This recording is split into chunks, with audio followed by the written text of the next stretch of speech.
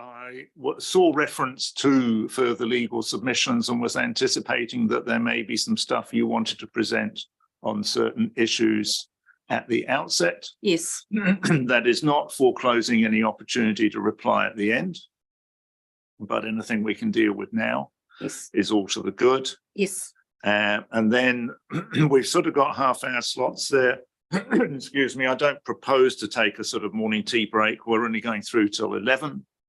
And then I will go and have a look at the Pines and the Resource Recovery Centre, and then we'll reconvene. What are we at? We're reconvening at 1:30.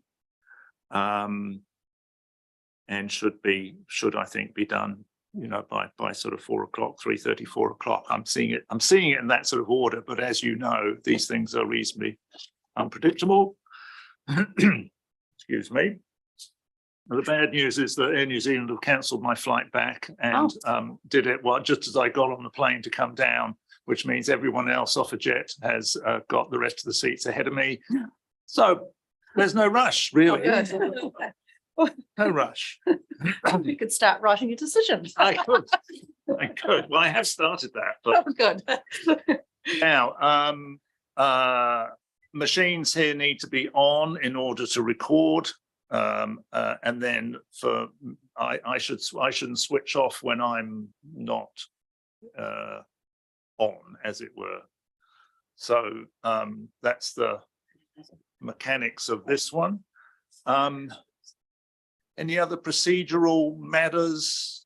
Toilets are around here. Most of you will have done a hearing in here before, I imagine. Thank you. Just regarding the site visit, do you have a plan in mind? And in particular, do you want to go and have, I assume you can find your way to the site and have your own look around. You don't need any assistance. So Jocelyn has made arrangements and will run me down there. There will be 2 staff who she has named who will show me around. It's a general familiarization, really, in terms of. There's nothing in particular regarding the site that you want the Commissioner to have a look at? You'll probably drive around the. I've previously had a look at the site and the location and so on, but didn't, and I got as far as I think the front gate of the Resource Recovery Centre at that time. And so it's really the on-site stuff there. So I've got staff from the Pines showing me around, isn't that right? Yeah. So as long as that's okay from your point of view. Fine. Yeah, that's good. Thank you. Okay. Ms. Appleyard, over to you. Thank you. I'll start at paragraph 2. The plan changes provide a unique opportunity to the district for a comprehensive and integrated development that will result in good urban form outcomes and the only appropriate location for growth in Rolleston. The rezoning of these plan changes, together with others, will ensure that house prices remain stable in the context of the current housing crisis. An updated ODP and rule set has been provided in the supplementary evidence of Mr. Phillips. So just anticipating the matters that we thought it might be helpful to deal with at this stage. We cover the following issues. Clause 26 of Schedule 1 of the RMA. And I note Mr. Rogers is coming to speak to you later about that. And we agree with the advice that he's given. Other processes occurring and so on. The reverse sensitivity issues in relation to the Pines Resource Recovery Park.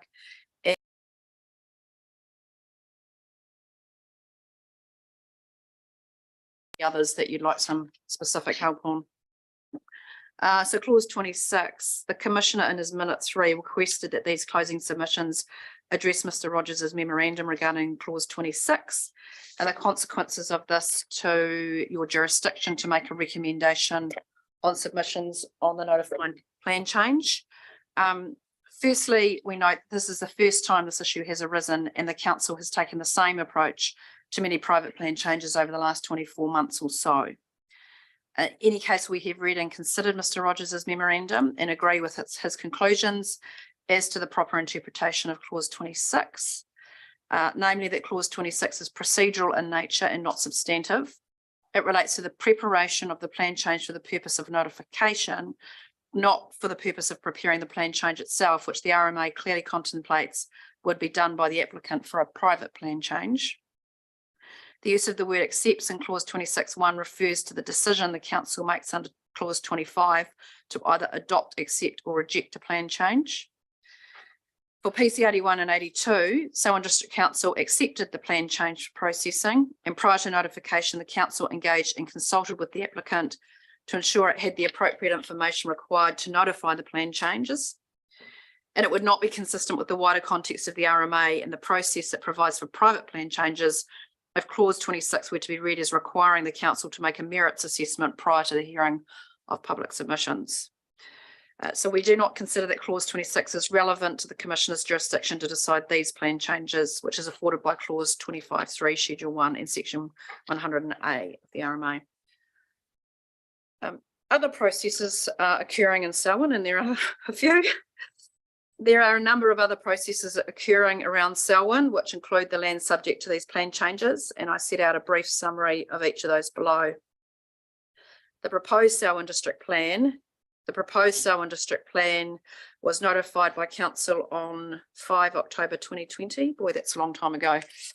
The applicant, through submissions on the proposed plan, sought to rezone the land which is subject to PC 81 and 82, and also the PC 73 land, obviously, from general rural zone to general residential zone. It is noted that the applicant is pursuing the rezoning of PC 81 and 82 alongside the PC 73 land as one cohesive development.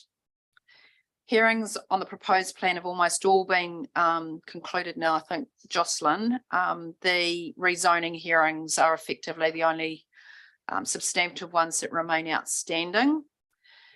The rezoning hearings for Rolleston are first off the blocks, and there've been 2 weeks set aside for the hearing of those from the 30th of January. So we're on a fairly tight time frame. I think the section 42A report's due this week, and we're going to be preparing any further evidence. We'll have to do that prior to Christmas, and the applicant will be advancing its evidence in support of the rezoning requests it has sought in Rolleston. It's largely a repeat of what the evidence is that you've had. The council has indicated that decisions on the proposed plan will be released at the same time as the decisions on the variation required under the Enabling Act. So we know we'll get a decision no later than the 20th of August. So then dealing with the variations to the proposed plan, the variations to the proposed district plan have been made pursuant to the Enabling Act, where the government required some councils to implement the medium density residential standards into all relevant residential zones. The variations, which were to both the proposed district plan and also certain plan changes to the operative district plan, were notified on the 20th of August this year and have just completed going through the further submission process. Hearings on the variations are expected to be held in April to May 2023, and decisions must be released no later than 20 August 2023. Probably just pause there. Just in relation to these particular plan changes, 81, 82 and 73 were not included in the council's variation, so they're subject to a submission. I have some concerns about scope of the variation to cope with effectively Me Too submissions. So the applicant regards its primary submissions that it made on the original proposed plan, the hearings which are commencing on the 30th of January, as the primary forum by which it will be pursuing its rezoning requests. Do you follow me with that? Yes, I'm aware that the legislation provided the opportunity to add additional. It did provide the opportunity zoning to the council, and I've got a real concern. So the Selwyn District Council seems to have a view that rezoning requests are all going to get dealt with as part of the Enabling Act process. I accept that in relation to those plan changes that the council decided to include in its variation. I am not convinced that that is legally correct in relation to the ones where the council didn't include them as new residential zones, and effectively a submitter is relying on a Me Too submission. Yes. And there's some case law around that. So reserving my position on that, this applicant sees the rezoning hearing starting in January, and its original submission on the rezonings that it lodged way back when as the primary hearing. to pursue Yes. its rezoning requests in respect of 81, 82 and 73. Yes. And paragraph 16, we also understand that the decisions on the variations have been made by a different panel than the one that has been hearing the proposed plan. There is some crossover, but I do know that at the very least there will be no councillors sitting on the variation panel. Yep. We note that the plan changes that you have before you have already been amended to incorporate the MDRS. This was done through consultation with the council, who provided the applicant with their preferred drafting for the rules consistent with the proposed plan format, which the applicant adopted and incorporated. It is anticipated that should these plan changes be approved, the rules are capable of just being rolled through into the new district plan if we get there. We emphasise that while those other processes are relevant to the wider context of these plan changes, they obviously don't in any way impede your ability to decide whether these plan changes should be approved on their merits. Is that this is quite tortuous, this process and how the jigsaws all fit together. I suppose in general, what I can say that for this applicant, it's turning up to every hearing it's involved in, throwing all of its evidence and running its whole case in each of these processes, cognizant that each different decision maker has to make a decision on the merits, and also cognizant that when we get to the variation hearings, there may be some scope issues. So really, we need the merits decisions to be made here and on our rezoning submission starting in January. Yes, I mean, there's potential for tweaking of the MDRS through the, but staying with the intent of Yes. what the legislation requires Yes. you to do Yes. in the PDP. Yes. But in lots of respects, it's virtually operative anyway. I think in the legislation, you have to pretty much apply it from once it was notified anyway. So it just pushes the operative plan further back into the background, really. Yeah, and I assume when because yeah, so the variation process doesn't have an appeal either, so that just gets stamped or not by Yes. minister. So there isn't an appeals process in relation to that as well. It's very complicated. Does that apply to all aspects of the variation or just the?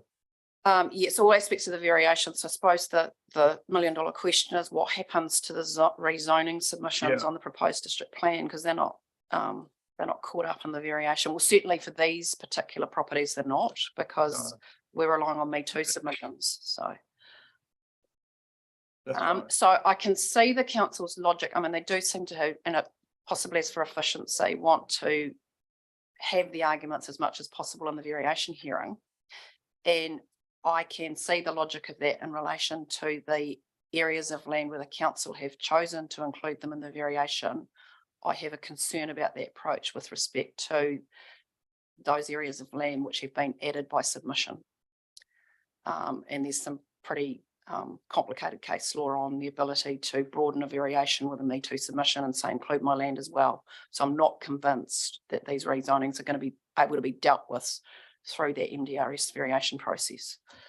I'm pretty familiar with the scope stuff. Yes, yeah. Some of it.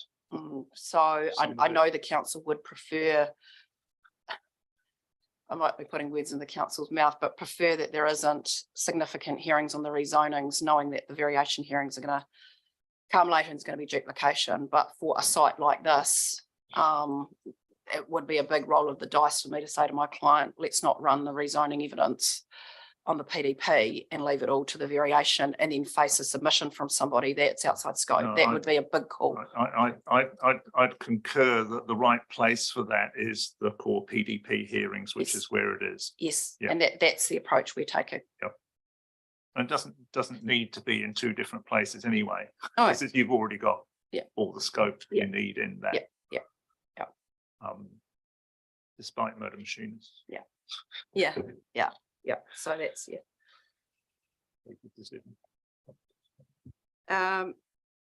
Oda. The key outstanding issue between the applicant and council is in regards to the potential for reverse sensitivity effects. As I say in paragraph 20, through previous processes and particularly PC 73, it's been the council's view and evidence that reverse sensitivity effects might be experienced by the recovery park as a result of upset conditions, and there's a lot of discussion about this in the Commissioner's decision on PC 73 that we're not concerned with normal operations. It's those upset conditions.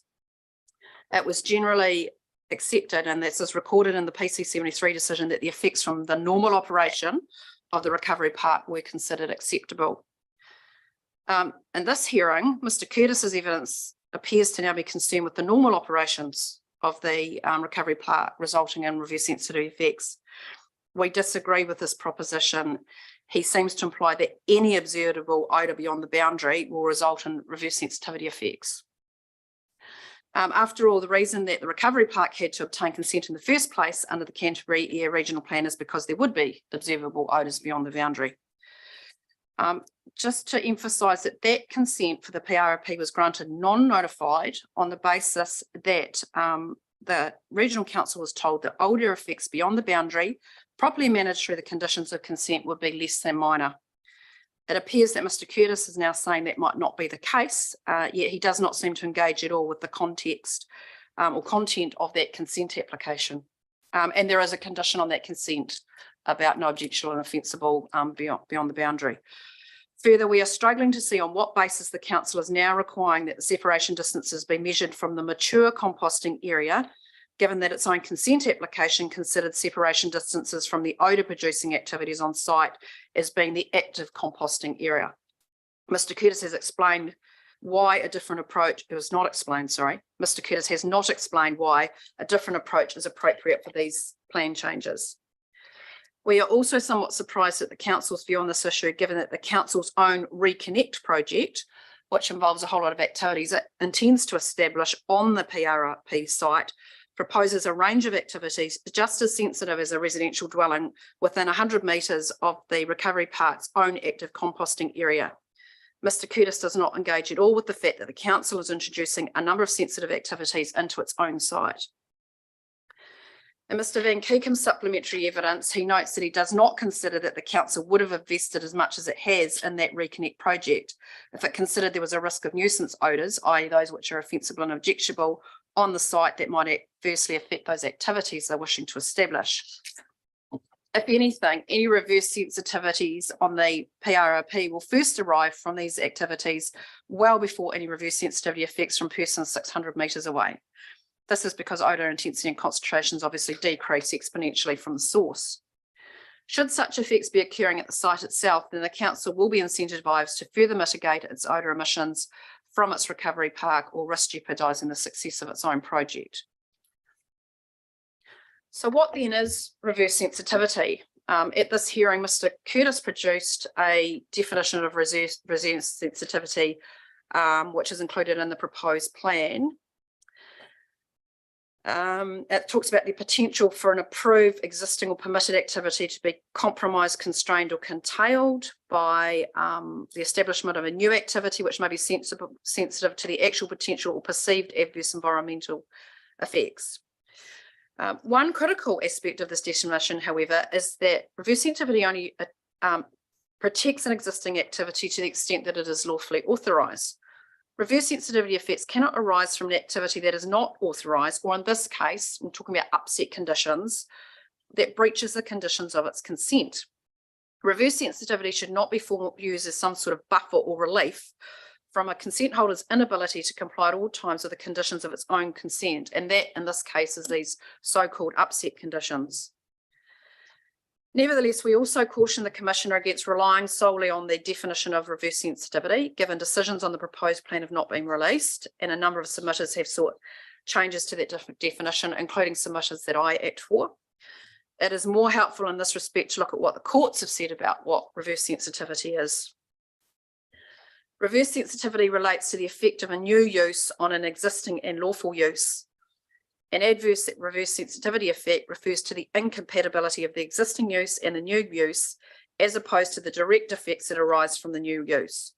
For example, in Aratiki Honey and Rotorua District Council, it was explained that reverse sensitivity will arrive in cases where an established use is opposing the introduction of a new use in the neighbourhood because of what the established use perceives as the likely effects. We're actually talking about actual effects on the proposed use. In Auckland Regional Council and Auckland City Council, reverse sensitivity was explained as a term which is used to refer to the effects of the existence of sensitive activities on other activities in the vicinity, particularly by leading to restraints on the carrying out of those other activities. Another key aspect to the meaning is that the effect of reverse sensitivity is the restraint on the lawfully established activity to carry on with its normal operations. Complaints in and of themselves are not an effect unless they're likely to lead to a constraint.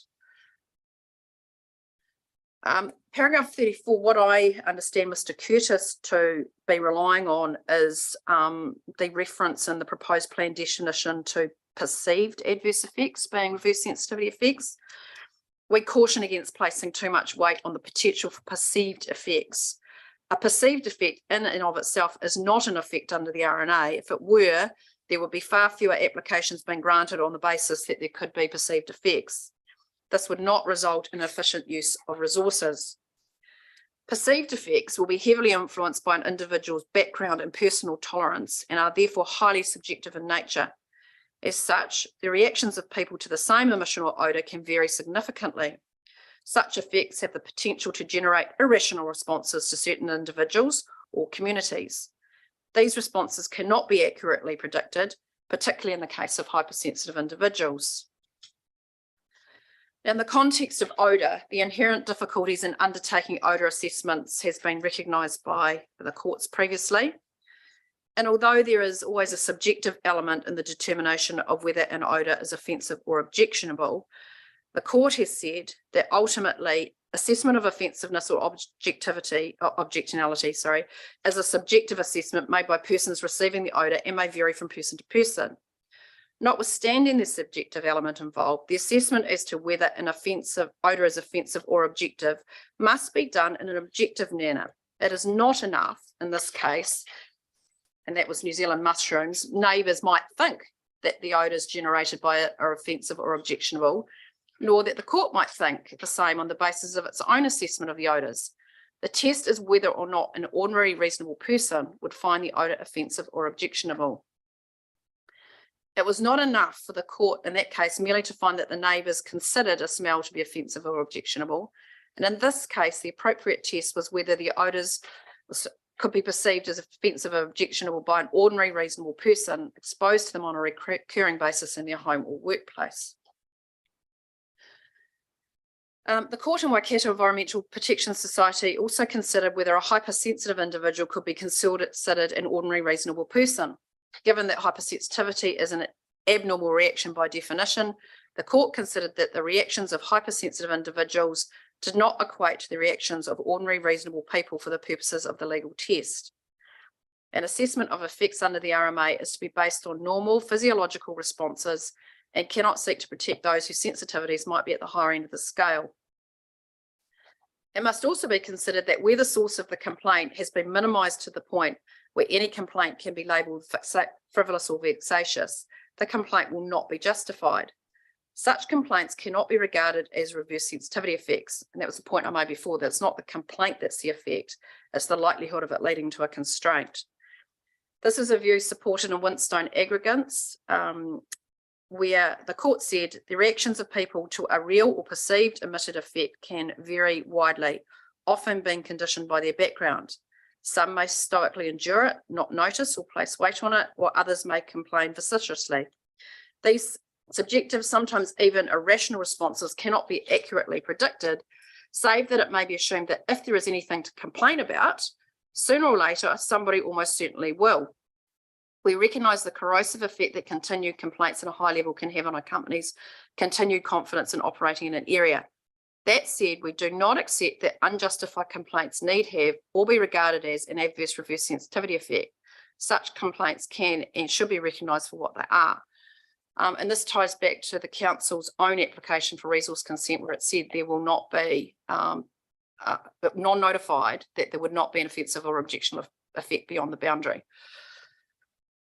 This view does not ignore the fact that continued complaints at a high level can have a negative effect on a company's continued confidence in operating in a specific area. However, it is necessary to acknowledge that complaints must be justified and have an effect on the continued operation of the existing activity in order to give rise to a reverse sensitivity effect. The evidence of the applicant is that such complaints on the PR in relation to the PRRP would not be justified, as the actual effects of the odour discharge are, when assessed objectively, not assessed offensive or objectionable. That's providing they're operating according to their resource consents and aren't in breach. Even a proposal does have the potential to generate adverse reverse sensitivity effects, the decision maker must approach this issue with a measure of robustness. The need for robustness in situations which turn on reverse sensitivity has been discussed by the Environment Court. It may be that individuals who come to the proposed development may have come to expect and accept some effect from the existing activity. This is where no complaint covenants can assist. So dealing with the no complaints covenant, while the use of no complaints covenants is not expressly anticipated in the RMA, they have been recognised as a genuine tool to assist in the management of adverse effects. Importantly, they flag to a potential purchaser and all subsequent purchasers that there is an activity in the vicinity that might emit a particular effect.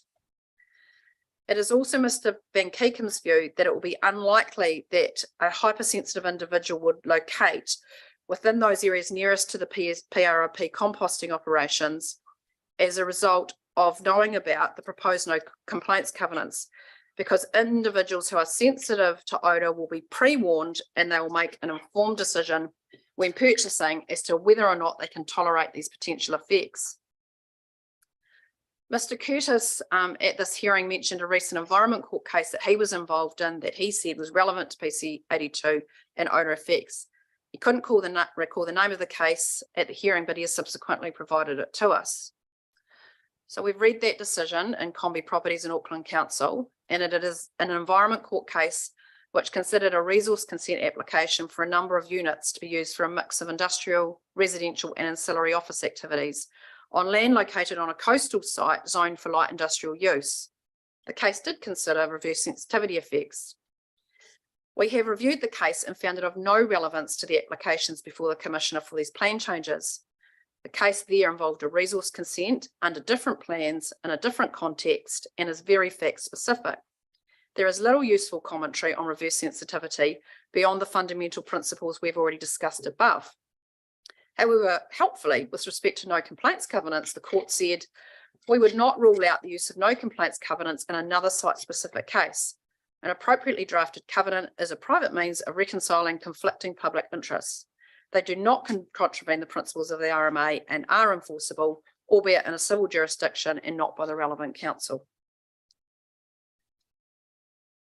Yes, now just dealing with the issue of underlying zoning and what do we do with the zoning in any buffer area, whether that buffer area be 600 or 1,000. In any event, if the Commissioner does not agree with the applicant's experts regarding the odour issues, we say this shouldn't prevent the grant of PC 82, which obviously relates to a much wider area of land. An alternative rules package and ODP has been provided in the joint witness statements of the planners and urban designers, which provide the Commissioner with an option of providing an odour constrained area within the 1,000 square metres of the active composting area and sets out what appropriate uses could occur within that area. The applicant's position is that within the odour constrained area, there should be underlying residential zoning, which is discussed in Mr. Phillips's supplementary evidence.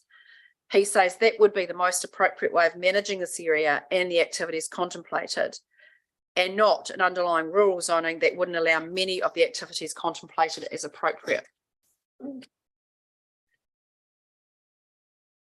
Residential supply. At the Commissioner's request, a joint schedule has been prepared by the applicant and the council of the recorded dwelling yield within Rolleston. This has demonstrated that the difference in calculations between the applicant and the council's dwelling yield was as a result of slightly different methodologies, but that this difference is actually negligible, and demonstrates that there is a shortfall in residential capacity in Rolleston such that the council are not currently meeting their obligations under the MPSUD. With this in mind, it is important to consider where additional residential capacity can be provided in Rolleston. We attach again at Appendix 1, the map of Rolleston showing the various development constraints.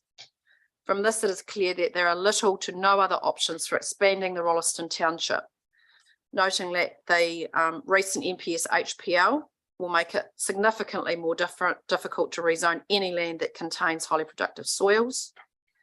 It would not be good or even informed to jump the state highway and rezone land to the north for residential, where there are industrial areas and inland ports.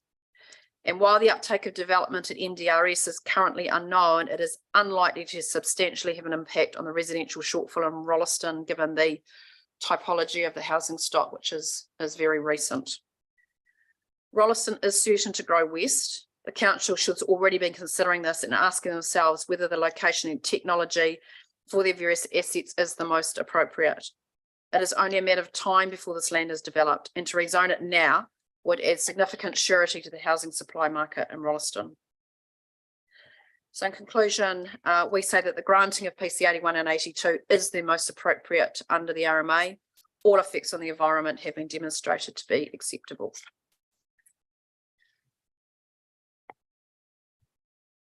First thing to do is remember to press the button. Thank you very much. That's very helpful.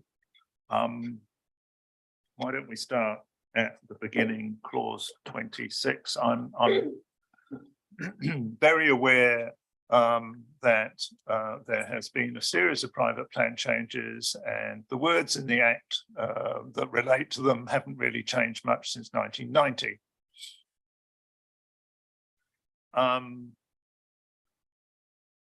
And I suppose Mr. Rogers' memo is helpful on the procedural steps, but I will have some questions for him, which, because you're in agreement with him, I'd like your view on. I suppose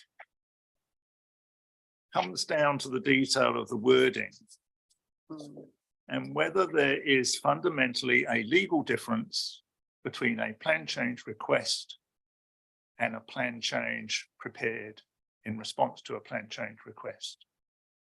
Now, clause 26 says where a local authority accepts the request, the local authority shall prepare the change.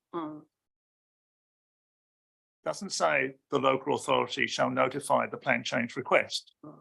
If it meant that, it would have said that.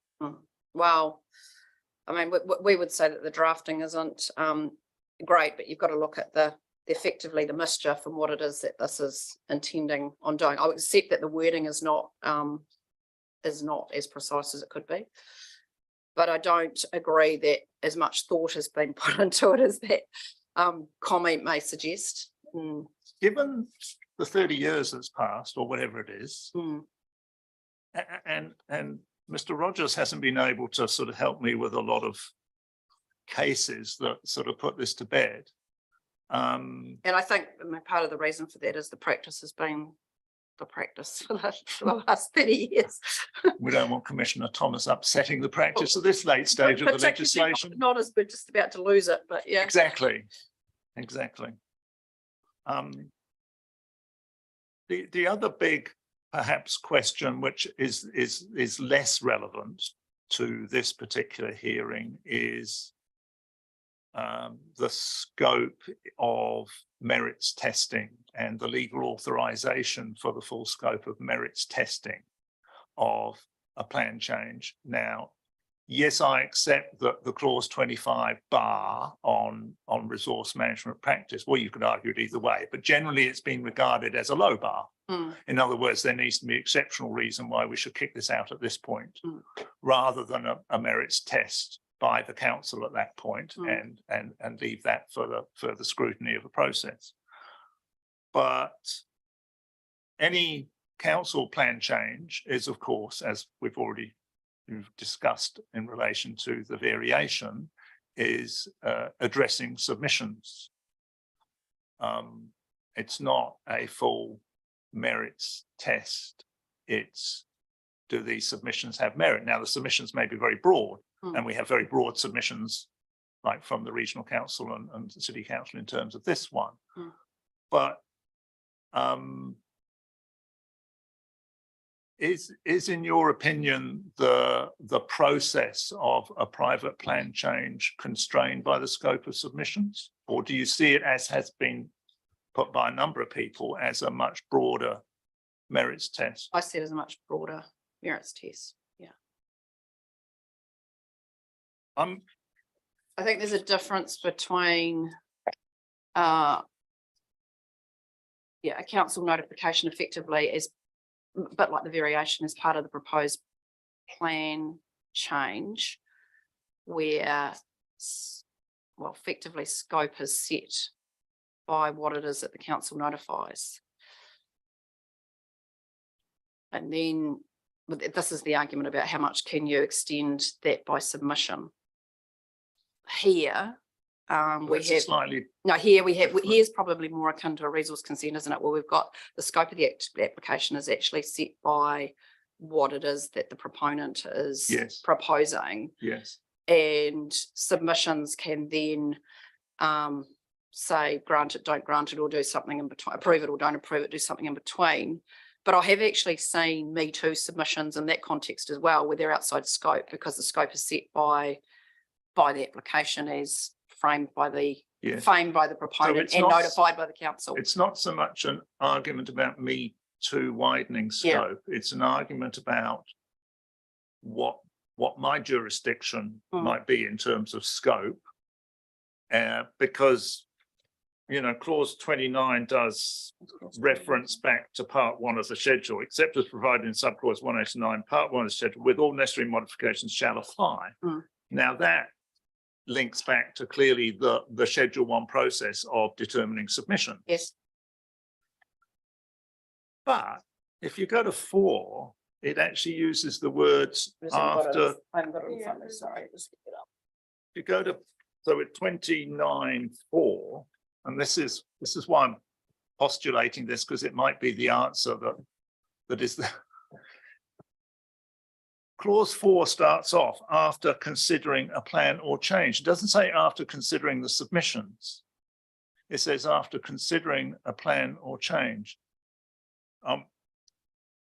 Mr. Rogers might be listening and he'll be able to comment on this as well, which is different to, if you like, the rest of the schedule, in that it does infer a kind of merits test because you're considering the plan or change. You're not just considering the submission. So I think it's probably full of some loose wording that I'm staggered hasn't been kind of nutted out by the courts at some point in the last 30 years. And it's, as we say, it's a bit late in the day to be worrying about this, but I'm more concerned with, if you like, the point about whether it is a plan change request or a plan change that actually gets notified for submissions. I'm more concerned about that point because the public notice for all the Selwyn ones says plan change request,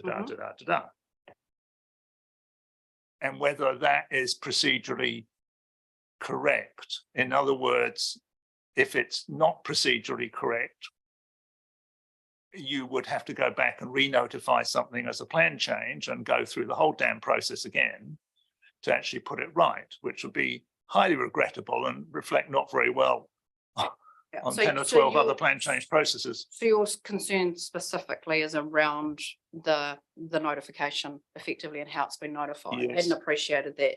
Yes. So I'll come back to you. Would you like? I might give Mr. Rogers, if he's not listening, a heads up before he comes this afternoon. Yeah. He's probably going to come in on Zoom, I believe, which probably means he is listening. I was thinking, but we hadn't actually prearranged that. But that's the sort of key jurisdictional point. Is and it is addressed in Mr. Rogers' memo, and he comes to the conclusion that actually, well, it's slightly conflicting because he says actually the local authority does have an important job to do and is given 4 months to do it. And it might mean that you need to tweak with a plan change request to get it right in terms of its fit and its consequences for the mechanics of a plan. And there were quite a few modifications to this one actually, and MDRS was actually prime example. We had to amend the plan change. So there was quite a bit of to and fro with the council to get the plan change amended and right before the council were prepared to notify it. Yes. And Jeremy, just remind me, I think when we originally lodged, we didn't include MDRS, did we? No. No. So there were quite a few Yes. changes made at the request of council to get it to a position where they would notify it. So there is a process in there where the council do undertake that exercise. But there's a process prior to the clause 25 call decision. Yeah. And then there's a process after it. And the sort of modifications, MDRS, etc., will, I think, have occurred prior to the clause 25 that says, yes, accept it. But then there's No, because the council refused to accept it until we'd made those modifications, is my memory. Just trying to think back to that, the council were not prepared to accept a plan change. We had some correspondence over that, so I'll need to refresh my memory on it. But my recollection is the council had said they would not be accepting plan changes that didn't incorporate MDRS. yes. That's a legal kind of. But I'm requirement. just talking about the process of what the council was doing as a process, regardless of whether it was MDRS, it could have been something else. But Okay. they were turning their mind to their acceptance Yeah. or not, and Yeah. saying it will not be unless this is addressed, is Yeah. my recollection. Now, I need to go back and I appreciate you're busy this afternoon Mm. when I'll be talking to Mr. Rogers about this, but you'll be able to go back yes, and look at that. we'll be and- doing that shall be, shortly. Yeah, and deal with any issues that arise. Okay, thank you.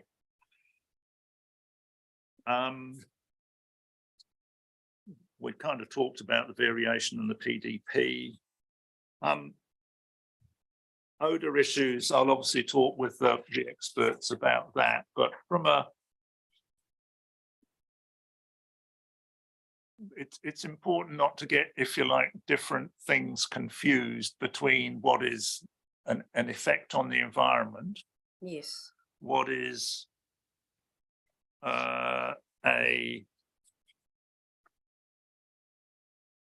an objectionable, and what's the term?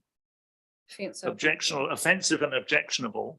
yes, which the consent conditions for the PRP technically, in theory, prevent from happening if Yes, they're complying with their consent. but that's quite a high bar That to is be objectionable offensive. That Yes. doesn't mean to say there's no effects. No. That means there's no objectionable offensive effects. So there could still be odor effects that Yes. don't meet the bar of objectionable and offensive. And Mr. Curtis, I think, is, and we'd better talk to the experts than me about it, but he's in another category of perceived effects. So he's even further down the chain of they're not an actual effect, they're a perceived effect which Yeah. causes someone to complain. And then he conflates complaints with being the effect, and I say the complaints are not the effect. No. It's the constraint that can arise out of that, Mm. and that is generally going to arise out of an actual effect. Might be less than offensive and objectable, but nevertheless it is an actual effect that Yes, generates a justifiable complaint that then generates a yes, constraint. We're not in that category. no. I mean, effectively, the reverse sensitivity is the outcome of a long process that is the cumulative effects potentially of a lot of complaints. Yes, yes, That- and but what the case law says is generally when there's a lot of complaints, there is generally a genuine effect that there is something happening and something going wrong. Yes, You know, in different contexts, you've just got to be careful, don't you? Because I act for the airport, large number of the complaints that are generated in relation to airport operations are from people that are upset that their development aspirations are constrained, or they don't like Yes. the CEO of the airport. It's got nothing to do with the actual effect of noise on those people. yes, There will be categories, however, where the complaints are generated by a genuine effect that is occurring. But that's not the evidence we've got here.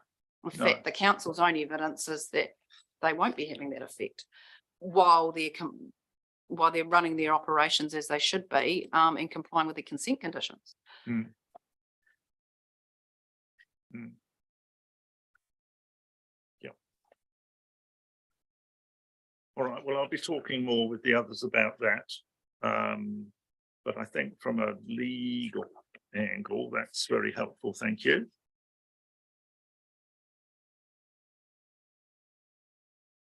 I get your point about perceived effects. The no complaints covenants material is helpful. Yeah, I don't think Mr. Van Keekum is putting that too highly as saying that deals with all of the issues, but what it does do in a practical sense is act as an advocate, so act as an educational exercise for people, that they're on notice that they're in an area where they're close to a composting plant. And if you're the type of person that's going to be sensitive to that, you're not likely to buy there. So it does have an educational and practical effect, putting aside the legal effect. Yeah. And we'll talk about the numbers and things with Mr. Sellers shortly. Yeah, thank you very much indeed. All right. That's great.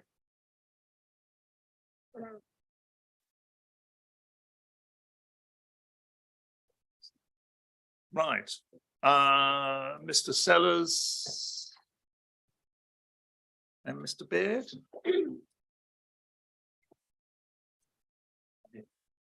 Yep.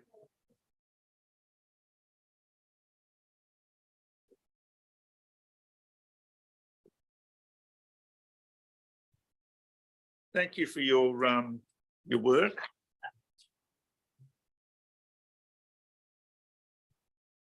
In response to minute 3. I appreciate it's ended up in a similar space to where you started, but I still think it's very helpful to flesh it out and sort of deal with some of my uncertainties or concerns and sort of looked at comprehensively. So I appreciate that. Let me just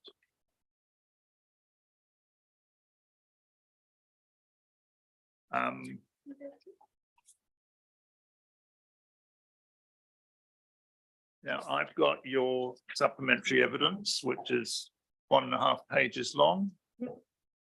So we didn't prepare a summary of this. No. Would you like to just talk me through that a little bit briefly? I know it's not long, but I'll give you the chance to say anything in relation to that you want to before I ask you some questions. Well, shall I read the main context of it?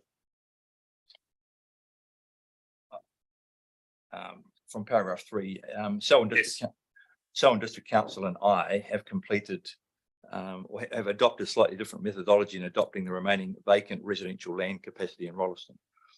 And I'll just reiterate the methodology that Colliers used back in August, where we physically inspected on the ground all developed and undeveloped land to quantify the number of vacant lots developed, those under construction, or the potential for further development of existing vacant land. And then the following is that same table that is summarised at the end of the response document.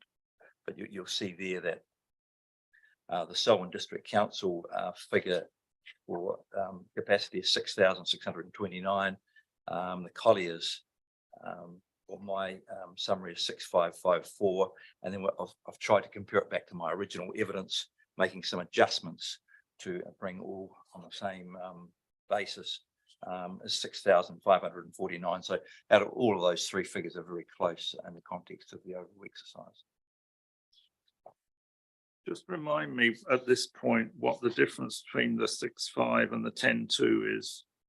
Or the 10.2, the difference was in my original evidence, evidence in chief in August 2022 included some land known as Helper Park, which we understood, and it's owned by Selwyn District. We understood that it was being held for utility development in the future, but we understand now that it's even though it's currently, as I understand, used as a park, it is zoned Living Z and could produce 111 lots. So I've added that to my total of 10,208, and then I've taken off plan changes. Yes.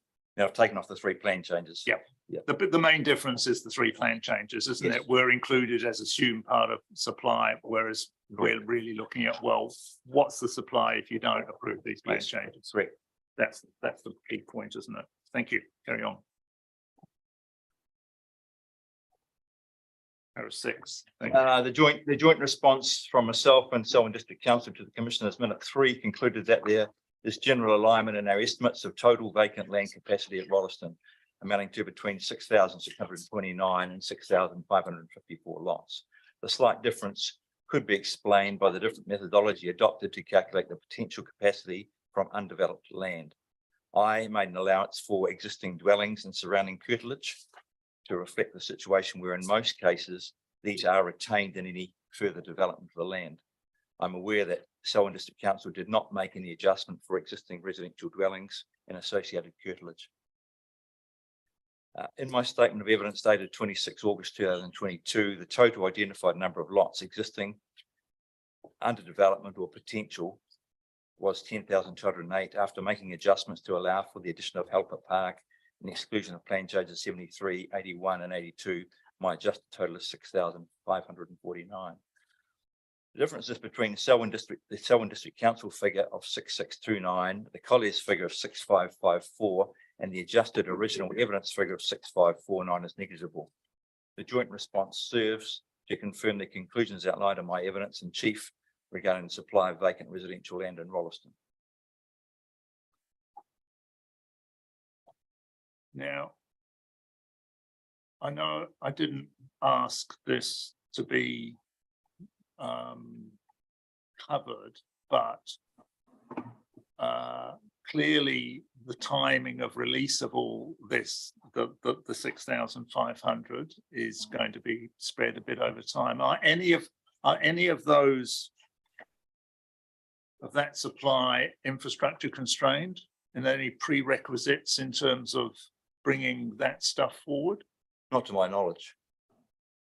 That I mean, like with the 81, 82, we've got roading matters and we've got water supply matters that need to be resolved before things, but that doesn't apply to any of those ones.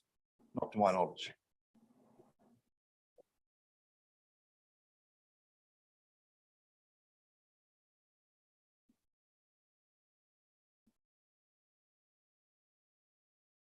Now, did you cover off demand in your print evidence in chief as well?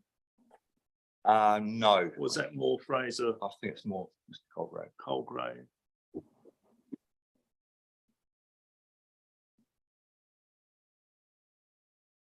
But you did look at, if you like, the rate of recent development. Yes, the rate of recent development, and also the number of sales that have occurred over an historic period. Yes. So I've got written down here 485 per annum between 2014 and 18 and 1,191 in 2020 at an unprecedented level.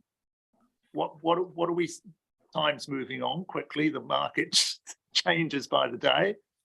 What are you seeing at the moment? As I outlined, I think I outlined in my evidence in chief that the market from the beginning of 2022 has gone into a major correction mode where activity has slowed significantly in terms of sections sold and house building packages being sold, and that's across the board in Canterbury. Yeah, as it is in most areas. Yeah. So I suppose what I need to do, and Mr. Phillips has put a revised table in his evidence that brings in Mr. Colgrave's demand, is achieve an understanding from this work as to what level, if you like, of capacity is available. Most of the argument is, well, we've got a reasonable capacity short term, but we're short in the medium term. And we have some plan changes here that are kind of targeting the medium term because there's a fair bit to be done before we can actually build houses on them, including infrastructure matters. And the part of the logic here, of course, is I'm dealing with an operative district plan that has a limited life. And putting it in Mr. Phillips' section 32 terms, I need to come to terms, I suppose, that these plan changes are needed now,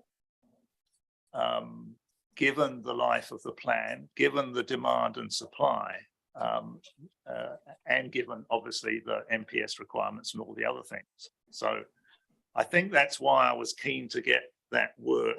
And now it's kind of, and there is a table in, as I say, that puts it into terms of short and medium term, which, am I right in saying that that draws on Mr. Colgrave's?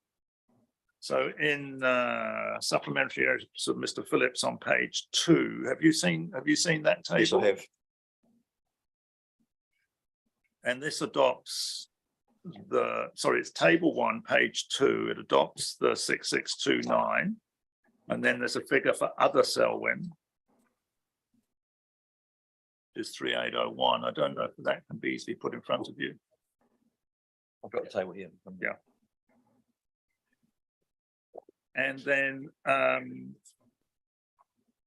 the demand side of it comes from Mr. Colgrave's evidence, I think. Demand including buffer 3886 and 11819 as the sort of medium right the way through. Do you have any comment on that in terms of medium, short, medium? Well, I generally agree with his reasoning and his figures, but I haven't done my own analysis. Yep. Okay.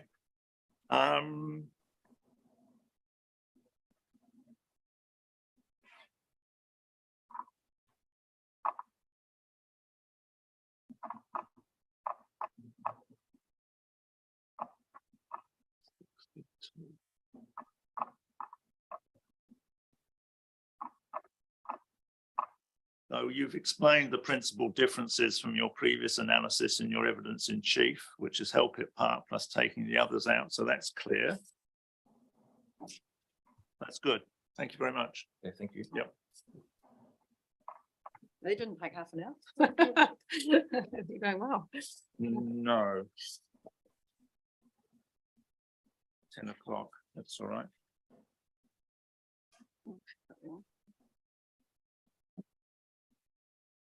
Now, is Mr. Baird joining us or? I understand on way over soon. Okay. Okay, that's all right. We'll slot him in.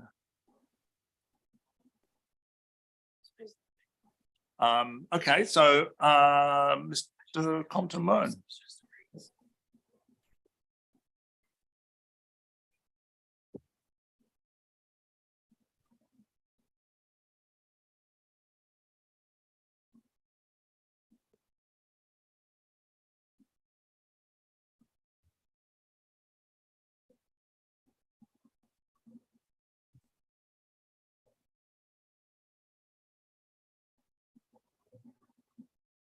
Sorry, I'm just going to take some bits of paper out.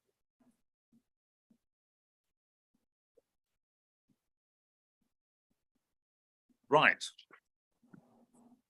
ODP and the work that's been done there. So again, you have a very brief supplementary. If you could just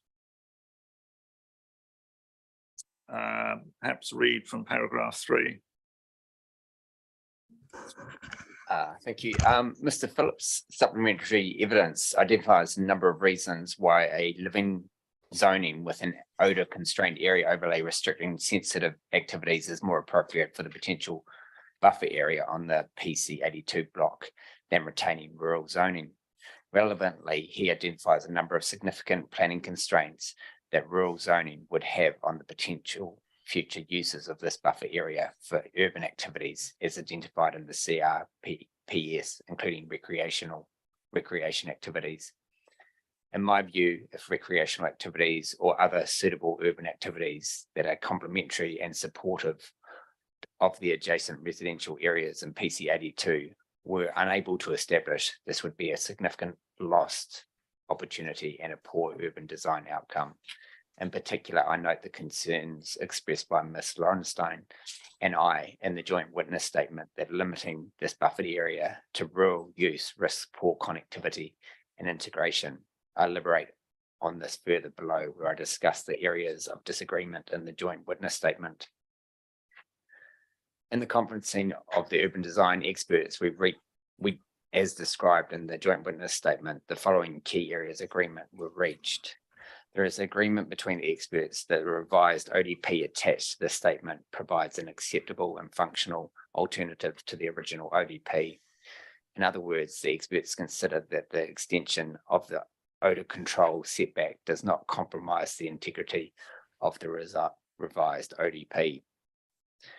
Notably, for the point above, Ms. Lorenstein and I considered that the revised ODP would function better if PC 73 were approved for higher density residential development, but believe that it would still function with the LRZ provided the proposed connections through between PC 73 and 82 were implemented.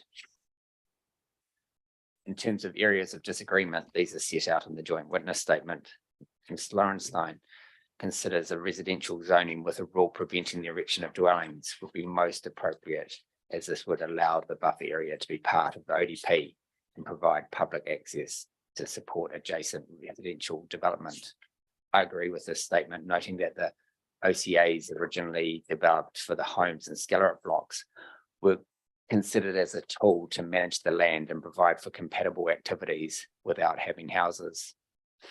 A residential zoning will provide better standards for roading and pathways, ongoing maintenance, appropriate street lighting levels, and generally achieve safer environments with more passive surveillance. A residential zoning would also ensure the area remains accessible to the public and is not fenced off. Ms. Lorenstein voiced concerns that removing the buffer area from the ODP and leaving it rural would create an isolated 34 hectares rural pocket with potential for reverse sensitivities due to unsuitable rural activities and limited to no access.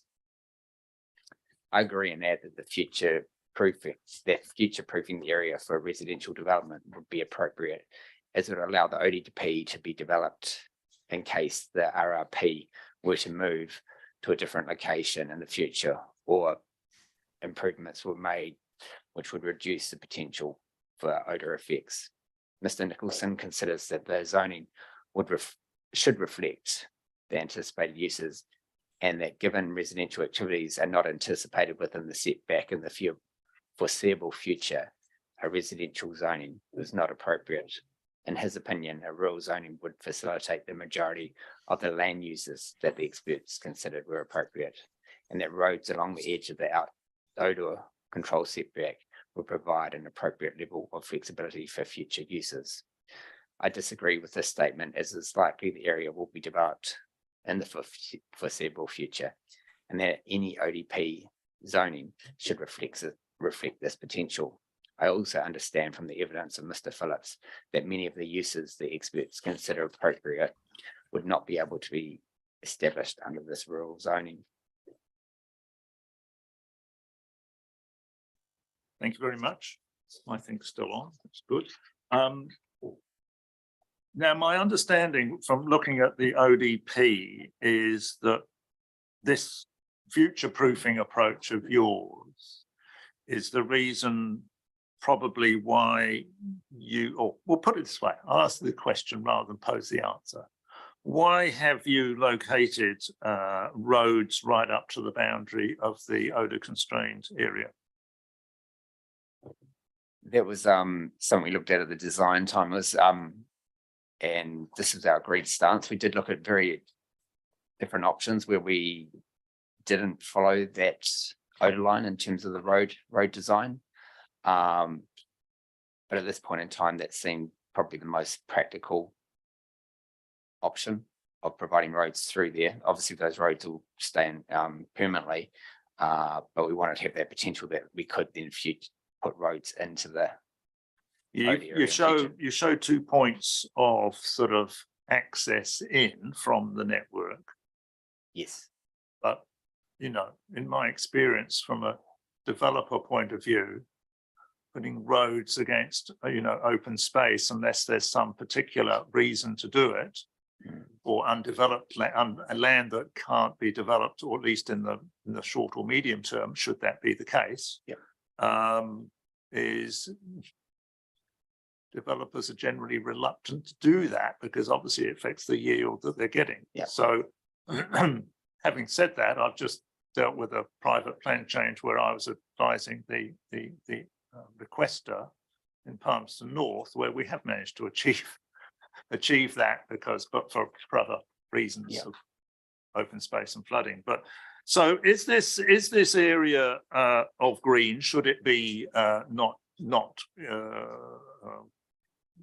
should a 1,000 metre buffer be applied, I suppose is the right way to put it. Is that a good area for a reserve from your point of view, from the design point of view? it's not of that scale at this point in time. Sorry. Initially it is, I think, a good place for a reserve, but I do see it in the future developed eventually into residential development. So here's a thought for those in the room that are opposed to planners and urban designers, and there may be very good reason why it's a jolly silly idea, but we have in the operative district plan a living 3 rural residential zone, which of course is in place in part of these areas. I can't even remember exactly what density living 3 enables, but it seemed to me that an ODP could be around a living 3 density that made sure houses were as far away, if you like, from the smell, that subdivision was kind of elongated in larger properties in fingers towards, so the bottom end of your property might be a bit smellier than the top end of your property. I know we're probably talking 500 meters here. I mean, it's a big area, as you say. And I'll raise the possibility of possibly even pine plantation buffer along the edge. Now that's me just sort of thinking out loud when I was reading this and looking at it, is actually, could we be a bit more imaginative, achieve a better buffer, achieve a lower density of development, achieve houses as far away from the odor as possible, and even achieve, but only a narrowish strip, because there'll be hazard implications if it's all in pines. Yes, Close to Brookside Road. So I'm throwing that out there for everyone to think about, because there's probably jolly good reasons why it's a jolly silly idea, but that's my job. So what are your thoughts on that? No, I agree. I agree that that option would be a good one, and at this point in time with the recovery park where it is. And I do feel anything that we design or put in place should have that flexibility that can adapt as the area adapts. My biggest concern is that we lock in this buffer to a point that we end up with a poorer outcome eventually. At this point in time, and you know, the recovery park may move, or the technology may get better and we don't need this buffer anymore. And I think we have to, what we put in place with this ODP, knowing that this ODP will change too, as well as the subdivisions get designed and developed, that we have to make sure we've got that flexibility that any design can move into that space. Without having to go through another plan change, because we've got rules on. Do you want to say anything at this stage, Jeremy? I mean, my supplementary evidence where I talk about the importance of a living zone fundamentally comes back to that. If you have a rural zoning, you've got to go through this whole process and the time, the cost and the inefficiency to do anything that's an urban activity. So be it sports fields, which are defined as an urban activity, be it rural residential activity or be it full-blown urban residential activity, if things change in terms of the ownership, that we're a key thing. So I think my approach, the framework was talked about in the joint, the statement was to basically provide a framework to say very little can go in there other than rural and sports field and some recreation activity. If you want to do anything else, you've got a non-compliant activity consent framework where you can front up and make your case on its merits. You've got some pretty strict avoidance policies and direction in the plan, and that will direct how that consent goes. And if you're something that's problematic in terms of odour, be that high density residential, low density residential, or something else, that consent process would fail. If it stacks up and you can deal with that odour issue, then you should get through it. So that was the rationale. And so I think my answer to the suggestion of having a lower density rural residential type option would be that would probably require work and evidence in this forum to work out whether that is actually appropriate. But that framework would provide for that to eventuate be assessed on its merits in due course without foreclosing other options or forcing it down one path when there might be other options available. Okay, coming back, thank you. Coming back to the evidence, Mr. Compton-Moon. Residential zoning would provide better standards for roading, pathways, maintenance, streetlights.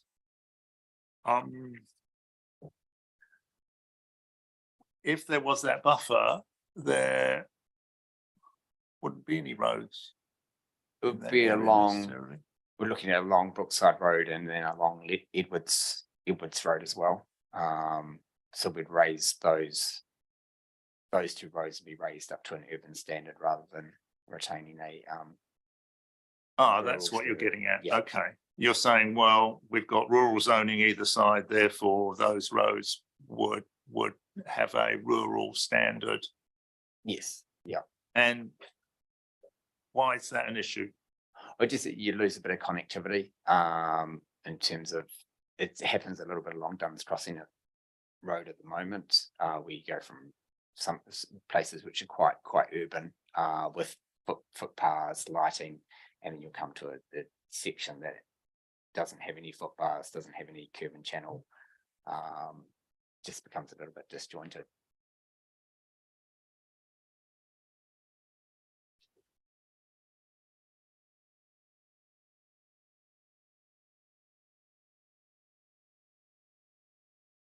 And there was something else in that vein.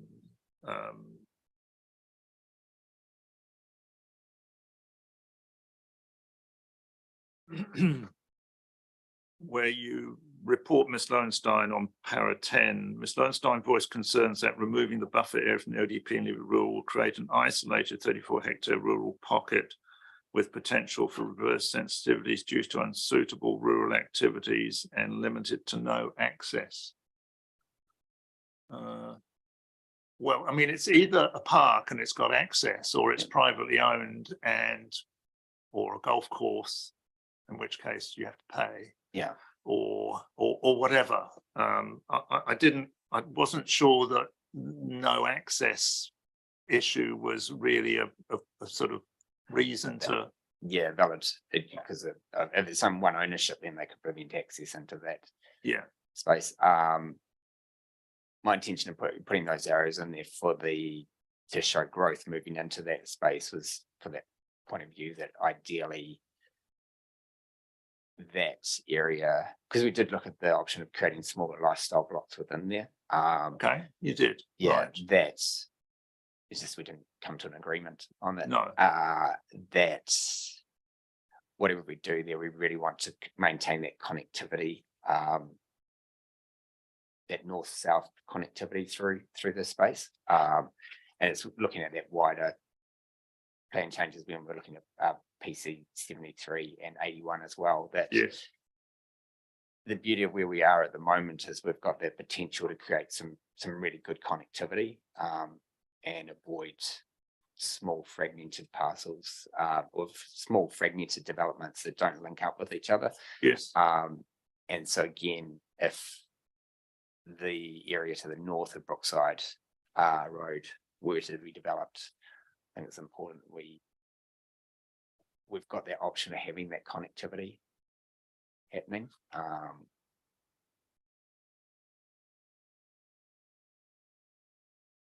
That makes sense. Okay.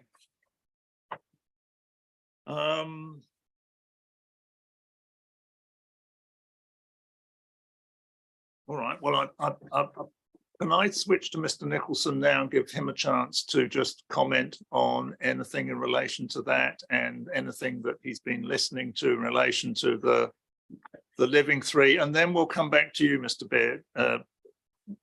Don't go away.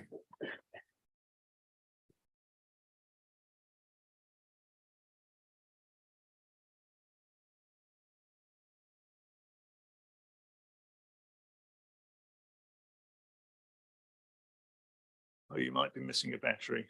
Yeah, that's working now, is it? Yeah, That's great. got a light on anyway. Yeah. You've been through a bit of joint witness conferencing. You've got obviously points of agreement, disagreement that are clear. I threw out there this kind of Living Three thought. What's your thinking on that?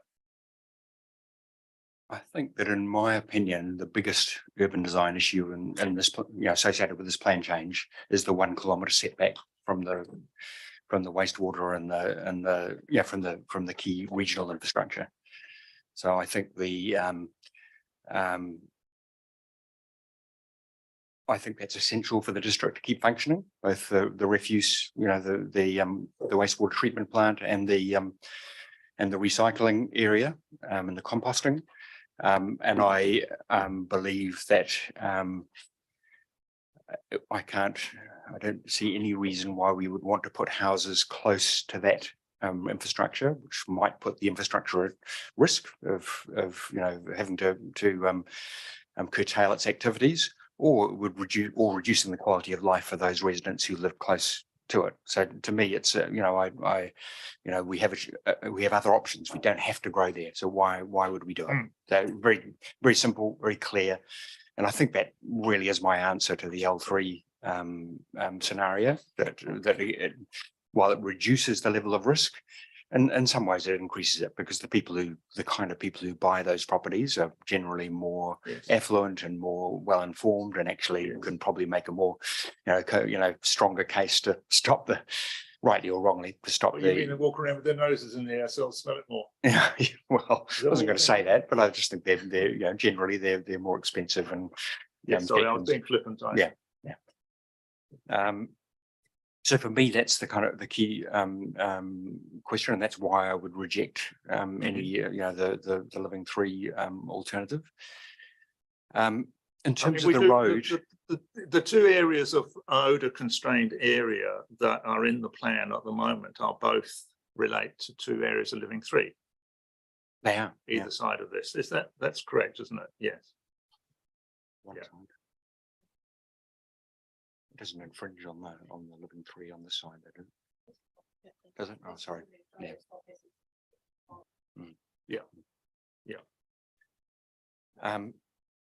Sorry, I interrupted you. In terms of the road around the edge of the rural of the buffer, my rationale for that, and I'm aware that the developers won't like it particularly, because you have just a single-sided development on a road. My rationale is that, well, twofold, and the first is that the generally accepted in Selwyn District, a generally accepted buffer between residential activities and rural, is a road, a 20-metre road, and then just a front yard. Generally, people accept that that's a reasonable buffer, against reverse sensitivity to rural activities. So it fits that immediately. And then the second reason is that it provides flexibility for if something did change in the future, then you've got you do anything really, you can get access into that land at any point, as suits it, depending on what use is developed. Gives you the most flexibility.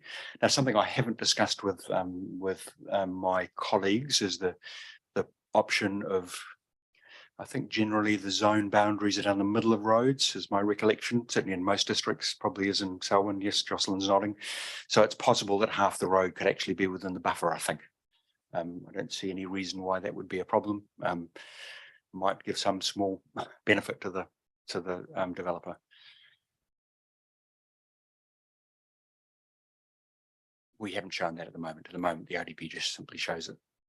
Now, just in terms of that sort of rural reverse sensitivity, the reef tide report that Mr. Phillips has provided suggests that this land isn't up to being used intensively, that it is really just pasture type capability, which, well, is still spray pasture, of course, but the spray and odor associated with horticultural spray and other issues are not at the same level, are they? No. No. And I would imagine, it's not, I don't think it's large enough to be an economic unit as it is, and that would need to be leased or sold to a an adjacent property. That was to be used for the pasture. view of the reef tide report, is that it wouldn't be an economical unit. Right? Yeah. From your, it's the same question to you really about use of this area. Is it a good location for reserve? It's a pretty big area. If the Selwyn District Council was to ask me if this was, the best place to spend money to buy a reserve, I would probably have to say no. Mhm. And that I think that the use of it would be constrained. If you have a very large reserve, you probably want to be able to gather quite large numbers of people there. And I don't think, for example, it would be appropriate for a show or or something like that because of the potential odor issues. So I think there are possibly better bits of land to acquire, but then as I think myself and Mr. Compton-Moen and Ms. Lauenstein agreed, we can imagine that, some fairly low intensity recreation would be entirely appropriate. So if there was a way of, planting it in bush, having, bike tracks and walking tracks, horse riding tracks, those kind of things we think would be entirely appropriate. How that's actually managed in a land ownership point, question, I'm not sure. I mean, being flat, it lends itself more to active sport, playing fields, etc., than it does downhill mountain bike tracks, which obviously brings in concentrations of people. Now, a golf course was actually mentioned in one. I don't know if anyone's actually run a ruler over how big this area is. Has anybody actually? Yes. 34 hectares. Thank you. That's big enough for a golf course, isn't it? But If you the, know, if the club rooms were off the land, perhaps. yes. But in terms of time spent, when I go on the golf course, I'm there forever because I'm always looking for my ball. It's a 4-hour, 18-hole course, isn't it? Which is I can talk to the older people about that, but arguably not what they're looking for. Yeah. Okay. Obviously, Bottle Lake is an example of a very successful cycle trail, flat cycle trail. Yes. So I mean, it is possible in forestry. Oh, that's flat. It's flat. Bottle Lake flat. Yeah. Okay. Yeah. Right. So it's more of a kind of a winding kind of, circuit that people ride for fitness, rather than a downhill with jumps and like the adventure park. Yes. Yes. Okay. Anything else to help me with? I don't think so. I think for me I'm not a planner, obviously, but I struggle with the idea of zoning something for an activity that's not intended for. I feel that when you look at the zoning for a land, you should get a reasonable idea about what's the uses that are intended. So to zone it for living and then say, oh, we're not having any houses, doesn't make a lot of sense to me. So I guess it's the value you put on protecting the infrastructure you know, is there a realistic chance that the infrastructure is going to move, or that the technology will improve such that, you know, we won't have odors associated with it. It doesn't seem like that to me, but that's certainly not in the next, 20, 30 years. But yeah, that would be my observation. Yeah, and I asked about roading standard and access and things like that. Were they significant factors in your mind? Well, I don't believe that there would, if the land was zoned, I don't believe that there would necessarily be roads through that No. buffer area. So Depending the on answer to the that land. question was about really Brookside Road Mm. and what standard Brookside Road would hook to in terms of urban versus rural. And that was seen as a disadvantage. If it was through a rural, if there was rural land on both sides of Brookside, I would be inclined to think that it probably should be at a rural standard rather than a. I think we've identified a cycle trail might be, advantageous along there, but Yes, that red Yeah. dotted. Yeah. That red dotted line around Brookside Road and down is cycle connection, is it? I think so, yes. Oh, no, it's the outline development plan area. Okay. There is a green dotted line. I think, Okay. Oh, yes, that one. Yep, dotted. Yes. But whether it's exactly where it goes, to my mind, is up for discussion. Yes. Thank you. Very good. Thank you. Right. Let's, how are we doing for time? It is 10:30.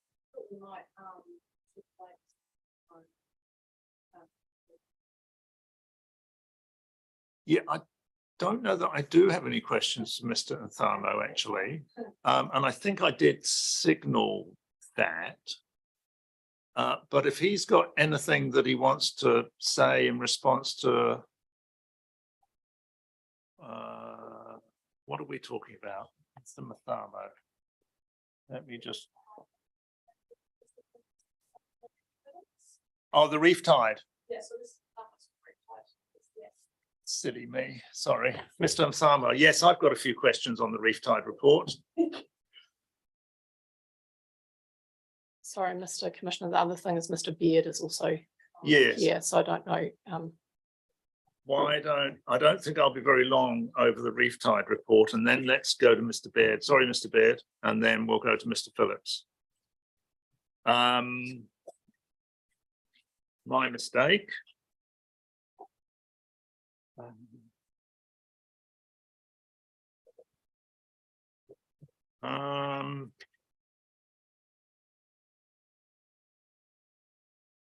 I suppose key question is, my understanding from that report is, yes, as I've just suggested, that you don't see it as a particularly productive area of soils. It's not an issue from MPS hyperactivity. And you said it probably wouldn't be a standalone unit, but there's absolutely no reason why a neighbouring farmer couldn't farm it. Is there, or is there some reason? It will be a couple of reasons. So you have this issues. And its size. Sorry, between farming and what will be living, Exactly. the new living area. Not sure. So considering rural zoning butting up against the remainder of PC 81 and 82 effectively. That's what you mean by reverse sensitivity? That's Yeah. correct, yes. And do you want to expand on sort of reverse sensitivity issues that arise in relation to rural lands living? So for productive farming, there will be things like spraying fertilizers, dust when they plow. And all those. Are we ploughing this land? Uh, I so, thought you said it wasn't any good for ploughing. no, I think your question was if the land was to be given to some farmer to use, what would be the impact on the neighboring properties or residential? So if the land was retained as rural, it would either just be left fallow as is. But if it was to be used for productive purposes, even though it's low productive land, its use for production will have reverse sensitivity issues on the proposed residential development, because any farming activities encompass things like plowing, applying fertilizers and those kind of things. And all those are likely going to impact the residential. Why would properties. ploughing create reverse sensitivity issues? There's things like dust, there's noise, those kind of things. So typically farming activities, you would need a good buffer between residential or living areas and farming to avoid those kind of things impacting on urban living. Just to develop this a little further, now that I've found your report, which you can see I was Section- fumbling sorry, for some time. Section 4.3. Yeah. But 4.1, Yes, your third arrow says using these soils requires careful management. Conservation practices are more difficult to apply and maintain production to be sustainable. Mm. I think that's what you're talking about now. What is the sort of management that this sort of land requires? So the land is inherently poor land.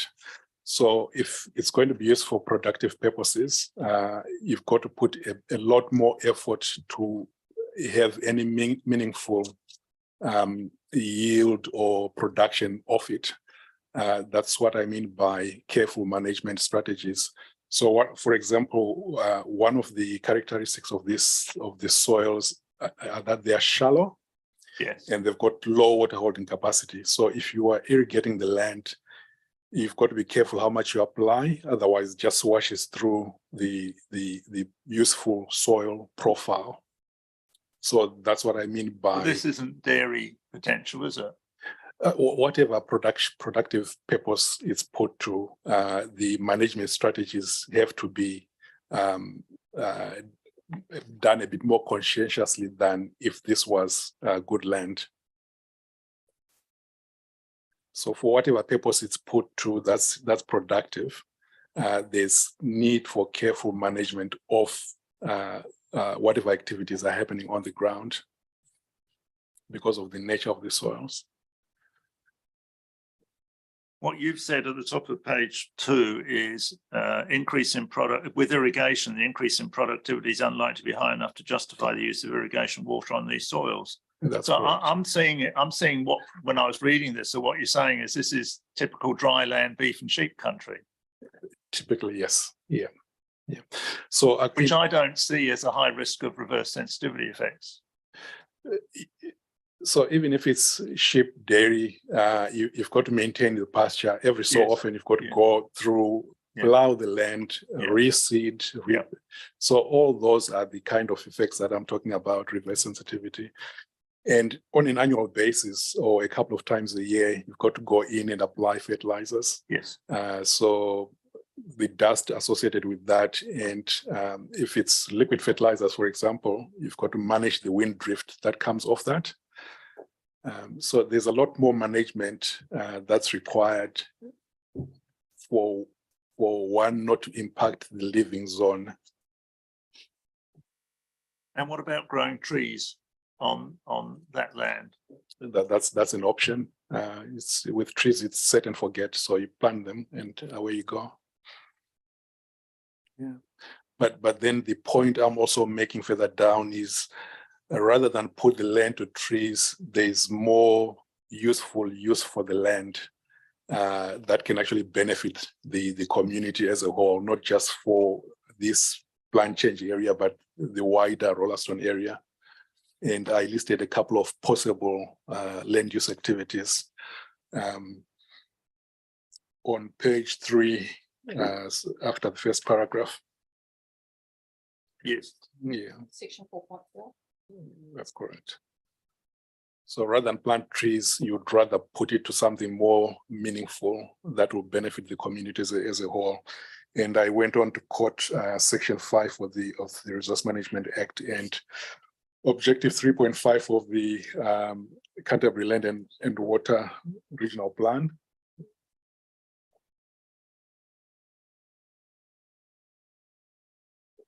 So you listed water supply bores. That's correct, yes. What, If you are we recall, thinking storage? there's no need for storage at this stage. We don't think there's need for storage. If you recall, in my water supply evidence, I talked about Yes. the need to put down some bores to be Yes. able to supply this land. So one option would be to put the bores in and around this block, so they are away from people. Because with Right. the bores, you've got pumps, and pumps can make noise, and pumps are in residential areas. While there's plenty of them around, it's ideally you want them to be away from people as well if you can. But storage, there's no need for storage at this stage. We think you can supply the development straight from bores, as does most of Rollaston at the moment. And staying with the land, if I've thrown out this living three sort of option of houses, which the houses would need to be within a certain distance of the edge of the living three as far away as possible, and sort of longitudinal sections, and possibly even odor pine buffer at the far end. Do you see the land as being suitable for that type of product? Living three. People, you know, is that a desirable sort of thing to offer in this area?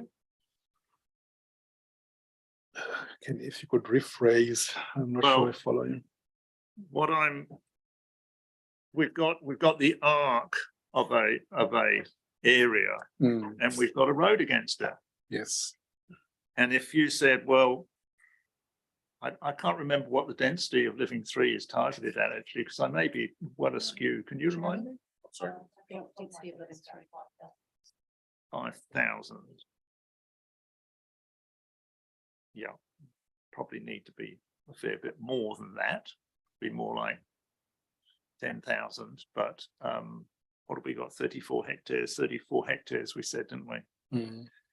I'm thinking of the spokes of a wheel here in terms of titles, with the houses against the new road that's being provided, and with a suitably spacious setback, but not allowed to be, say, more than 40 meters from the road or something, so they're not encroaching on the odor issue, and possibly you know, pine buffer along Brookside Road and Edwards Road, to assist with odor, and then the rest would be whatever the landowner wanted to do with it. Is this suitable country for that sort of thinking, or people would look at it and say, no, this isn't the sort of stuff where I want to grow my peonies?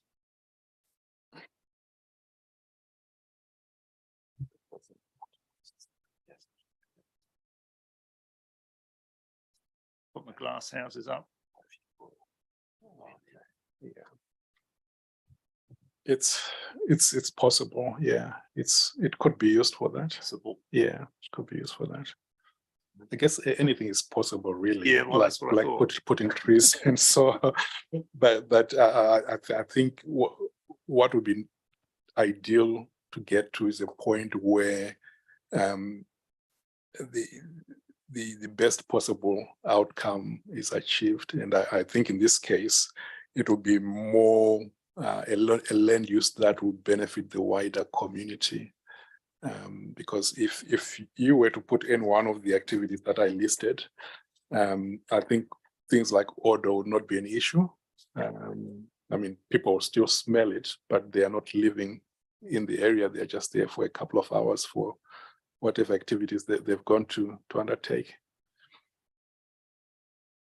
And I mentioned, and you mentioned golf course, and I mentioned it earlier. Yes.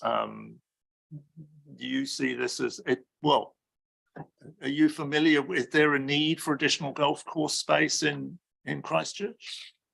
In Rollaston, I'll say yes, because there's No golf course in Rollaston that I can think of. There's no golf course in Rollaston. I think the nearest will be Templeton. Whedon's just there, yeah. I think on this point, I mean, I can talk to it a bit more, because I think that challenge of what uses could be suitable and what uses would be commercially desirable and which uses would be appropriate in terms of if a buffer is required, are they okay? Are there too many people? Are there concentrations of people? Yes. It's like a golf driving range, for example. You might say actually a golf driving range might be okay, or the odor experts might say no, people are there too long, or a driving range where someone wants to have a beer and bottle of chips while they're hitting some golf balls might not be okay, but just a straight driving range might be okay. So they're the sort of things where I think my preference got to the point of saying, rather than trying to answer it definitively now, the key thing is keeping the door open for urban activity, but providing a framework to assess what activity might be appropriate, and whether it's houses clustered along the edge with some sort of like rural residential type of arrangement with a productive rural use. That framework would provide for that. Whether it's a golf course, whether it's sports fields, whether it's bike tracks, those things could be worked through. And again, if someone said, well, actually, I think it's has to be made for more houses, a rural residential arrangement at a slightly higher density. Again, that framework would still provide for that to be considered, but would be the key objectives, wins directives that we're grappling with at the moment. So, yes, and you've developed a method, if you like, to control it in your provisions and with this why. yeah, and on there, I mean, that was one of the things that we grappled with late last week, was trying to work out whether we should try and actively permit certain activities and make other activities non-complying, and then having other activities that aren't defined fall in the middle as discretionary. Yeah. And I actually sort of said, look, it's just too hard. It's too hard. We're gonna have, where do we draw the limit? And Yeah. the easiest thing is just make everything non-complying. And I know that's a pretty staunch category of activity status that reflects probably the policy framework that we're dealing with and the strong message in those, but it still provides a gateway on merit for activities that pass muster. Yeah. Okay. Good. All right. Thank you, Mr. Nthamo. Anything else you wanted to say to me? Nothing, Commissioner. Thank you so much. Good. That's good. Can we have Mr. Beard come forward?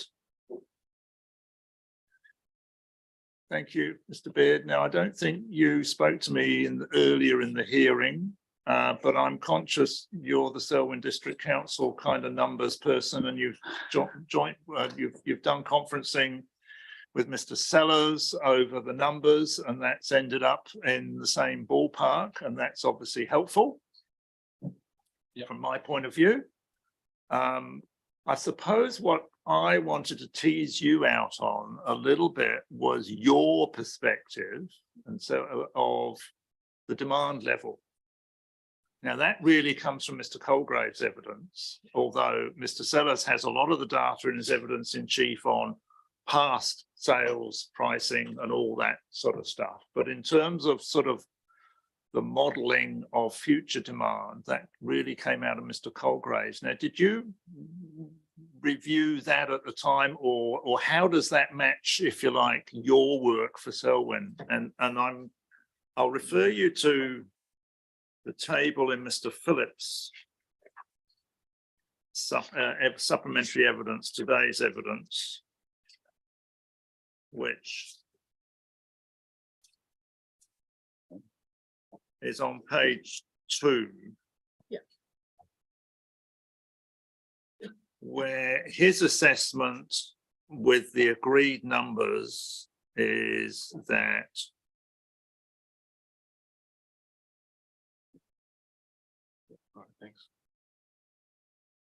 irrespective of future urban development areas, we still have a short-term shortfall, as in 3 years, shortfall of 850 with that 6,600 supply.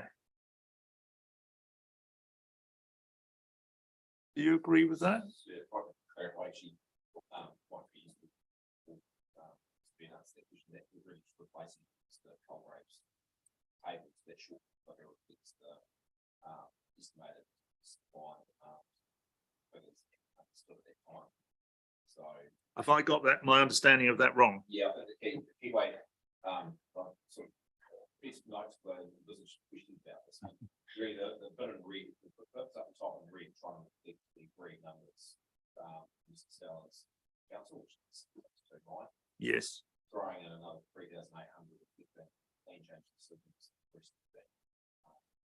Progress the various state. Couple of things with the others. I think which 10,400. Then is the 10,400 here. With the third column. Operates table there. So for example, long term demand 30,438. What's the higher? 300 medium term supply. Short term spots. Why read that? That's 2,400, which includes a mix of short, medium, and long term, and with that breaks down. Doesn't mean medium, long term. See the short. Still push that.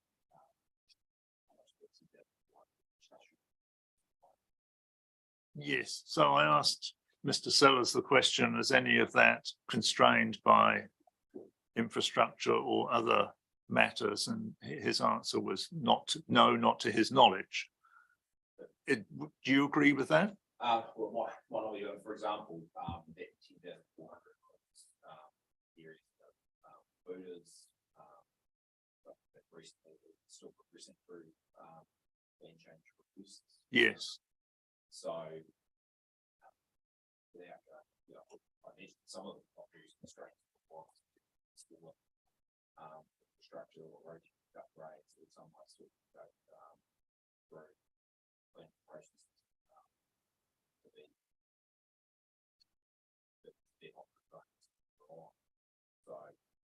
I don't think it's 10,400.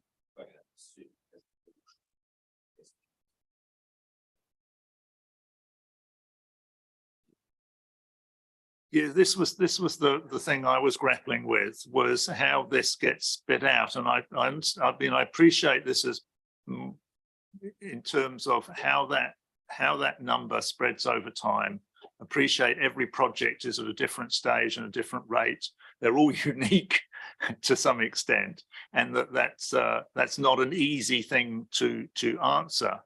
But you know, if you look at the numbers of building consents or whatever that is in Mr. Sellers, I think in Mr. Sellers' evidence, and where that's peaked and where it might be going back to, and whether that's 500 or 600 a year or whatever, with a peak of 1,100 and one exceptional year. Well, if that's, if you like, how the supply is going to get used up, you've got a fair few years capacity there. And I was trying to work out how this table related to that, and I probably hadn't got there. Mr. Sellers. This is a fairly loose managed bit of the hearing, but I'm happy to run it that way with everyone's In my cooperation. evidence in chief, Commissioner, I made the point that that those historic figures weren't necessarily what the demand or support demand could be. What they were constrained by what was available. So, like in 2020, towards the end of 2021, there was virtually no supply of sections available. So therefore, we saw a sharp dip in sales when there was massive demand, because prices went from $180,000 to the early 400s. Yeah, And likewise, then the next following year, building consents dipped, came back sharply as well, because if there's no supply, there's no transactions going. So what I'm saying is that those numbers are historically what happened, but don't necessarily portray what demand was or could have been if there was more supply. yes, You get my yes. understanding of that. So I don't think we can rely totally on that 1,100 sales in 2020 or 2021 as total demand. It was only the demand that was allowed because there was no supply. So Yes. Yeah, Yes, let's come back to Mr. Baird. that's one of the key issues with trying to figure out what demand is going to be. A lot of demand and so on is driven internally from people moving within New Zealand to out to Selwyn, and most of it is from Christchurch out. And Yes. it's trying to understand what other reasons that people do that. And we can guess, but there's not good evidence in terms of what is driving that. It could be a comparable house price. It could be that it's a nice place to live. It could be a factor of all these things, but no one's done the work to say this is why people are coming here. I feel a survey coming on. Yeah. If only I could afford to do that. But yeah, that's the kind of drivers there that we're trying to understand, and it's not easy to figure out the minds of what people are thinking about.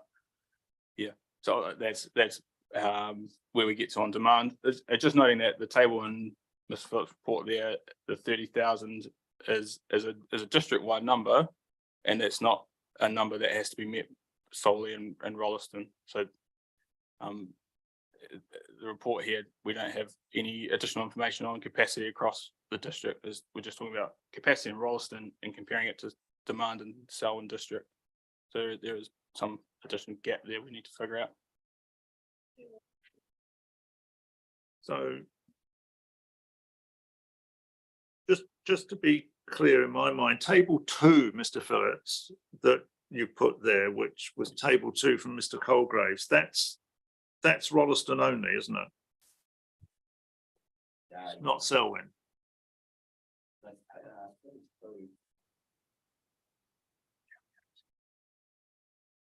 Let me turn to Mr. Colgrave's evidence. Yeah, I might just double check before I give you an answer. Yeah, his evidence, paragraph 53, estimates for the district.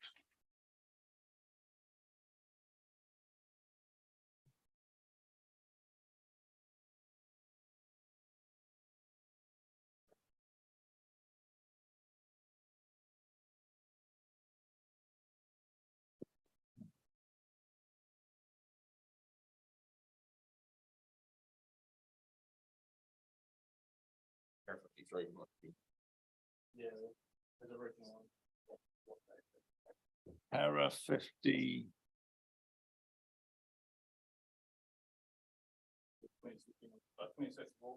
Yeah, got it. Yeah, sorry. Can you believe that? I'm fluffing around. I was opening the right page anyway. Table 2, scenario 1. So that was I've got written at the top of that page, Selwyn, not Rolleston. Yeah, he's in paragraph 53 on the previous page. That's straight.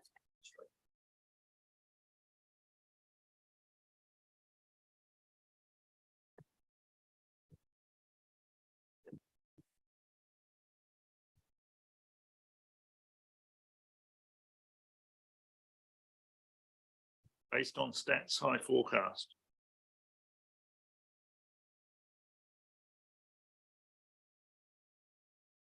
I suppose, Mr. Beard, what I'm asking is, do you agree with Mr. Colgrave? In terms of there is a Selwyn-wide shortfall, short term. I haven't done work in terms of short term. Short term would be more what we'd see that has got 224 and or a building consent in the next 3 years. So that's those kind of areas available now. That's kind of just how what's progressing. The number that we're planning to is that medium term, the 10-year number, to figure out whether we need to have some extra land zoned, or it's the long-term number where we need to signal those other areas like the future urban development areas and the 30-year number. So I haven't read to check what the likely market supply number would be matching, but yeah, especially in terms of the short term. But the medium and long term numbers, the capacity work for the Greater Christchurch did identify that long term shortfall. So what my job is to grapple with the in a section 32 sense, the trade-off here between recommending approval of this now because there is urgency and the requester wants to jolly well get on with it, with Ms. White's position that is, well, that's foregoing the opportunity for a more strategic decision that will look for a broader analysis of Rolleston's growth options, albeit they may be constrained. And that can either be through the PDP, which has got another life of 10 years ahead of it, or whatever, wherever we go with whatever we're going with in the future, as opposed to the operative plan that has a limited life. And that's actually kind of almost the nub of what I will be sort of grappling with, and which means that the urgency of this supply, albeit traffic and water constrained, is a factor. So I'm pretty interested in your view on that. So you're concerned about that short-term 0 to 3 year Well, window? the plan the plan we're changing here won't exist in 2 or 3 years' time. Probably might not even exist in 12 months' time. Now, it gives a big leg up, of course, as in the other plan changes to what the council might consider. It gives a leg up to plan change 73. It has all sorts of other machinations that I will have full regard to. But ultimately, it is a short-term thing. I think when we opened the hearing, my first question to Ms. Appleyard was, why are you bothering with the ODP? And the answer was, well, we want to get going. We want to get this on track. We want the certainty of being able to invest and move forward on development agreements and all the other things. And I get all that. But there is a trade-off for that in terms of, well, when, you know, people say Christchurch is sort of being forward thinking in its strategic planning, but the government's busy writing a whole piece of legislation to try and make more strategic decisions. So the sort of urgency from a demand point of view and supply was what I was trying to get to in all this further work. And I've got really good information on supply and capacity. And I'm just trying, and I know demand is a rather tricky box. And we have Mr. Colgrave's assessment, and I'm sort of interested to know if that lines up with the Selwyn position. I mean, you've been working on this for the PDP. Admittedly, that pushes you more into a medium-term type situation, but it seems to, and every project's at a different stage.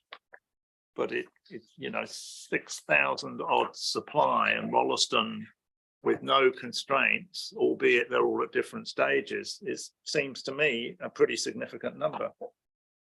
What's our total number of households? It was 13,000. Not Rolleston. It's around 10,000. Sorry? It's around 10,000 at the moment. 10,000. Yeah. So it's 60% growth of the current level that's enabled, if you like.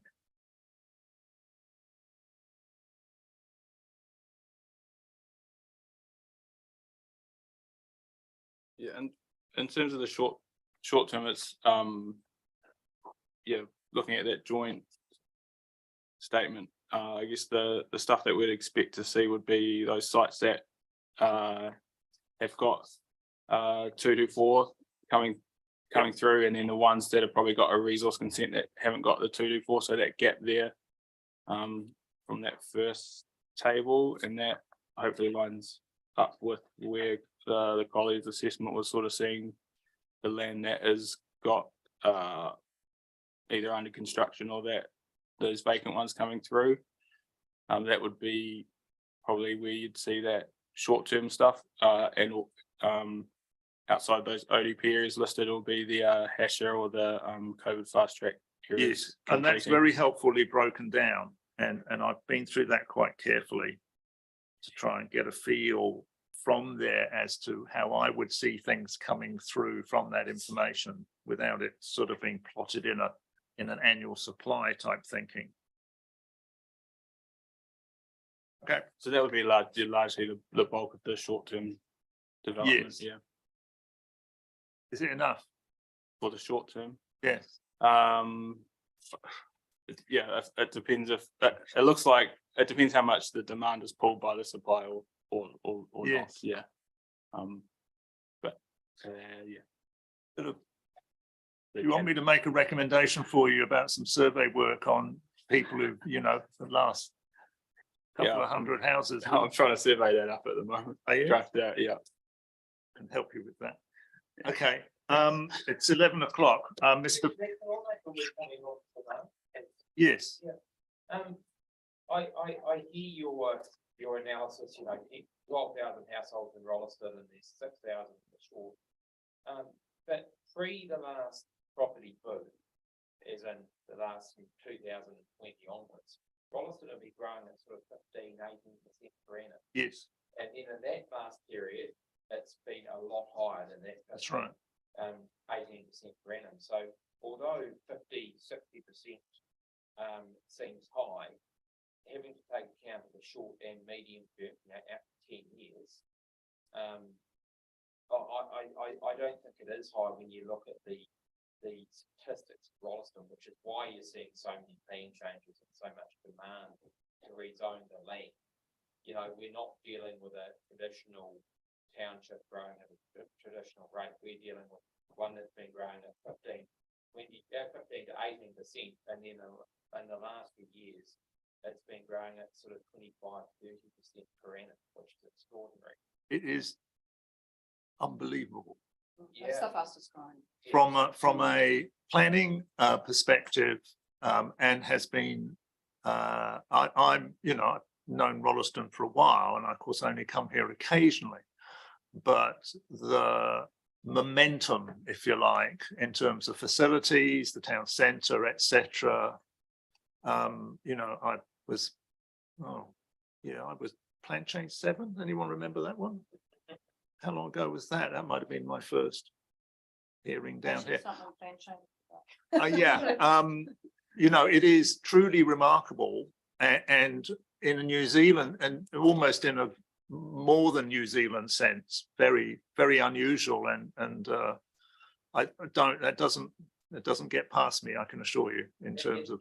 And further to Mr. Sellers' comment before, building consent doesn't necessarily, or sales doesn't necessarily correlate to demand. As developers, we've just about become, you know, social dividers, in that we've had, you know, there's been developments that have been consented for 50, 100 lots on stage.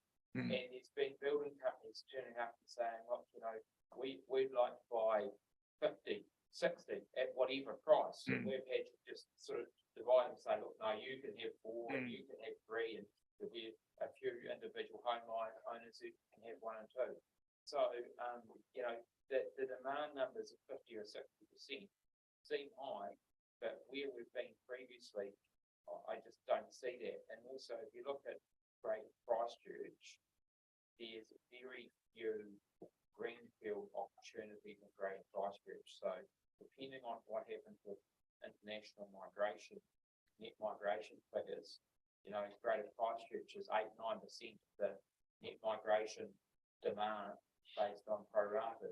And if we end up having any positive net migration to the country, Rolliston is largely the place where it's going to be accommodated in Greater Christchurch. Currently, there's the demand with no net migration. If net migration comes off, whatever we provide will be to them. Okay, thank you. All right, I'm going to turn, thank you, Mr. Bear. I'm going to turn to Mr. Phillips. To wrap up this little section, I've already heard a little bit from you, but and we've drilled down into table 1 and yours, but and you've kind of worked with Ms. White on provisions, and I appreciate that. Well, I'm sure I've got a few questions, but is there anything you want to kind of? Well, I points just you wondered wanna in terms put of to me first? elaborating on this sort of vexing question about supply and demand and short and medium and long term. I mean, my take on it, and I think and set out my primary evidence, is the quantum that we're talking about here meets the test, in my view, of significant development capacity, regardless of what the supply situation is. It's still significant, so it meets the requirements for Policy 8. Or that part of Policy 8 and the NPSUD. Policy 2, and the term at least means you can provide more. So to me, it still comes down to fundamentally a key question of merit. I think Ms. White's supplementary evidence made the same conclusion in terms of saying it's not determinative. I think, again, looking at those figures in that table that I included, and it's been probably unhelpful in terms of the way I presented them. I think the key to me was that the long-term figure signals even district-wide significant shortfall in supply relative to demand, and a reasonably hefty close on 12,000 shortfall in medium-term demand. Short-term, I guess, is where it starts to become harder to determine in terms of what is there that's immediately available and zoned and ready to go, and what's the short-term demand. And I don't have the answer to that, but I don't know whether that actually matters. So whether that helps you or not, that's probably all I wanted to add on that point.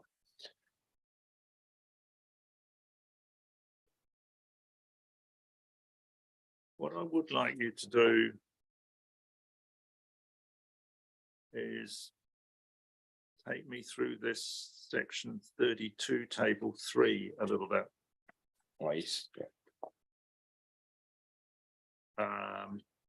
It caused me to go back and look at your equivalent table in your original section 32.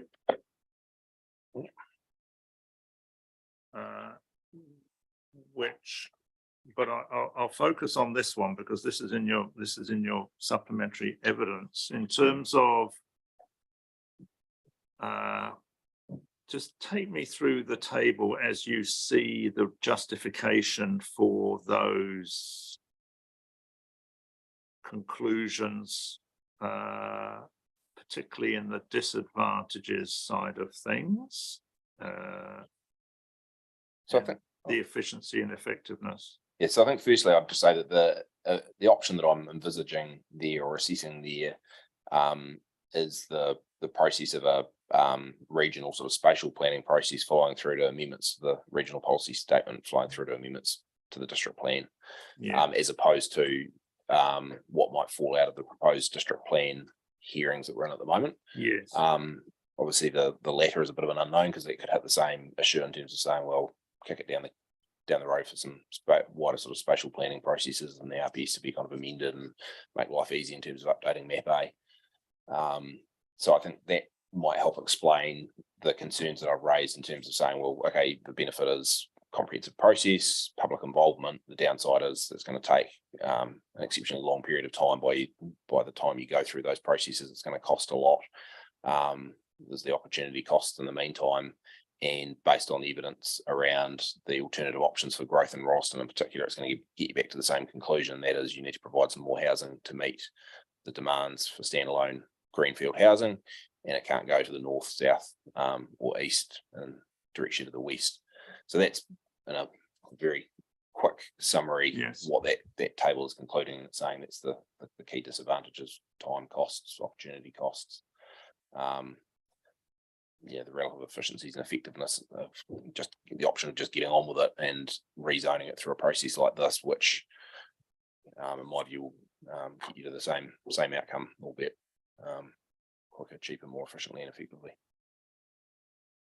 I mean, what I recommend, of course, doesn't bind the proposed district plan hearing committee in any way, although one would think they would have regard to it, and the council has obviously adopted other plan changes and put them into the variation and so on. But I get your point about the spatial plan to RPS to district plan. It may be, that may not be the way it actually ends up, but what can you give me an update on the spatial plan work? Because Mr. Langman, I think, said in answer to questions that they would be releasing a draft for consultation in February of next year. Yeah, so at this point, I'm not aware of any further sort of update. I mean, again, there's more talk about updates coming out next year. Again, Mr. Beard might have some insight, but from a practitioner point, I haven't seen anything concrete. We're waiting and wondering. Yeah. I asked the correct question of, Canterbury recently, and was told that it would be up to the state house. And I took that to mean it would also be after the proposed plan.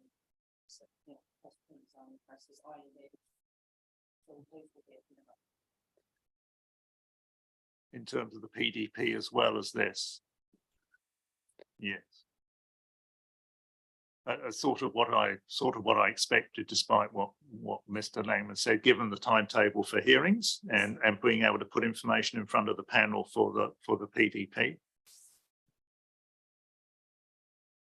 I think in terms of the proposed plan process too, I mean, again, there's no absolute certainty in my mind as to how responsive and quick that process will go in the event of appeals or what that might or might not deliver. The other observation I'd note, I understand that some of the recent plan changes that have gone through this process relied on policy out of the NPSUD and have been approved and made operative. The subdivision applications landing on desks at Selwyn Council as we speak. So, and again, the same could happen here, that if a decision would approve the plan change and enable subdivision applications to proceed, appreciating that there's prerequisites around infrastructure and road improvements. Again, that's going to be more responsive than the alternative of waiting for another planning process that still has some unknowns in terms of how long it will play out. Yes, I sort of accept the momentum and understand the sort of reason, but effectively, I suppose in some ways the PDP process is more important than the ODP process, because if you get this in terms of, but the panel take a different view, well, then you haven't got anything. Yeah, unless subdivision consents have been obtained in the meantime, authorising the activity. just to add to the uncertainty, what I think on the Wilson rezoning, which recommends that these submissions for rezoning will be rejected and the evidence not be considered, because everything needs to be dealt with in the I fundamentally disagree with that legally. But there has not even been an analysis of the merits of the evidence. There's one paragraph that simply says this is not going to be considered in this hearing. And the reason seems to be given that it is because the plan change doesn't incorporate, that's in relation to PC 73. Certainly in relation to PC 73, the answer is given that it doesn't incorporate NDREs. But council officers seem to be taking the approach that nothing will be given in the proposed plan hearings, and that everything will be given in NDREs. So there is a lot of uncertainty. I can provide you with a copy of section 48.2A report. It's just popped into our inbox now. So there is no analysis of our evidence on these sites. I need to be careful how I deal with anything like that. But the point I'm simply making is there is a lot of uncertainty. I've opened the door to the discussion myself, having said that.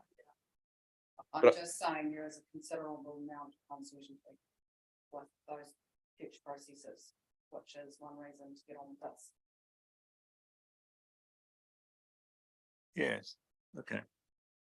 Right. All right, no, that's live information you can put in front of me in terms of sort of closing submissions or whatever.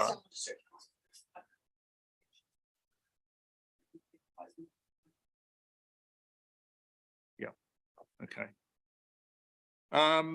Okay, now anything else that we need to deal with from Mr. Phillips? Yes, okay, look, let's just look at the ODP and provisions a little bit. You did helpfully remind me on the second page of the provisions about policy B3439, avoiding rezoning land for new residential development, joining or near existing activities like to be incompatible. So that's important that I was reminded about that.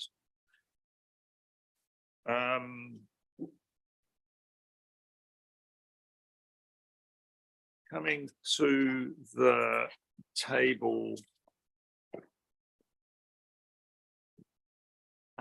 Just a sort of minor detail in the ODPs. Consent notices on titles are kind of there for, this is partly a legal issue, isn't it? In terms of, ongoing obligations to comply with a consent notice by not doing something or by doing something.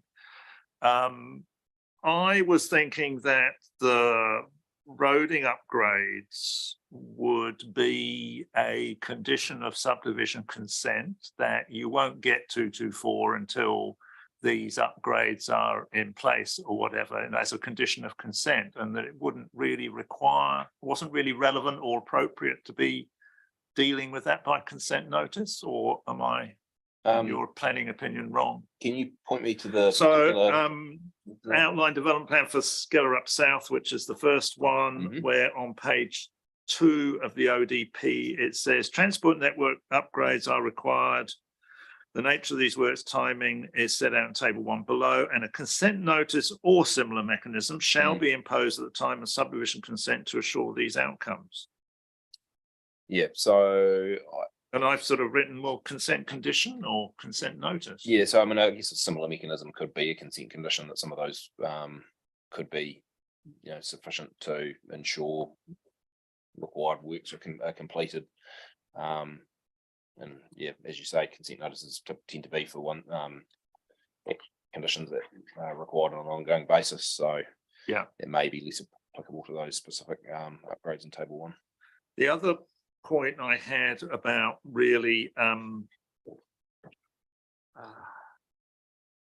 the appropriateness of referring to plan changes, which are probably not plan changes by the time they're in the plan. And I think sort of where we're saying developer agreement as and also required for plan change 73. I think it would be good to try and purge the word plan change, because you're going into an open district plan. It's that plan change has gone in. It's not a plan change anymore. It could be referred to as Skellerup South or Brookfield or whatever. Do you see what I mean? I absolutely agree. I think each time we've done these, they've got a little bit better, and that's probably a change for the better. So Okay. that could really be done. It's not a massive issue, but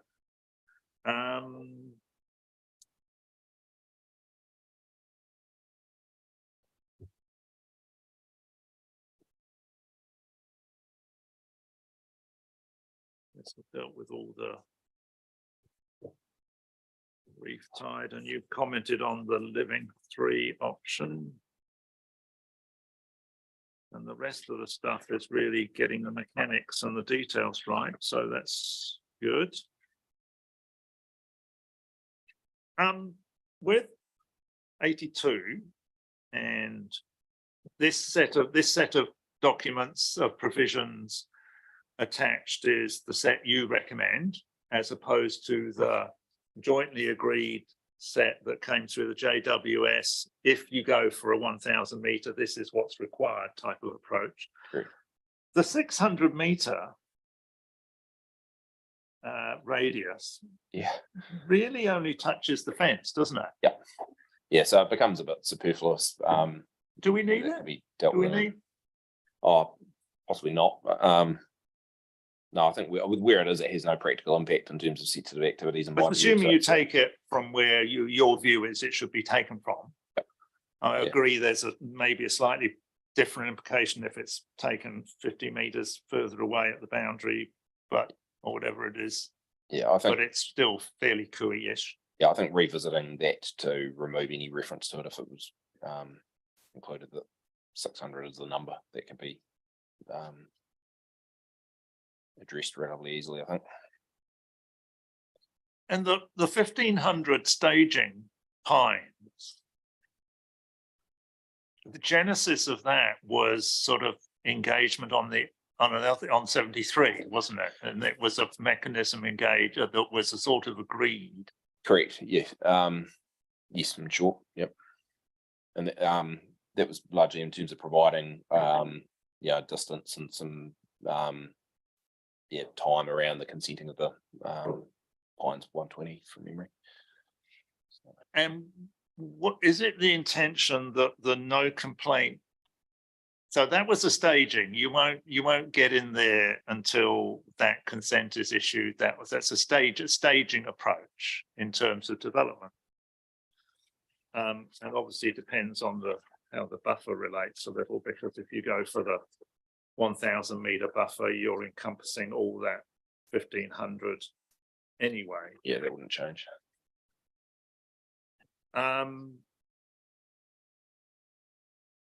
But remind me how we were going to use non-complaint covenants. Because I know we've talked about them, they've come in the legal, I can see there could be a role for them, but I'm just now a little confused, and it's probably just me, about what is the area we're applying these to? Yeah. Given that you've got the state, you've got to start with your preferred solution. You've got 600 hitting the edge, you've got 1,500 dealt with by a staging development. Why would we need anything more than that? So again, there's 1,500 also was the defining point for where no complaints covenant would be imposed. So that's under rule 12.1.3. I see. So that would be in addition to the staging. Yeah, so there's a rule requiring that no residential allotments may be created within 1,500 meters of the Pines wastewater treatment plant buildings. So that's that 1,500 meter line prior to certification that the relevant resource consents for the Pines 120 have been obtained on 31 December 2026, and unless a covenant is registered against the titles, blah, blah, blah, but in respect of activities at the recovery plant and the wastewater treatment plant. So the 1,500 still is to provide no complaints covenants in respect of. Thank you. Thank you. I should have got my head around that, but that's helpful. Thank you.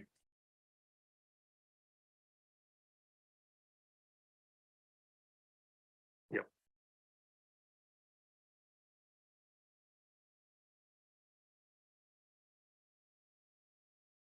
And your view on the sort of acceptable activities, what as a planner, what would, I know you're second guessing what might be in if it was a bigger buffer, but I think your evidence sort of supports some of the sort of low intensity type. Yeah, I think if the ODA evidence was all on the same page that there should be a buffer, then what I've seen from the ODA experts are saying that not a congregation of people or large numbers of people for long periods of time. But what that translates into in terms of activities, as I've said this morning, it could be a whole range of activities. Yeah. Okay. And just to add to that too, I think again the concentration of people and duration that they're there, I would imagine when you get into the detail of it, some activities might be better than others in terms of the nature of the activity and the duration you're on site. Are you in a building or you're out in the air? Is it passive? Is it active? I mean, BMX Park is an example of that out in Bromley near the wastewater treatment plant out there. I don't know whether there's odor issues, but racing around on a BMX may not be of as much concern as if you're having a quiet walk, smelling the flowers. So again, I think that's where that devil in the detail becomes hard to try and resolve in this forum, as opposed to waiting to see what might sort of eventuate. But again, my key point is you've got to provide for that, because I think if it's a rural zone, it's you're back to this process of MPS to overcome the RPS or changing the RPS to then rezone. So yeah. Yes.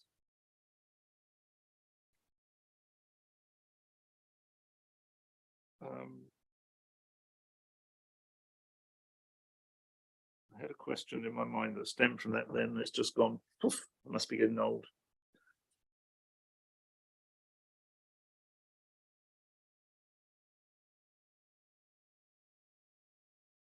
I shall think of it while we adjourn and come back to it possibly this afternoon. So we're going to talk to the ODA people this afternoon. We're going to hear from Miss White. We're going to have Mr. Rogers on Zoom, and then I think that'll be it. But I will flick through my notes. I appreciate Ms Appleyard won't be here. That's fine, in case there's anything else, but it'll largely be with you in mind, Mr Phillips, rather than anyone else. So we've gone a little bit over the schedule. It's 11:25. So if the plan, I'm sure that's still enough time for me to do what's planned for me, which is really just a familiarization. So we will adjourn at this point and reconvene at 1:30. And with Mr Van Keckham and Mr Curtis, and if I've thought of that other question, I'll deal with it first up with Mr Phillips. So thank you very much. And we'll meet, Ms Forrester will be here, thank you, that's absolutely fine. I mean, I think there may be some matters that you'll want to just close off in a final written reply. We're getting into the silly season, but I will be working on the recommendation report between now and Christmas. I don't know when it'll get finalized, but if you can tell me when you want your reply to be, I don't feel there's any other parties that have been prejudiced by delay other than you. So if you can tell me. Yeah, okay. And recommendation, obviously, prior to starting January would be much appreciated. When do they start? The 30th of January. Yeah.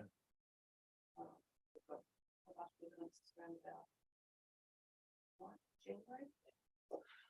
But if we had something by the time we started, that would be. Now, Jocelyn's advised there is a council meeting at the end of January. And what usually happens, Jocelyn can help with this from memory, the recommendation report is available. Yes. So we really just need to see what The heck I'm saying, yeah, so you can respond to it, yeah. That'll be the plan. Okay, thank you very much. We are adjourned.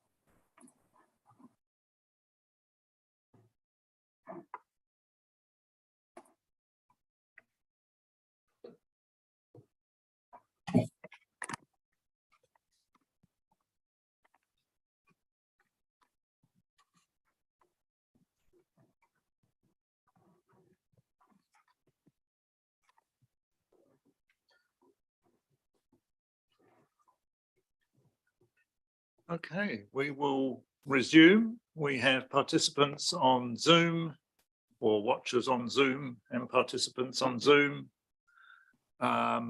Just for the record, over that break, I have done a successful site visit to both sites, both the Pines and the Resource Recovery Centre. I was taken around the Resource Recovery Centre by Tony Sheard. And I can't remember who took me around the Pines now, Chris someone, but that was very helpful familiarisation. I would say the Pines is reasonably state of the art, is what I take away, and there's a fair amount of investment going into there right now rather than future, as well as the future expansion. So, and I was able to see lots of piles of compost. So that was good. Right, and on that point, we're going to go to Mr. Van Keekum, who's here with us, and we have Mr. Curtis on Zoom listening in, and then we'll hear from Mr. Curtis. And then we'll go to Planning Ms. White, Mr. Rogers last, and then we'll close. But then the hearing won't be over until we've got the final legal submissions, to the extent that that's necessary. I do notice that on the legal submissions, it did actually say closing legal submissions, but then there's closing and closing, isn't there? Now, Mr. Van Keekum, I've read your supplementary evidence, which is largely sort of response, rebuttal, clarification. I have got some questions, but do you want to run me through the key highlights? Sure, not a problem. So just provide a bit of a summary at the front end there. If we just. So for the Pines wastewater treatment plant, there was no disagreement between the experts, so didn't need to comment on that any further. With regard to the definition of reverse sensitivity in paragraph 7, I just made some comments there, but I believe Ms. Appleyard and Lucy have gone through that in detail, so I probably don't need to go over that either. With regards to sort of odour complaints, which seems to be the crux of reverse sensitivity in paragraph 10, I went through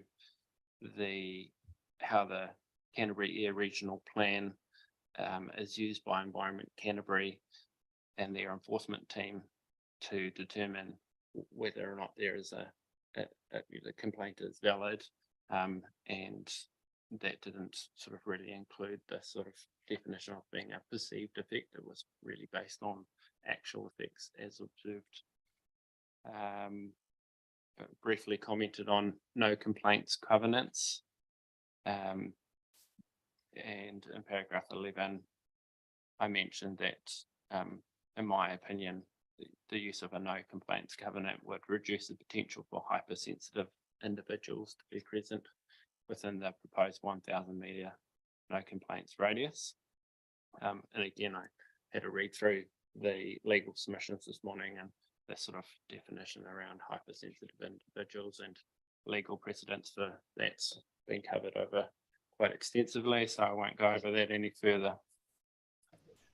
Then in sort of paragraph 13 onwards, I talked about where a setback distance should be measured from, and this was mostly in response to Mr. Curtis's assertions that the setback should be measured either from the site boundary or for the maturation zone. There's just a little bit of inconsistency there, but in my opinion, that the setback distance should be measured from the primary odour producing activity, which is the active composting zone, as opposed to the maturation area. And I'm sure when you went to your site visit today, you would have been able to observe those two separate zones. Yes. Yes.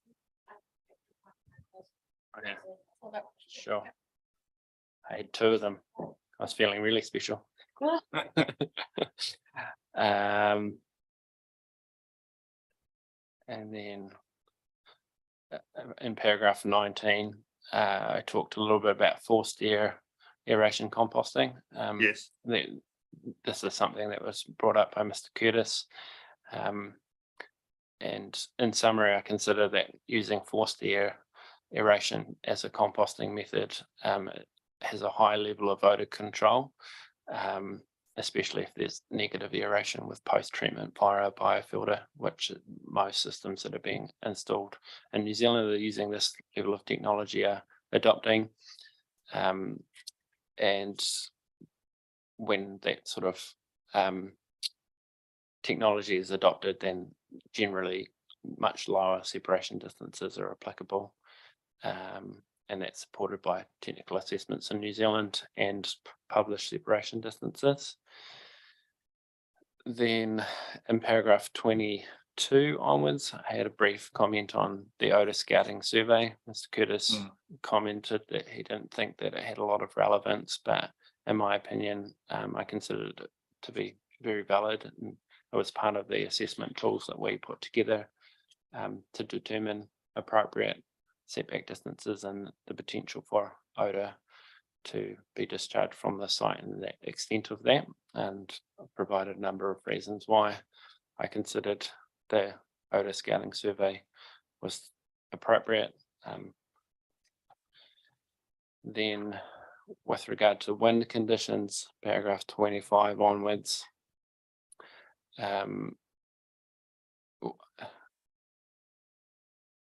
this was mostly to do with the comments that the SDC officer, Mr. Boyd and Mr. Curtis made around the weather conditions under which they could turn their windrows and the constraints that they had on there.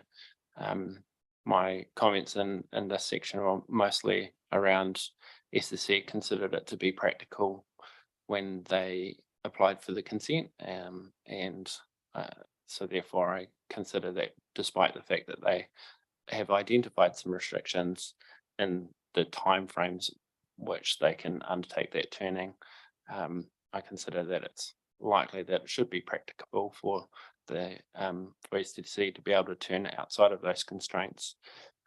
Otherwise, I'm not sure why they would have proposed it as a part of the consent application. And if there happened to be a duration of wind conditions and timeframes by which they weren't able to turn it but needed to turn them, I consider that to be a very infrequent occasion, and so the potential for adverse effects when they were turning those windrows and the winds were blowing towards PC82, and for some reason there was some upset conditions inside the compost which would enable odour from that activity to travel all the way to, over 600 meters. I think that would be extremely infrequent event, and to some degree outside of the bounds of the consent conditions. In paragraph 28, responded to Mr. Curtis's discussion point around the pine plantation. I think in the previous hearing, or the original hearing, we had sort of made that clear that that was sort of a nice to have, not a critical element to my end conclusions.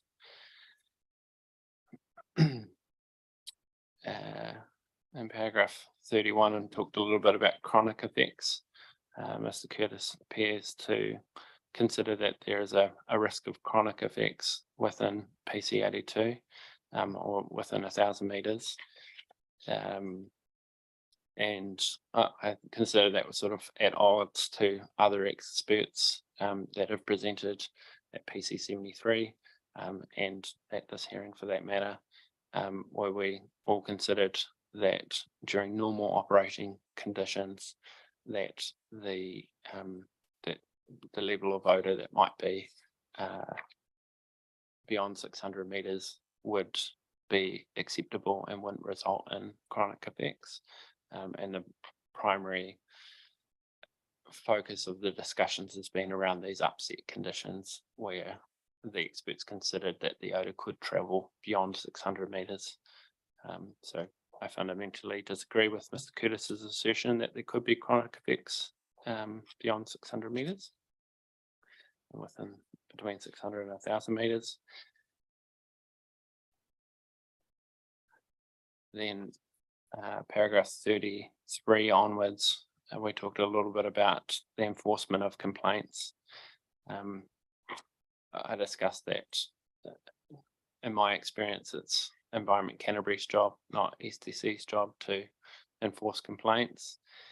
And that, in my opinion, Environment Canterbury will take into account the no complaints covenants if they were to be imposed between 600 meters and 1,000 meters. Because that affects the owl and the fire hill factors, being the location, in my opinion.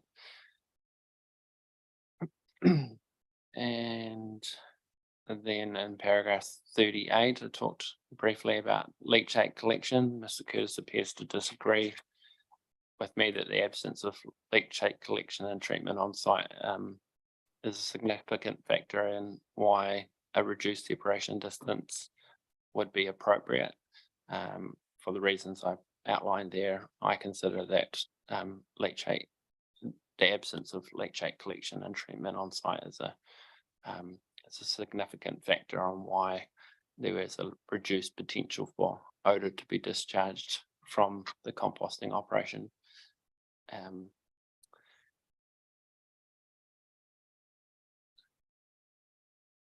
In response to Mr. Boyd's summary statement, Mr. Boyd provided us some examples of a number of other composting operations around New Zealand. And in paragraph 43, I just want to reiterate that, in my professional opinion, caution needs to be applied when comparing reverse sensitivity effects which have occurred at other facilities. Each site has its own unique and site-specific air discharges and mitigation measures and receiving environments, district planning provisions. So whilst they're helpful in terms of providing an indication of the potential for effects, drilling too far into specifics can be problematic, and I've addressed a couple of those, in particular the example of Envirofert, which has quite a large number of differences, and therefore some of the aspects that Mr. Boyd has commented on and raised are not applicable or directly transferable to this particular operation.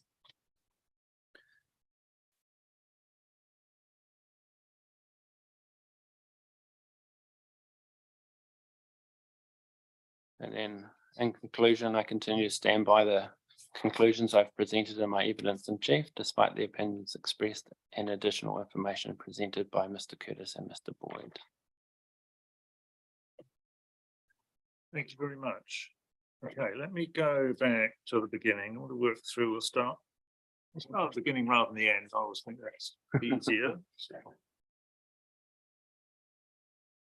So you may say this is a question more for Mr. Curtis than you, but you've all agreed, as you say, that in paragraph 4, that 1,000 metre setback for the pies is sufficient. However, the parties have sort of advanced a staging thing that is the 1,500 metres. Why do we need that? You've agreed, I think, that it is needed, even though 1,000 metres is okay. Why do we need the 1,500 staging? In other words, it's not allowing dwellings to be built in there until consents have been granted for the full expansion, the 100,000 expansion. So my understanding is I wasn't involved in the proposal of the 1,500 metres. It was an agreement that was reached between the planners and legal representation. And so that number was, I guess, an arbitrary number that was agreed as being acceptable to both parties. So to some extent, that's sort of outside of what I presented and was involved in. So if I may, sorry, that was largely agreed kind of in consultation with the council and the applicant during the PC 73 hearing, and we've just carried that through, expecting that council's view would be the same on the matter. And I understood their issue was more around the consenting of their new plant and ensuring that Yes. potential new residents don't oppose that consenting. So, and yeah, so I guess that 1,500 meters prevents residents from establishing there prior to that process happening. Yeah. So we've kind of got two tools here. We've got no complaints covenants, and we've got this sort of staging. What was sort of put up was staging because that had previously sort of been agreed for PC 73, but we've got the potential additional layer of no complaints covenants, which kind of duplicates it in some ways, or is an alternative perhaps to that, rather than needing both. Again, it was through the course of the negotiation and discussions in PC 73, I think the no complaints covenant was seen as a tool of alerting buyers to the fact that they were going into an area where there could be issues, or in terms of alerting hypersensitive individuals and things like that. The other was as another mechanism for potentially removing or limiting the ability of people to submit and frustrate the consenting of the Pines 120 upgrade. So again, it was just part of that package of it. I mean, I appreciate we've got an overlap here between an expanding facility and the composting odor plume effectively that obviously sits on top of it. They're from two different sources. Perhaps the answer is but once you're applying one was attached to a consenting threshold and therefore you couldn't object, and the other one was more ongoing and would apply to both, as I understand it from the discussion this morning. So it's just got to kind of look at that from a efficiency and effectiveness point of view. Yeah, I think it was seen as it was an easy thing to volunteer. The proponent was quite relaxed about it, and in terms of belts and braces, it was put up on that basis rather than something that was necessarily needed from an odor expertise. Yeah, I would certainly say it was profit. I don't think Mr. Van Kaken was suggesting that you'd need this no complaints covenants to mitigate effects of odor. Yeah. It wasn't something that I recommended. Let's just Right. put it like that. It was Good. something that was offered. It was offered by the applicant. Yes. Para 17.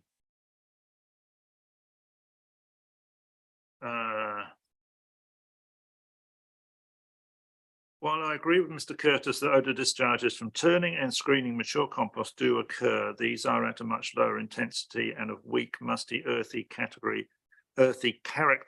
which is less offensive to the general population. My question is partly just the grammar you used there. Less offensive than what? It's less offensive than the odor that's given off the active composting operation. I'm not sure if during your site visit you were able to smell the two separate odors, but it has quite a different character. The active composting process generates an odor that at times can be described. It's got sort of a green. It's very hard to describe it. Compost. An earthy sort of composty smell. Yeah. Well, yeah, from the maturation zone, from the active composting area, it will be more associated with the types of smells that you have with the raw ingredients, which is the sort of the grass clippings that have started to. If you've left your grass clippings in a green bin for a while and you open up your green bin and smell that, mix them with some of the food waste that you've left in there, that's the type of odor that you might get from an active composting area, as opposed to that musty, earthy smell that you would smell from mature compost that you would buy in a bag from, let's just say, Bunnings, and might spread on your garden. So just to be clear that I'm understanding what I saw. Yeah. We have a concrete pad. Yes. Where things start off on. Yep.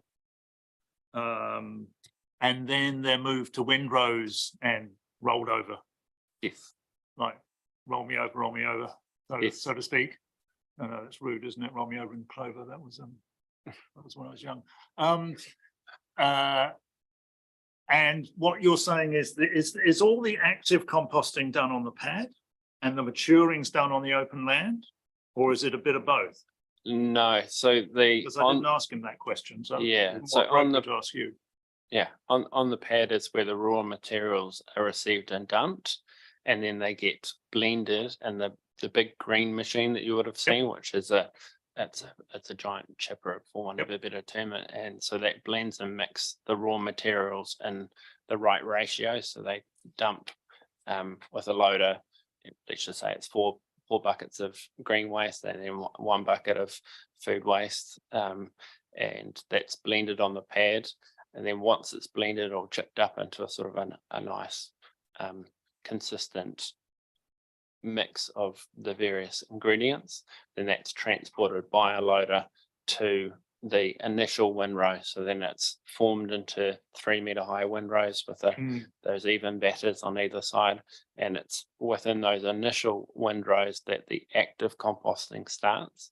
The active composting lasts for a period of time, but so it depends on the various environmental factors, but the active composting needs to achieve an internal temperature of 55 degrees or more Celsius for a period of 3 days at least. And that process is where the microbes that are in there are eating up all of the organic content and starting to break that material down. Yes. And that process of that sort of microbial decomposition of the organic content occurs rapidly at first, and then really slows down and the temperature drops off. And so that once it's slowed down and the majority of that breakdown of the organic material has occurred, and you're essentially left with almost mature compost, then it goes into the maturation rows, which are, if you remember the figure, there's a blue square, I believe, and then a red square. The blue square is the active composting zone. So that's those initial windrows, which are on the southwestern corner. And then once that's been turned a number of times, and the reason it's turned is to reintroduce oxygen to the microbes, because microbes need oxygen as part of their fuel, for want of a better term. Yes, it did seem to me that the closer in the direction of PC82, the more mature the piles were. Yes, yeah. So as they're turned, they're progressively moving towards PC82, and by the time they get to that end, they're mature compost, and their microbial activities really died away to next to nothing.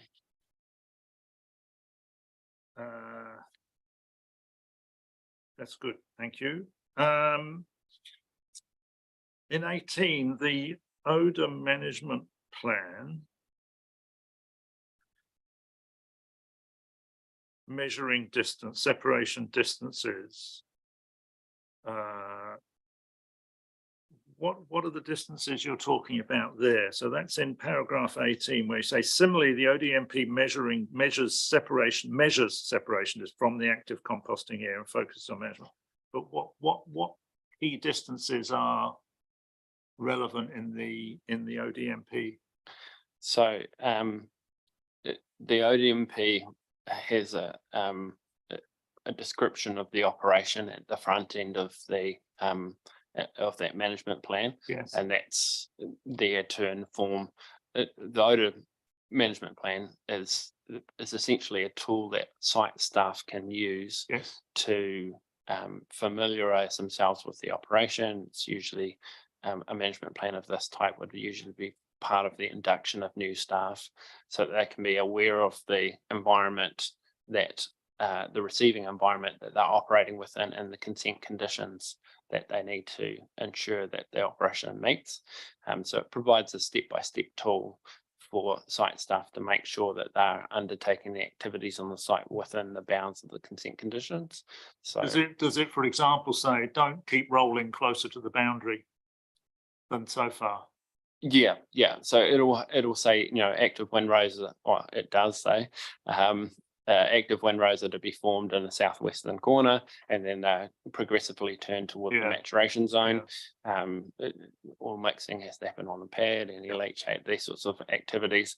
But as an environmental setting, it says here are our various receptors. Yes. Here's the nearest homes, and it has separation distances for those, and they're all measured from the active composting zone. Yes, So that which is the point you're trying to make. yeah, so the point that I'm trying to make is that SDC in his own operations considers that the active composting area is the area of most concern for odour Yes. discharges from the site as opposed to the maturation zone. And so in practice, the site is operated with concern to the active composting operations and has little regard for what's happening in the maturation zone, mostly because the odor is minimal from that area. Well, so is that fair to say that upset conditions can't occur in the maturation area? I have been to a site where mature compost has been subject to upset condition, but someone had formed a maturation pile that would be about half the size of this building, and left it there for a very long time, and essentially left the base of that maturation pile to becomes waterlogged because it was sitting in a ditch, and then after a year decided to try and pick it up and move it around, and all of the base of that pile had been compressed and became anaerobic. So you have to have very poor you have to have But under the regime that's there in terms of the management plan Yes. and the consent condition. Yeah. It would largely be, if it was going to happen, it would largely be to the active composting piles. definitely, yeah. So it's the process of composting's near on complete by the time it gets to the maturation end of it, and so the odor production associated with that activity is very low. Yeah. And then the potential that you get anaerobic conditions, which are generated by anaerobic bacteria, is Yeah. low because there isn't a lot of food available for those anaerobic bacteria because of the composting process is near on complete. And do we know, and this isn't, this may be a question for Mr. Curtis more than you, but are records kept of that situation arising at the Rolleston Recovery Centre? Do you know?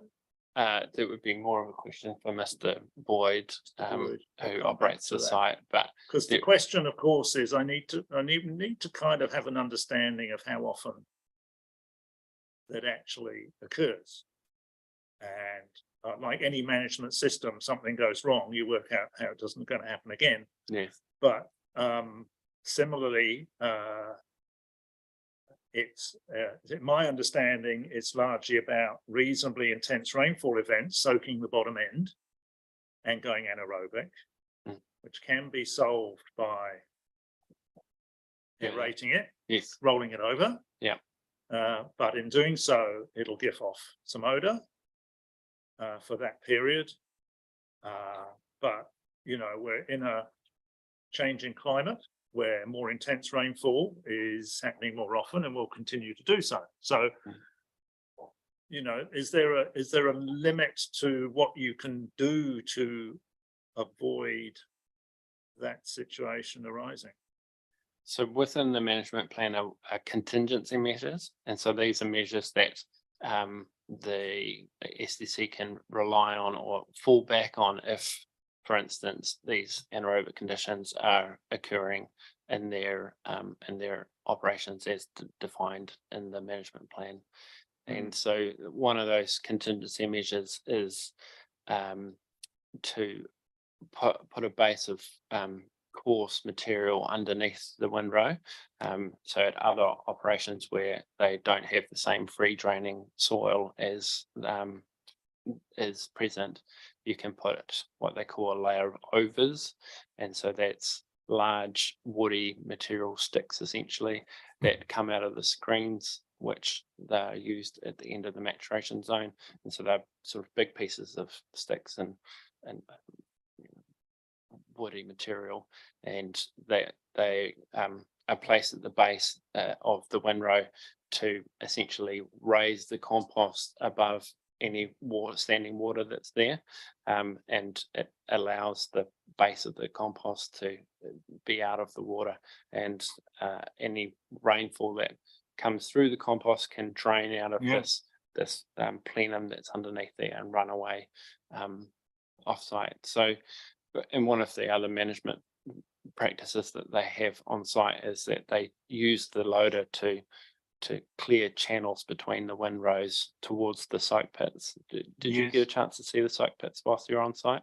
Not the soak pits per se. There was a little bit of water between the rows in some locations. Yeah, so along the forest side of the site, which the site slopes towards there, is what soak pits. So they're basically big holes in the ground filled with huge river stones, and they allow the water to drain beneath the surface. Inside the little perimeter track? Yes, so they're on the edge, and there are a series of them. And Mr. Boyd would probably be able to describe this better to you. But essentially, the windrows are aligned such that they direct water that falls in the channels between the windrows or the tracks towards these soak pits. And if there's standing water in those channels between, then it's part of the practice in their management plan to scrape the surface and basically allow a channel for the water to flow back towards those soak pits. So that's sort of a standard management practice for them. If it so happened that they were still getting standing water and these channels weren't being effective, then a fallback measure or a contingency measure would be to use overs underneath the windrows to help them raise them up. Stay above for these temporary rainfall events and until they can run the loader and get those drains working more effectively again. Thank you. Para 24. As I described my evidence in chief, and I haven't gone right back to evidence in chief, I consider there'll be an increase in the frequency and duration of odour discharges from the site.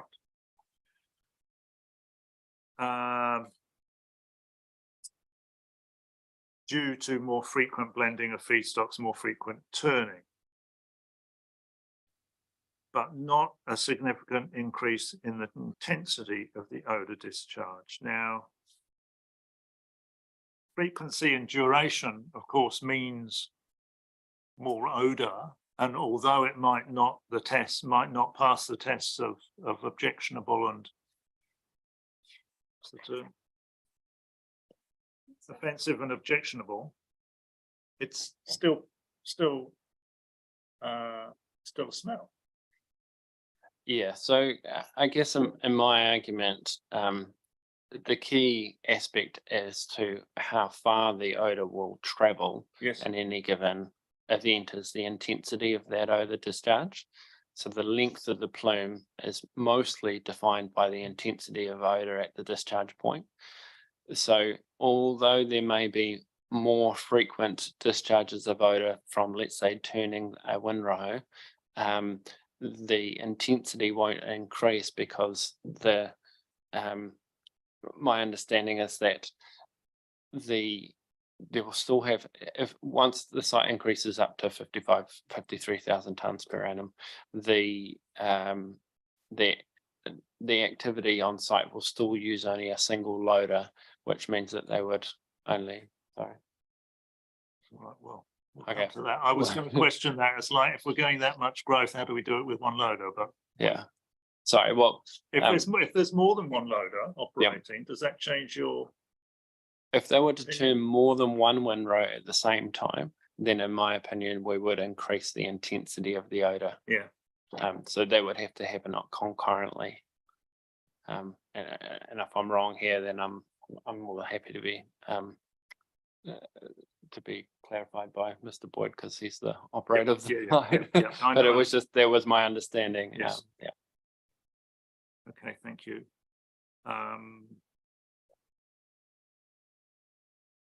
And you say the pine plantation is a nice to have because it does provide a benefit of additional dispersion, but not mandatory for my conclusions to remain valid. So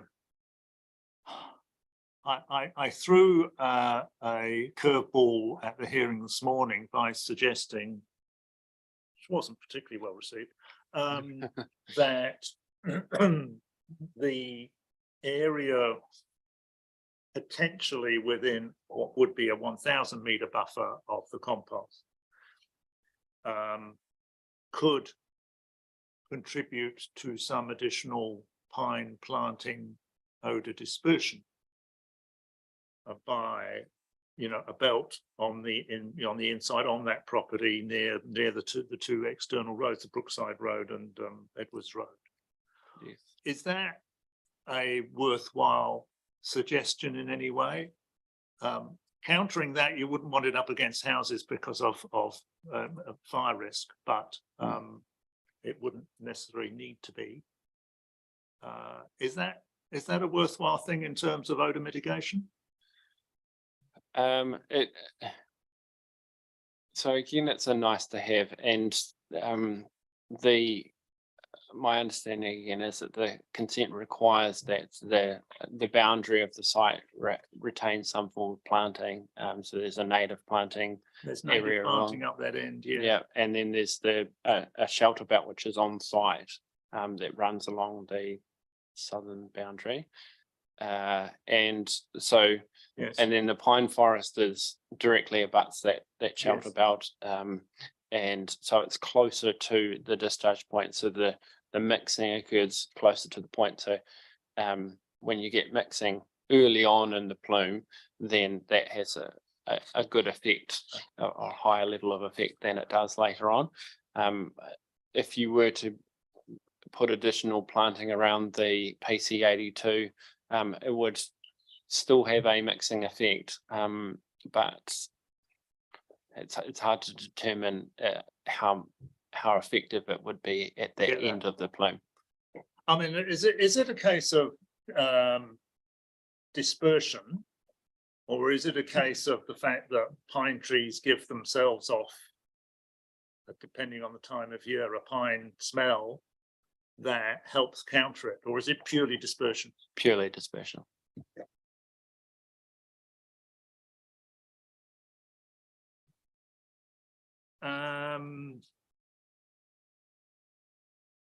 Yeah, so we talked about this just a minute ago in 27. What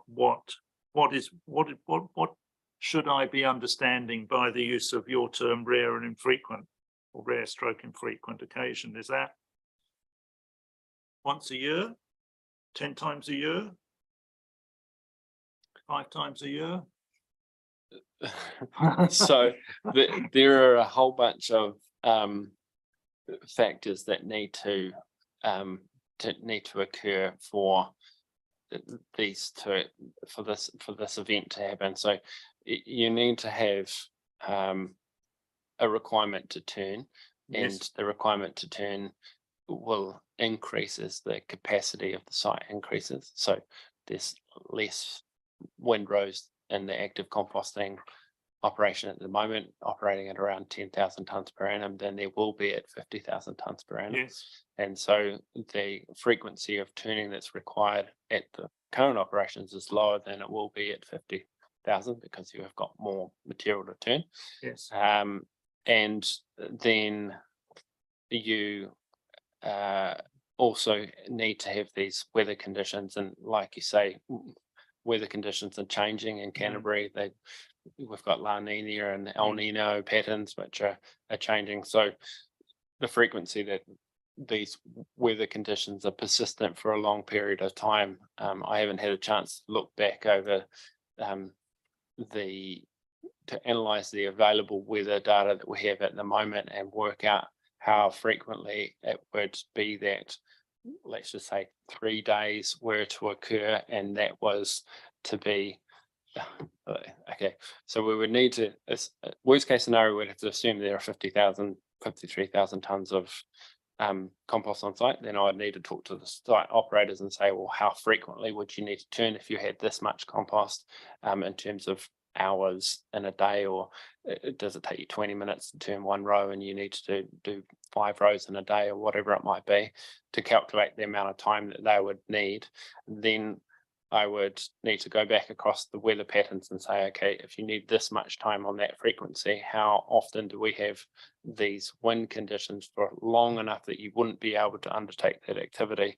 Let's just say that might be 2 times a year, 3 times a year, but I haven't been able to go to that level of analysis on how frequent that might occur. It would be quite a detailed exercise, not impossible, but detailed.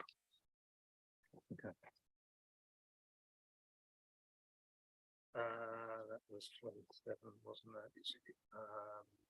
Para 30. Oh, this is me being anal again.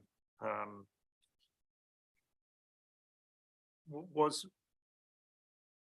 when you used the word should at the end of 30, did you mean you would expect it to remain similar, as in should? I think that is what you sort of meant. That's how I took it, but I just put a ring round it and thought, well, is there something conditional on this should? Or No, is it no. just you would expect it to remain similar? Yes, I would expect it to remain similar. That's a dumb question. Okay, chronic effects. What's a chronic effect? So we break up potential for odor nuisance or offensive or objectionable effects into 2 categories. One is an acute effect, and then the other one is a chronic effect. An acute effect is an effect that would occur with a high intensity for a short period of time. So an example might be that you're at home and then for 10 or 20 minutes you smell a very putrid, strong odor, and you say, that's offensive to me, and you'd ring up and say, what's going on? There's this terrible smell. It was only here for a short period of time, but it was really up there. Versus a chronic effect where on a regular basis you can just smell an odor that you find to be of an offensive character, and so over time you go, this is actually starting to get really annoying. I'm smelling this 2 or 3 times a week, and it's just consistently there, even though it's at a lower intensity. So it's more frequent, lower intensity, or Right. longer durations, as opposed to very short term high intensity. Yes, okay, odors. that's really helpful to know, actually. So the chronic is the more frequent, niggly, and has a sort of cumulative build-up of Yes. annoyance or effect on Yeah. how people see it. Okay.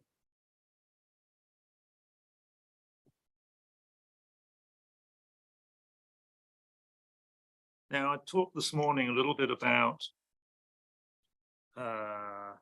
offensive and objectionable, and that being quite a high barrier in terms of that's a decent amount of smell, and then there may be effects of odor that are less than that, but are still effects on the environment. And Mr. Phillips reminded me in his attachment to an existing policy in the plan, which I'm now going to have to try and find.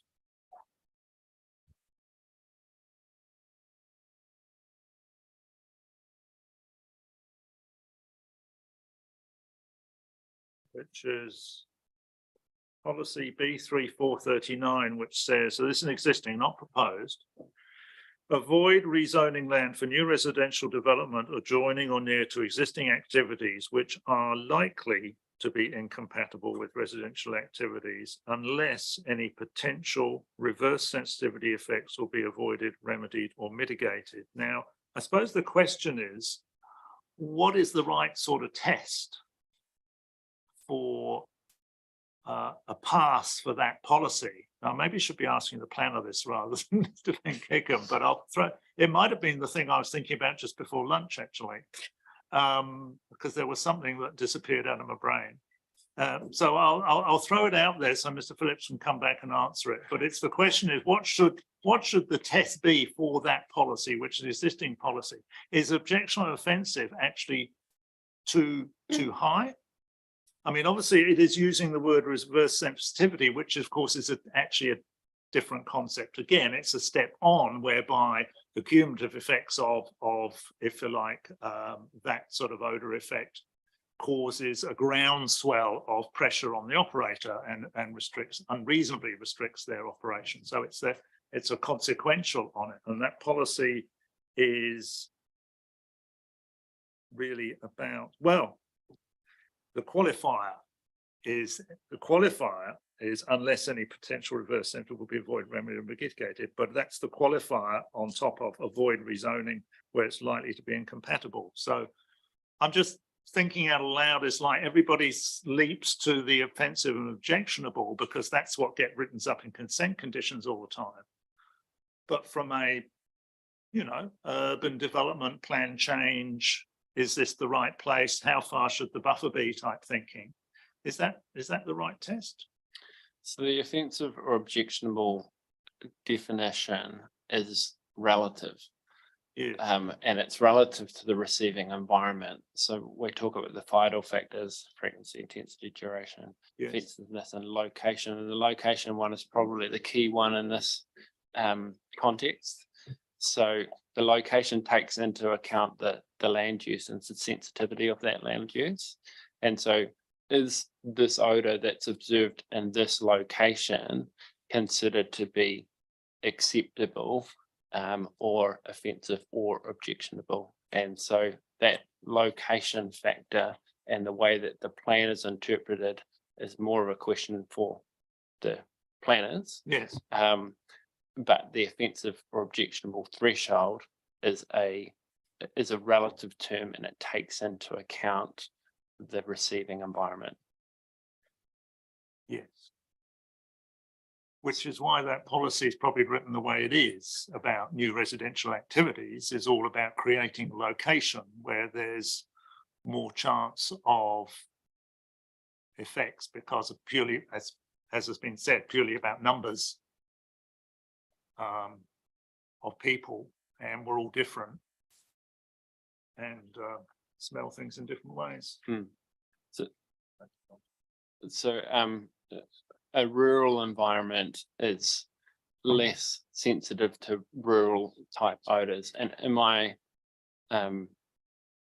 evidence in chief and all of the information that I've presented, it's what I consider is that the odor that might be observable at or beyond 600 meters and in a setting of a residential dwelling would not be considered to be offensive or objectionable in that context. In all likelihood, I think that it's be unlikely that you'd be able to smell the odor at all. And if you do smell it, it would be at low intensities for very infrequently.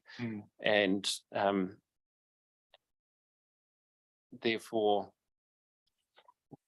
I consider that using your wording or the wording in that plan, that the effects are avoided, mitigated, or remedied, that they're sufficiently avoided, and that activity won't generate enough odor that even with a more sensitive receiving environment, it would be considered unacceptable or would trigger complaints from a normal or reasonable person. Yes. Okay, moving right along. Thank you. While you're on the topic of that, Paul, Yes. do you want me to Yes, why not? provide some comments? I mean, the one thing I was just reading that in isolation, I mean, the first part is it talks about likely to be incompatible Yes. as the first test. So likely as opposed to Yes. may on occasion or potential to be incompatible. So there's got to be that likelihood of incompatibility. Obviously, there's a question of what's compatible and what's not, and that's probably an issue for the odor experts. And then, as you observed, there's sort of the out clause in terms of can you avoid, remedy, or mitigate those reverse sensitivity effects? And here it's probably a distance buffer that's sort of the key thing being thought about. I don't know whether that is determinant of that policy though, because I think the one further up that's specific to utilities policy B225 is possibly a bit more stringent and probably provides a bit more yes. consideration, because it just outright says avoid potential reverse sensitivity effects of activities on the efficient development, use and maintenance of utilities. So that's probably gives you a bit more scope to think about what entails the efficient development, use and maintenance of utilities, and that's obviously a key concern for council. So I think, I don't know whether these policies put a different light on the issue that's been debated to date. I think they both sort of provide a basis for council expressing their concerns about efficiently developing, using and maintaining the utilities, and then what's an appropriate sort of buffer to have comfort about those really sensitive effects. Yes. I guess to provide some sort of additional clarification there, but I've been to a lot of composting plants, and when I'm on the end of the plume, you often will occasionally smell sort of a whiff on the catch in the breeze, and you'll smell an odor. You're a little bit unsure as to whether or not there's an odor from the composting plant, or it's related to that composting like odor, or if it's just an odor from another source nearby. You have to go like that, do you? Yeah, well, you really have to kind of sit there and concentrate on, hey, is this odor there? Is it from this source or is it not? Yeah. And I expect that that's the type of odor that you might smell out at that furthest end of that sort of 600. And there's obviously a high degree of variability between one individual and another. Yeah. But in my experience, that at other similar composting plants, that sort of edge of the plume is somewhere around that 400 meters. And if for some reason it was to extend out to 600, that would be the sort of level of odor that I would consider. And I think that that's unlikely that would result in complaints, or would be incompatible with that area or that zone. So you say you've been to a lot of compost plants, and that's where that analysis of that 400 meter that you're suggesting is where you might catch it a little. But Yes. at 600, generally you wouldn't. No, I haven't been to a composting plant. I may have been to one where it was poorly operated and I was able to smell that odor beyond 600 meters. Yeah. And that would have been the EnviroFert operation, which had a landfill, Yeah. which And had, legacy issues, and you yeah, talked about there that at was the end. Yeah. the EnviroFert was the one that had a maturation pile that was the size of this Yes. room. Yeah. Oh, that was that one the too. building. Okay. Yeah. I don't want to talk them down. They're doing a lot of work to get better off the back of a lot of advice that I gave them. But yeah, at the time that I visited sites, which was really early on in the process, and I was providing advice at that time. That's, yeah. But for a composting plant, similar to what's being operated, and in the odor surveys and that we actually undertook around this plant, you know, at that furthest extent of the plume, that's where the odors is coming and going, and it's very low concentrations and intensities, and it is difficult to define whether or not it's actually from the composting plant or not. And to be honest, it's actually easier as an odor scout to be able to define it as being from the composting plant when you've experienced what those odors are like, and as you get further downwind, you're able to say, yes, this is definitely similar to that other odor. But for a member of the public who's not often exposed to that composting odor, or hasn't gone closer to the plant and realized, well, this is where it's coming from, that's that smell, it can be difficult for them to define that this isn't actually an odor from a composting plant. And that was EnviroFert was the one where you supported 1,000 meter setback for the reasons of kind of issues that needed to be sorted. But I think you say in here, well, the question, I think you've answered it in some ways in what you've been talking about, but you do say about EnviroFert 1,000-meter setback. The reason for my conclusions in this instance was based on the fact there were no sensitive receptors within 1,000 meters of the site. But then you go on to say about the legacy issues and the landfill. So really it's a combination of those factors, isn't it? It's well, I mean, the fact there's no sensitive receptors,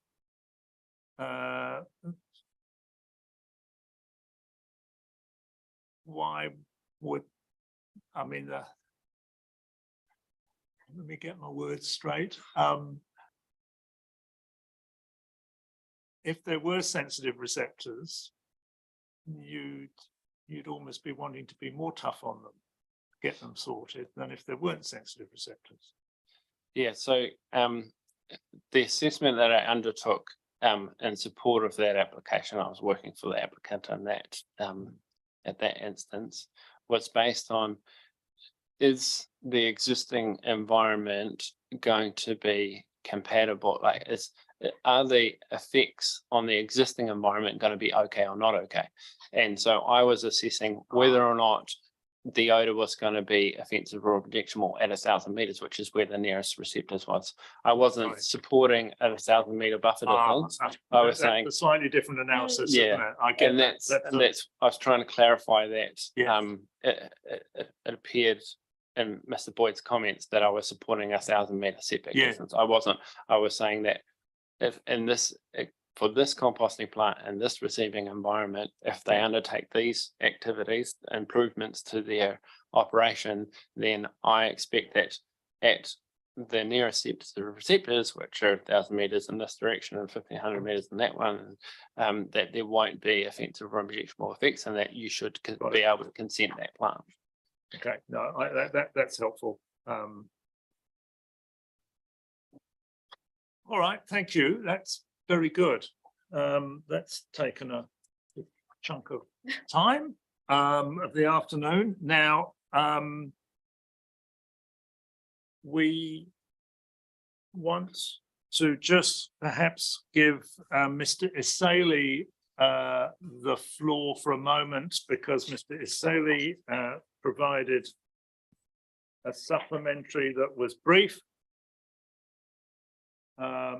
And it brings up the subject of forced aeration. But my understanding, Mr. Isali, is what you were saying. Well, put up what I've written in the margin on your just over 1 page is, i.e., it's the worst case. In other words, the technology being used now is your kind of worst case odor scenario. Anything you do different is probably going to be better. Is that right? Yes, that's correct, sir. That's a good simple summary of it. Really wasn't much in my supplementary evidence other than that point, which is that they can operate the composting operation as they're doing it now and still comply with the resource consent and not cause odor nuisance beyond 600 meters. And anything that they do in the future would be an improvement on the current situation.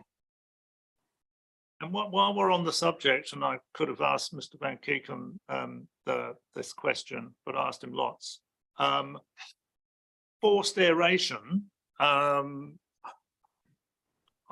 sort of roughly assuming that is a within building operation, and therefore enclosed, and therefore discharges are through a biofilter or whatever. Am I in the right ballpark there, either of you? Mr. Isali. Well, I'll answer it first, shall I? There are different ways you can do it. And in the old days, there were forced aeration plants that didn't necessarily have a separate biofilter, but used a layer of mature compost on the top that the air was forced through as a de facto biofilter. What tends to be done more often now is a more engineered solution where you have forced aeration in bunkers, for example, and then extraction through to a specifically designed biofilter, which gives you a more controlled approach. Yeah, so they have positive and negative aeration. Negative aeration is where they suck the air from the bottom of the pile down through the compost, and then the air that's sucked out goes out through a biofilter, which is generally is 95% efficiency of removing the odor. Some are reversing in that they can push the air back up through the pile or suck. So positive being pushing the air through the pile from the base of the pile up through the sides of the pile, or sucking out the Oh. bottom of the pile. And Okay. so when they're in negative aeration, when they're sucking it out, going through the biofilter, there's no odor being emitted from the surface of the Yeah. windrow or the bunker or So it's whatever they might be it's using. a bunker. It's an open top bunker. Yeah, many of these systems now are outdoors and they're open. Okay. There are indoor versions, but most people are moving away from indoor versions, Yes. but more infrastructure. Yes. I mean, I obviously wanted on the site visit, wanted to look at the broader operation of the recovery centre and the investment and the other activities that are there in terms of domestic refuse recycling, etc. But the sum total at the moment of the composting, if you like, fixed cost or fixed investment is really one bit of concrete pad. So could kind of be done anywhere really, but some of the other investment up there is much more significant in terms of the compacting of domestic refuse and so on. Yeah. Okay. Mr. Isali, any opportunity to say anything else to me before we move on? Look, really, I don't have a lot to add other than, you would have seen my background that I was involved with the consenting of the composting operation, and I have reviewed all of Mr. Van Kickham's evidence, and he's really taken the lead on this. But I've listened carefully to the answers he's given to your questions, and there's nothing that he said that I disagree with. And we have formed a very similar view, having gone through all the evidence. I did go out with him on one of the odour scouting days, and so I'm pretty comfortable with my position in terms of that the composting plant could be operated in a way that doesn't cause odour complaints out beyond that 600 metres. And if there were any complaints that did arise, it is very unlikely that Environment Canterbury would then determine that was a breach of consent in terms of offence for objectionable odours. Yes. Okay. Thank you very much, Mr. Isali and Mr. Van Kirkham.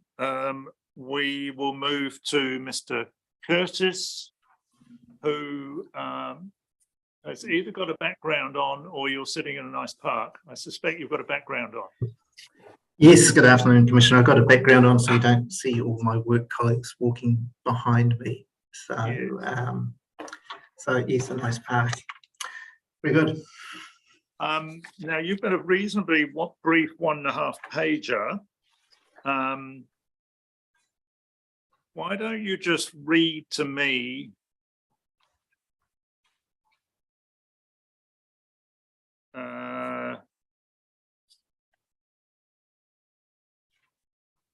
from paragraph 3 onwards.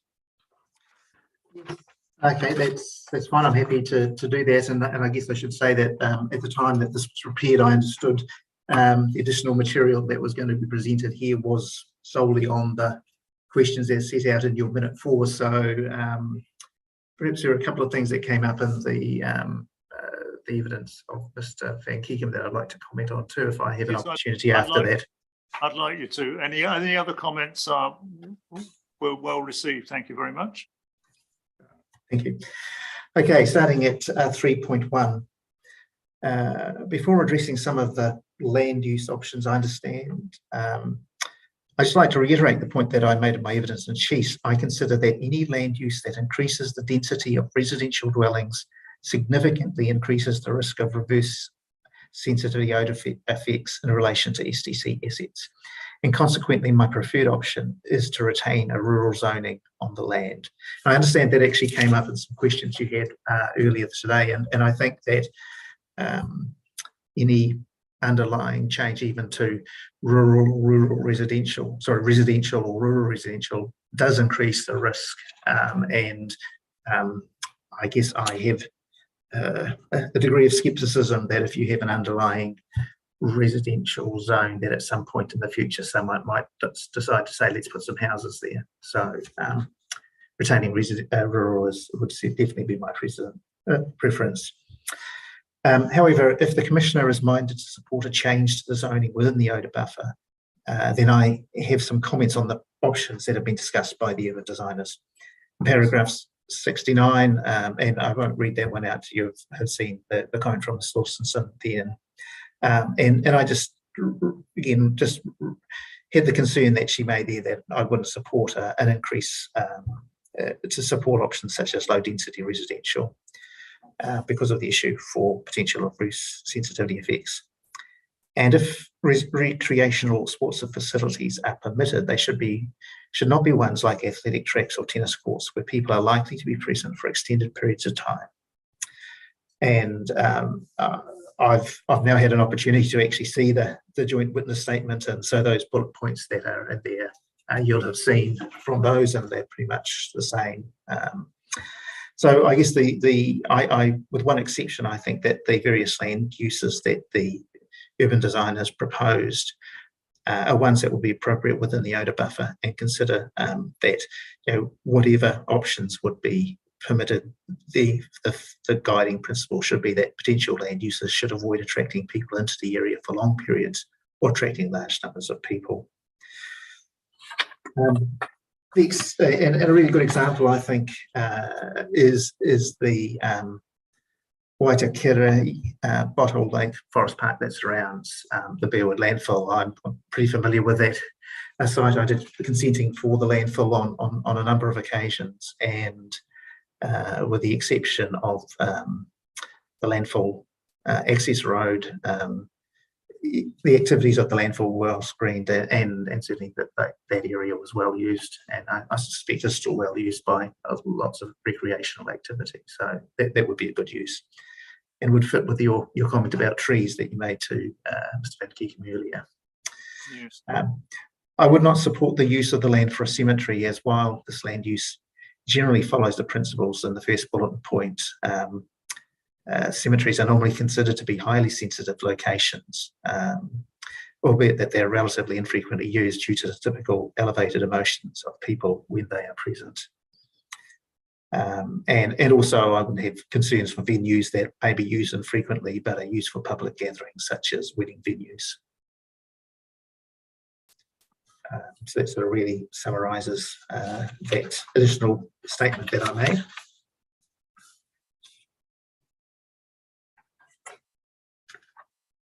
Thank you. I mentioned this morning, and you probably weren't listening, but I sort of threw the comment in about golf courses. Now, the golf courses don't have a very high density of people, but you are there for quite a long time, albeit in different parts of the area. Yes. You feel okay about golf courses? As a non-golfer, I'm relatively ambivalent, but my father's a very keen golfer, so he's probably pretty much in favour of them. Look, I think golf courses come in two classes. There's the exclusive ones where you're paying thousands of dollars to belong, and the public ones. And I suspect the exclusive ones where you're paying thousands of dollars to belong, there may be some issues having something up alongside the recovery park. If it's public golf course, probably less of an issue. Yes. Fair comment. Okay, why don't you just move on to, the rest of your stuff is quite clear on there. Any other comments on what you've heard and what you've read from the other evidence that's relevant to you? Yes, look, I had a chance to see the legal submissions and I guess Sam has made a number of comments about my evidence and concerns, but I guess the one that I just wanted to comment on was my quote from the proposed district plan, Selwyn district plan, which used that word perceived, and that did seem to get her quite worked up.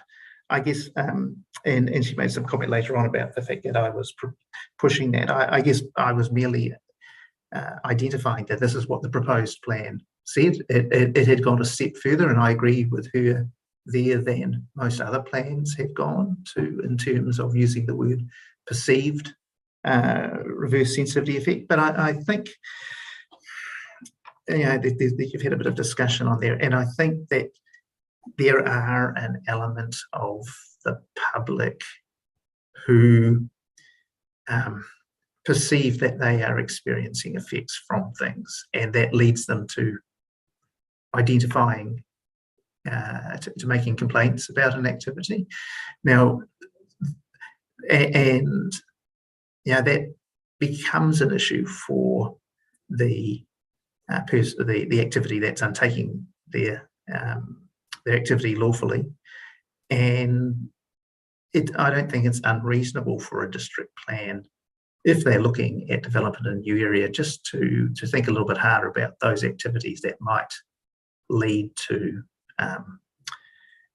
potential for people complaining in the future. And I think as a general comment, and it sort of ties to a couple of things that Mr. Van Keekum said as well. My experience over the last 25 years of doing this sort of work is that people are becoming less tolerant to odours. I think that the number of complaints that people make about odours from various types of activities, whether it's composting or something else,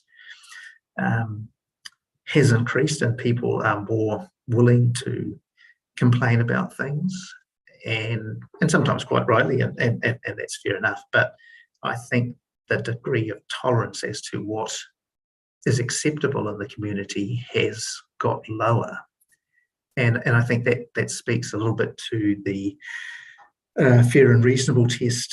You know, what a normal person would consider fair and reasonable, because I think, is that evidenced by by recorded increases in complaints on air discharge generally? I think there are locations and sites where that probably is the case. Yes, that people are less tolerant, and I know, having spoken to Mr. Boyd about STC, and he may be able to confirm this to you, that their call centre fields a lot more complaints now about a whole range of activities. So yeah, I think it is an issue. And so yeah, if the test that the court set is fair and reasonable, or what is acceptable by an ordinary person, then that just has to be considered quite carefully in the light of the lowering of the tolerance for what may have been acceptable a number of years ago. But we've got various trends, haven't we? We've got if what you're saying is we've got a trend of less tolerance, but we've probably also got a trend of continuing improved technology and management in terms of controlling those potentially odor generating activities. That's a graph that's going the other way. Would you agree with that? Yeah. I think that's true for some activities. Yes, I would definitely say that there are definitely things where, yes, yes, but I think, you know, for example, I think yeah, well, let's use windrow composting. You know, windrow composting that's undertaken now is largely the same as windrow composting that was being taken over 20 years ago. The people might be slightly more rigorous, perhaps, with measuring oxygen content and temperatures in their piles. But you know, there's no technology to change. The technology is the same as the technology that was used 20 years ago or 30 years ago or whatever time period you want to use. So I think that definitely some activities have improved and have the ability to improve. I think some others are less so. Yes. Okay. All right, so that was just in terms of the statement from Ms. Everbeck. So I think one of the comments that came out of Mr. Van Keekham's evidence, and I guess it's one of the questions that you asked him too, just in terms of the intensity, and I think possibly he answered the question, is that yeah, the site at the moment takes 10,000-ish tonnes. It's consented to move up to 50,000 tonnes. That will necessitate some intensification of the activities on the site to get that throughput. So that will mean that they may well have to have more than one windrow turning at a time. So I think that leads to the potential for the intensity of the activity to increase. I think it was para 22-ish, I think, in Mr. Van Keekham's evidence. So I think there's that. And also the other thing which I think about that is that, as I understand it at the moment, there's only around about 5% of the sort of curbside collection. That's proposed to go up to 25% curbside collection. And that will change the nature of the odour as well, and then the intensity. I know we have curbside collection for composting in where I live in Papakura. Those bins are pretty whiffy by the time they get out to the compost site. You've often got a bit of liquid in there as well. As stuff's broken down, and talking to the people who are composting that does become more challenging. So that waste is normally received into a building because of the increased intensity of that feedstock and mix. But I don't think that. So I think that while there are efforts to control the odour from that, in that regard, the intensity of that material when it's laid out in the windrows, and I agree with everything that Mr. Van Keekham said in terms of the composting process, the mixing, etc. But the fact that you've now got up to 25% curbside detection there means that there will inevitably be more odour associated with that material than there is at the moment. So I do think the intensity will increase. Now, I'm not saying that the site will cause offensive injection odours, but I'm just saying that the intensity of the odours that are associated with that activity from those stages of the process will definitely increase. Sorry,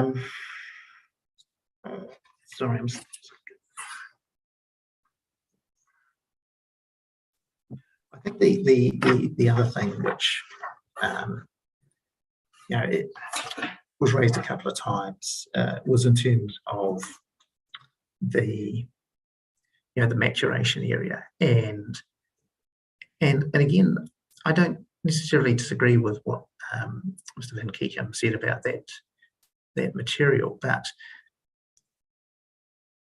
there is an odour associated with the composting, and you asked a question about, well, how frequently or infrequently might they get some form of odour associated with that. And I think that as the site grows, things like processing that compost, the screening process, will have to increase to accommodate that, because they've got to get the stuff off the site so they can bring more site onto the site. So, perhaps instead of screening material for 3 or 4 hours a day or 2 days a week or whatever it might be that they're doing at the moment, that will have to happen more continually. And that means a change, not so much in the nature of that odour, but its frequency might get to a point where someone who was happy to have that odour or to detect that odour once a week or once a fortnight is suddenly getting it every day. And that might be the thing that tips them over in terms of, is this something that I find objectionable to the point where I'm going to complain? If you know that the composting screening is only going to happen relatively infrequently, you can say, oh, well, that's just going to be Tuesday, that's going to happen. But if it's there every day, that's a different imposition on your life. Now, that's not saying the odour's changed in any way in terms of its character or nature. It's not an upset condition. It's a normal everyday activity that has to occur on that site for compost production. And that's why these odour tests and the odour assessment actually gets quite tricky, because it's the odours that lead to chronic effects are not aren't always the strongest odours. You know, they're just something that's there all the time, that someone just says, oh, I just can't stand that odour of the, I don't know, the coffee roaster, or the, you know, he's making coffee all day, and you know, I used to love coffee and I can't drink a cup of coffee because that odour's there all the time. It's that type of odour, and the reality is that there's not much you can do about them. So what you can do with those types of things is provide some separation distance. And so that's why I think that it needs to be a reasonable separation distance from the maturation area, as well as from the active composting site. I agree that the majority of the odours that might be generated that might give rise to people being upset are from the composting process, because as Donovan said, that's where the active stuff is happening. You know, that's where the bugs are chomping their way through, and that's where, you know, portions of the piles will periodically become slightly anaerobic, which is what drives the need to turn them and put the oxygen back in there again. So, but I don't think you can simply exclude the maturation area. And while it's not exactly the same situation, at Bromley, at Living Earth, the odour issues are caused by the maturation piles. They weren't necessarily caused by the composting process. It was the way that they were handling and dealing and processing their mature compost, or the compost that came out of the maturation process.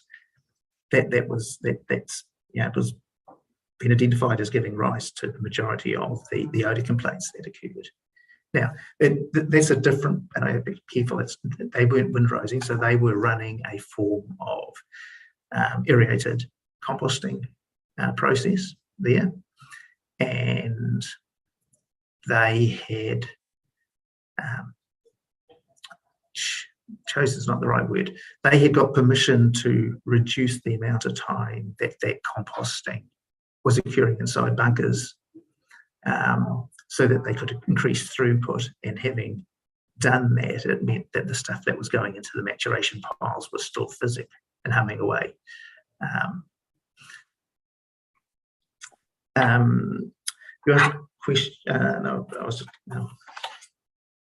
Can I just qualify or Yep. pose something at you just a little bit, to just say, well, you're talking about the frequency of chronic effects and the sort of build up of intensity with the scaling up of the operation, but we're still subject to the wind environment, aren't we, in terms of for what we're talking about in terms of PC82. Yep. Is the frequency of wind in that direction, which obviously you know, will break up the frequency. Absolutely. So, well, that's right. So in terms of 82, you would need the wind to be blowing in the direction, but I guess in terms of what happens in terms of inside that buffer, the closer you get to the boundary, the less the direction of the wind becomes important. Yes, yes, because you're closer.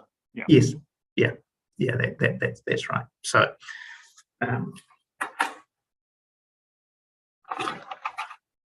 you made a comment asked about the trees and where the planting would help, and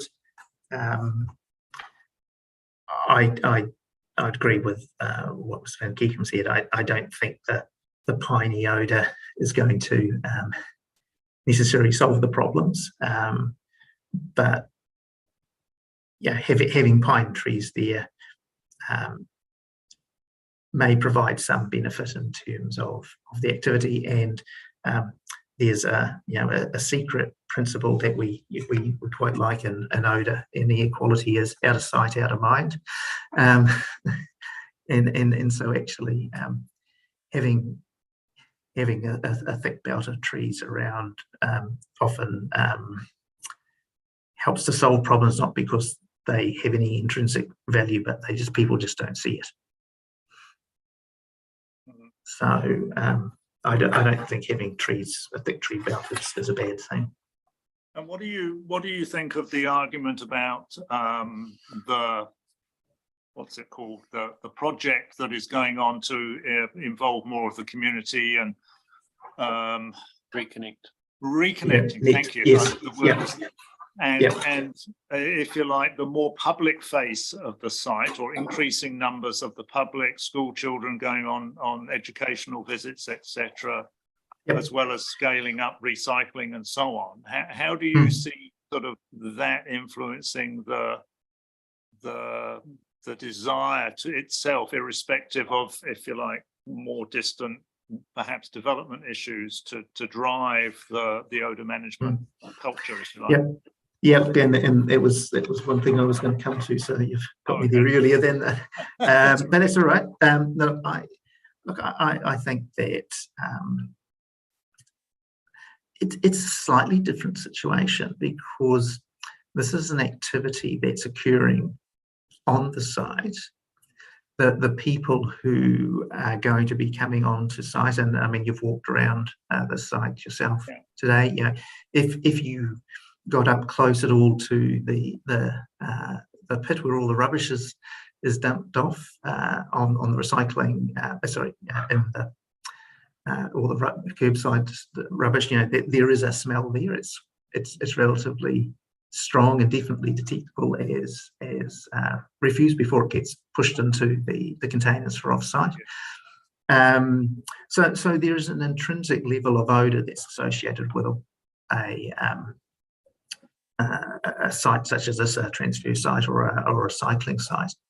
And I've never been to a site where you haven't smelt that sort of odour. So I think that people going to a site like this would expect there to be some odour. I shouldn't use, perhaps not the word expect, isn't right. Would not be surprised to detect some odours. And I think if the discussion is head around the fact that and the education programs are talking about the fact there's composting there as well, and perhaps they're showing the composting by that, they'll understand that those are the odours that form part of this process. So I think that's part of the education process. So I don't think you can see this like a house or a sensitive location where people are congregating, because the entire purpose for people to come to the site to be part of that Reconnect project is to understand waste, and waste smells. That's the reality of the process. And yes, you might see the recycling and all those other things, but refuse smells. That's a reality you can't escape from. And so I don't see that they're incompatible or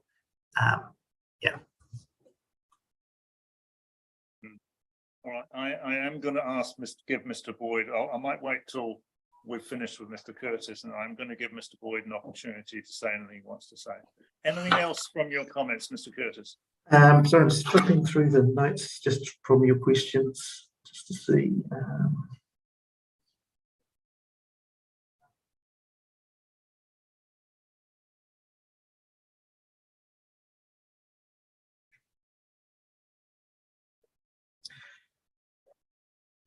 I guess you asked a question in terms of para 27, in terms of what the timing, and you talked about there may be occasions, what's rare and infrequent. I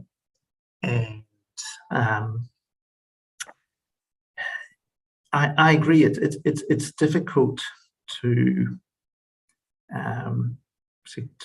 point to a particular number, but there's some guidance that was developed by the UK equivalent of well, New Zealand has the Clean Air Society of Australia, New Zealand, and the UK Institute of Air Quality Management have developed some guidance documents to talk about frequencies. And so their guidance would say that anything less than about 5% is about the upper limit of what you might call infrequent winds blowing towards a thing. So it's a relatively high percentage. So that was that. The other comment, and I'm just trying to find it again, is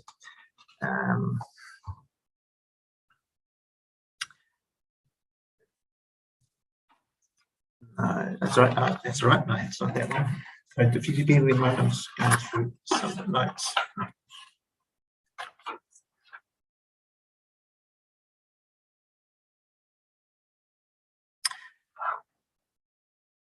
Oh, yes, one final one that I was commenting on. It's just para 29, I think, and this is in relation to the wind speeds as well.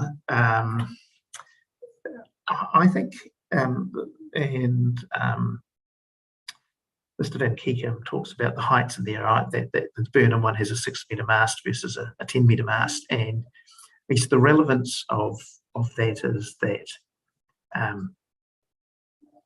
wind speeds decrease as you get closer to the ground. So wind speeds are really high, kilometres up in the air, but as you get down to ground level, due to friction effects, and the wind speeds drop. So the wind speeds measured at 10 metres will be stronger than those you measure at 6 metres, and measures at 1 metre above the ground would be lower again. So I actually think, for that reason, that the Burnham windrows and the percentages of low wind speeds that it presents provide a far better representation of what the ground level wind speeds that are in the area than the data for either Christchurch or Lincoln.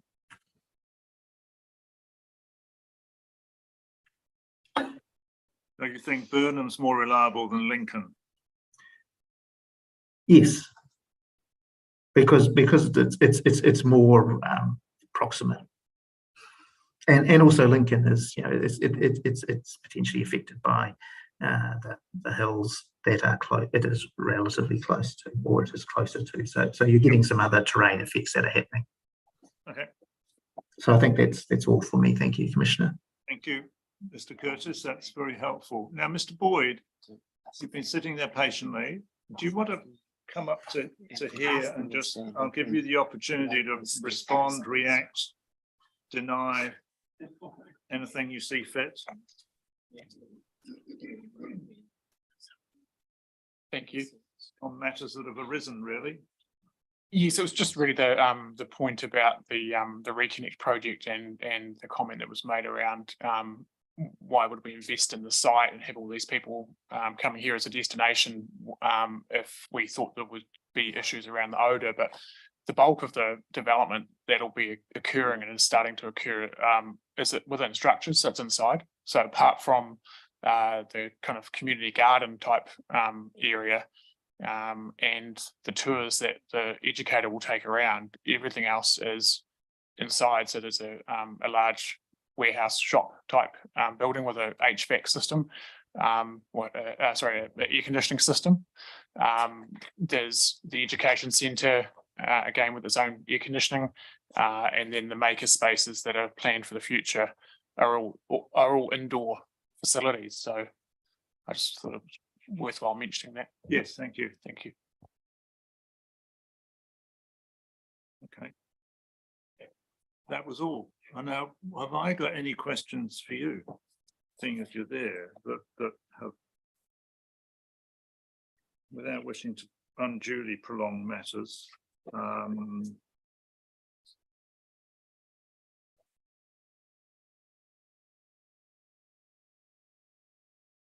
no, I had noted that point. Yep. I've got here 4041, test out with SDC recompatibility of odor with new facilities. That is exactly the point you've dealt with. Just for clarification for anyone, where is IntelliGrow?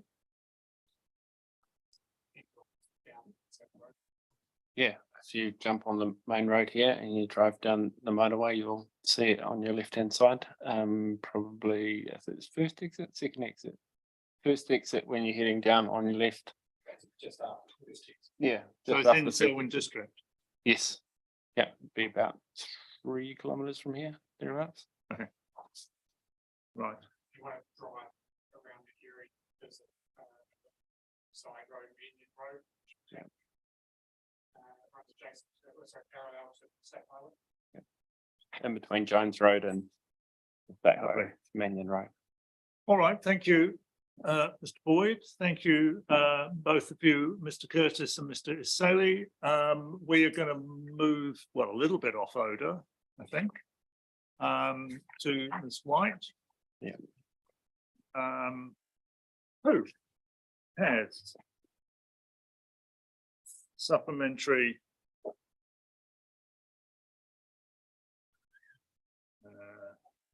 brief supplementary and JWS with Mr. Phillips.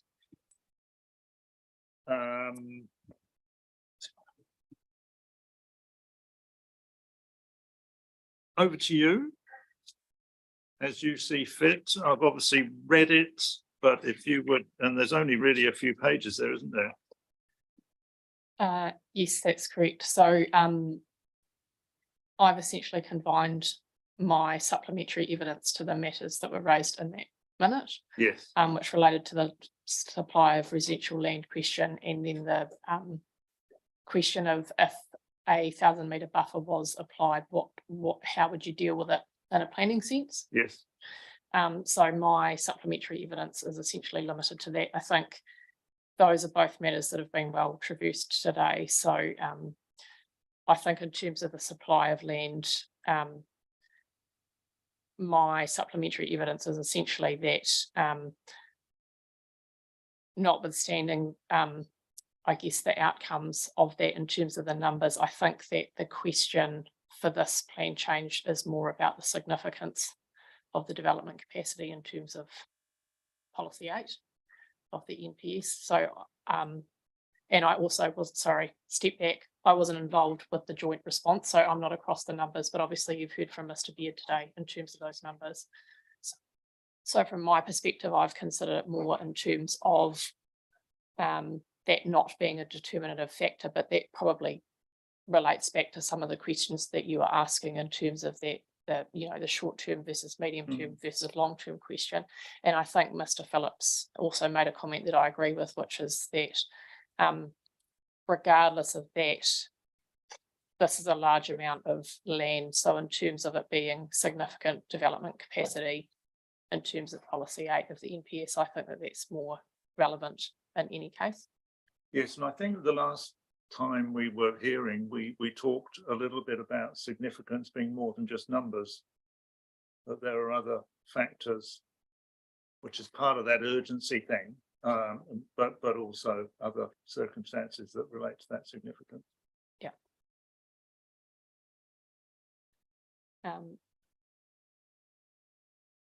And so then just in turning to the, I guess the question of if you were to apply 1,000-metre setback, which is the council's evidence, how might you treat that? And there's obviously been a bit of discussion with some of the experts around that today. Yes. And so I guess drawing on the evidence of Mr. Nicholson, but also Mr. Curtis. My view is obviously that it would be more appropriate to retain a rural zoning. I mean, I think that there are ways to, should you prefer Mr. Phillips's evidence in that regard in terms of having the underlying living zoning, I still think that there is a package of measures that can be applied that from my perspective in terms of outcome would still be appropriate. So that those are set out in the joint witness statement in terms of Yes. the actual provisions. Thank you. And I only had a quick flick at those, but I didn't see anything that didn't make any sense to me, I don't think. So I thought you two have worked that through quite well, Yeah, so one probably thing that better than I could have. One thing that Mr. Phillips touched on this morning, and he and I had a conversation about, is that there is potential for the rule package, obviously, if you go down that pathway, to be a bit more nuanced rather than just sort of permitted for the activities that we've said are okay and non-compliant otherwise. And there is the opportunity, I think, to have something in between, like a restricted discretionary or discretionary. But in discussions with Mr. Phillips, I guess the issue with that is you then have to then delineate, well, what's non-compliant, what's really the sensitive stuff that you really want to say sort of, no, that's unlikely to be appropriate versus what's in that kind of grey area. And I think where we got to was that then you get into trying to define and do another layer of analysis, whereas I think where we got to was the approach that's presented in the joint witness statement is essentially that, well, you allow that to be considered on its merits through the consent process and have a reasonably blunt tool in terms of that, the things we know are okay are permitted. And then you have to go through the consent process in terms of the non-compliant status with the objectives and policies that are already in the plan. So I'm entirely comfortable with that. Okay. And the position is taken by Mr. Phillips that under a rural zone, some of these recreational based activities are a bit of a, well, wouldn't necessarily be easy to consent. Well, perhaps I'm not putting the right words in your mouth, actually, but are not well, do not fit well, perhaps, with the rural zone provisions, and consequently maybe raise issues with the regional policy statement or whatever. Do you kind of sit with that? I have thought about that. I think I have probably a slightly different view in that I understand what Mr. Phillips has raised, in the sense that if you say that they fall within the definition of urban activities only under the regional policy statement, then there's that direction in the regional policy statement. I think the difficulty in my experience with the regional policy statement is that recreation activities fit in both the definition of urban activities and rural activities. I think Mr. Phillips talks about an example being the Yaldhurst site, and I've had some experience with that as well. And my recollection of the issue that arose with that site was, yes, it was in the rural area, but the difficulty was because what was being proposed was, or considered initially, was a metropolitan facility zoning, and the hearings panel in that particular instance, I think, was concerned that if you have a zoning that's metropolitan, then that's clearly urban, and therefore if it's urban in nature, then it doesn't fit with that definition. I don't think it's quite black and white in terms of saying sports fields just fit within the urban activities definition. I think they can fit into either, and it's about that level of intensity. And I think coming back to Mr. Curtis's evidence around what would be appropriate within the buffer being the low intensity activities, then I think that they still fit within that definition of rural, because they're not that, what I call the high intensity, more urbanized recreation type activities. I think the other thing is that the rule package that we've proposed, I think, would deal with that to an extent anyway, because it would essentially say those activities are permitted. Yes.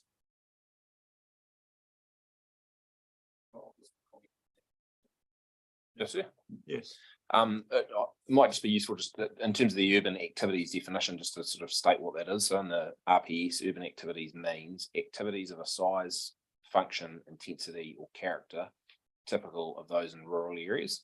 And then it goes on to say and includes. That's not a definition. No, for and so God's the sake. problem I perceive is that a golf course, someone turns up with a resource consent proposal for a golf course or a bike track, and you're left debating whether that is an activity of a size, function, intensity or character typical of those in urban areas. Of course, you get them in urban areas and you get them in rural areas. So it just there's that uncertainty, and then the fact that it specifically includes sports fields and the definition of rural activities, which I'll read as well because it's equally vague.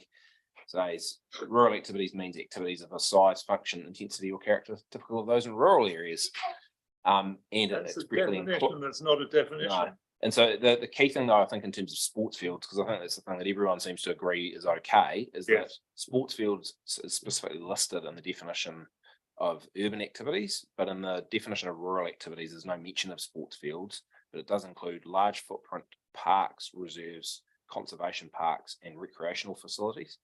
So the concern I have is that a sports field is not listed as a rural activity, but it is listed in the definition of an urban activity. So if you're trying to establish a bunch of football fields or rugby fields on this land, unless there's a living zoning, that debate to me seems inevitable in terms of what the RPS defines urban and Sounds rural like activities. it's inevitable on almost any matter. Yeah. But thank you, because I wasn't aware, you locals be a bit more aware of those definitions and dealing with them on a daily basis, pretty alarming. Yeah, and I think that's why in the joint witness statement, the rule package, we've made sure that we've referred to whatever we've called it, low intensity recreation activities, that we've included sports fields. Yeah. So in terms of that grey area of, well, what's in and what's out, we've made it clear, I think, for that definition that it would include sports fields. Yes. But some sports fields can accommodate a lot of people, even if it's not Premier grade rugby or something.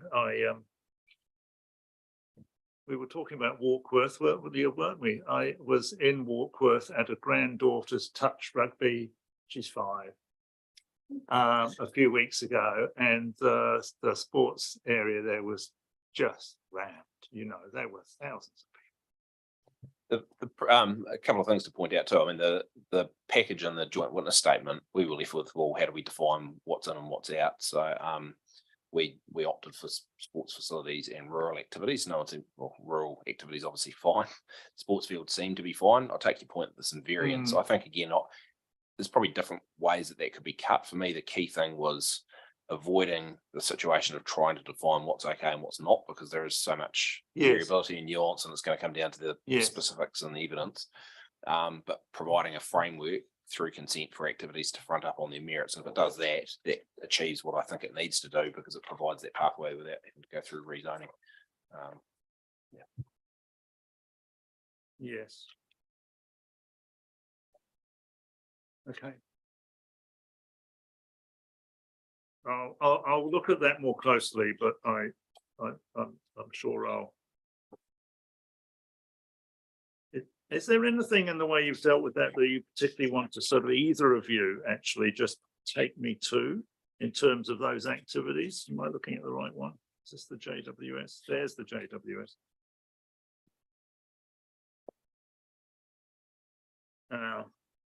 It's the yellow, isn't it?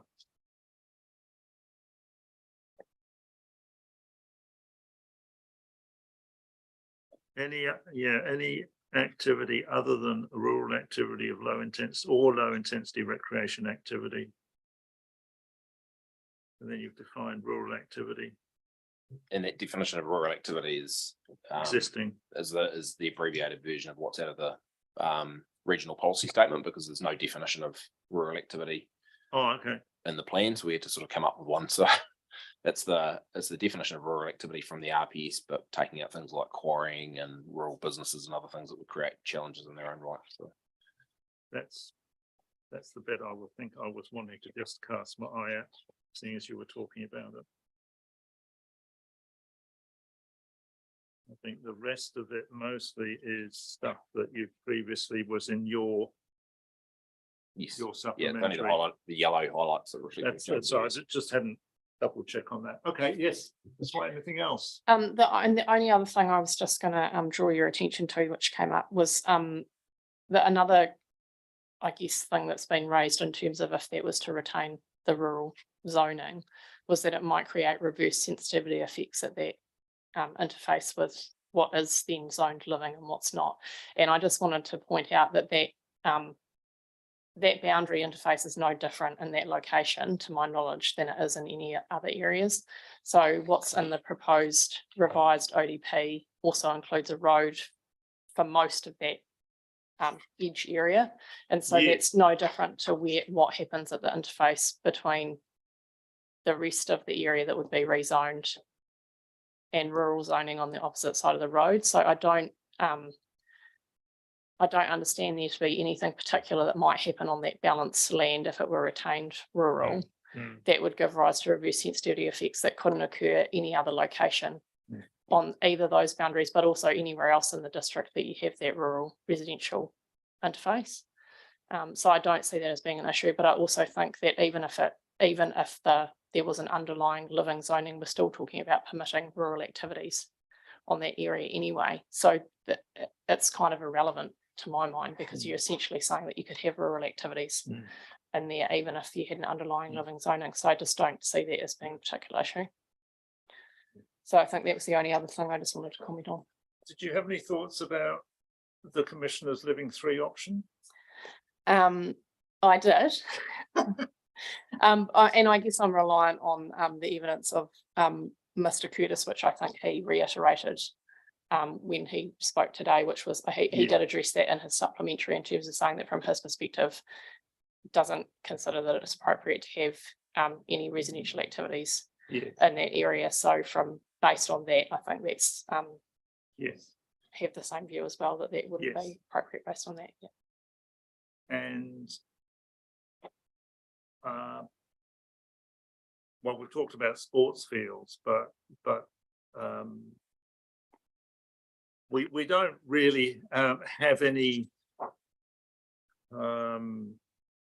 suggestion from council in any direction that they either need or would want reserve of any particular type in that direction. Is that right? Yeah, that's right. So I haven't spoken to anyone in the council, but that's my experience in general terms, is that just because someone might think that a park is a good idea doesn't necessarily mean that the council from a asset management perspective will necessarily want to take that on. Yeah. Okay.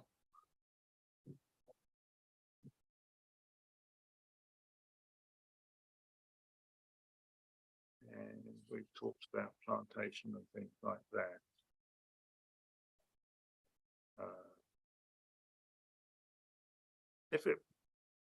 You mentioned, I think, in yours about emergency management and fire risk.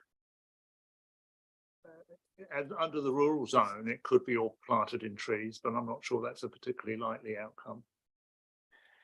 Yeah, I did try to have a look at that under the rules, but I think my understanding is that in the rural area, anything's permitted unless otherwise specified. So it has to effectively be picked up in another rule that says that. And I'm not sure that I found one that dealt with plantation forestry. So I presume it would be permitted, yes.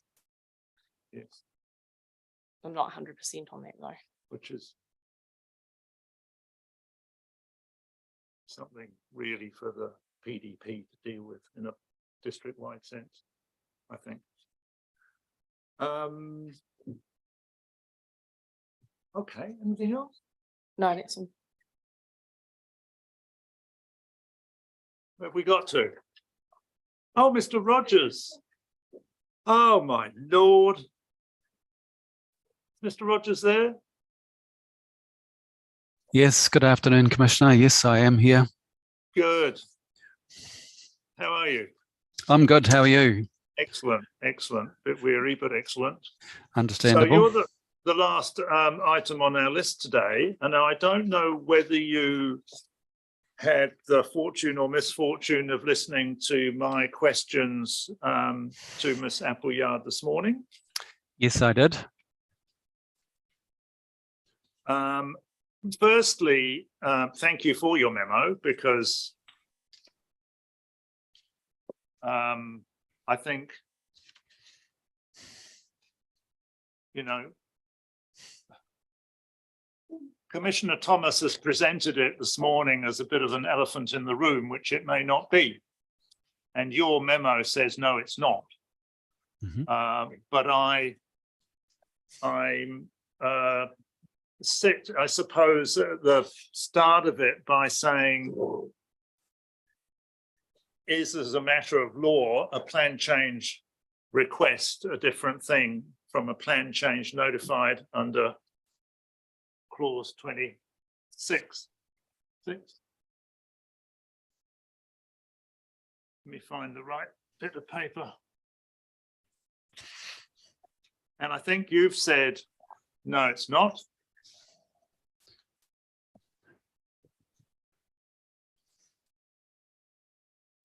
Excuse me, forgive me.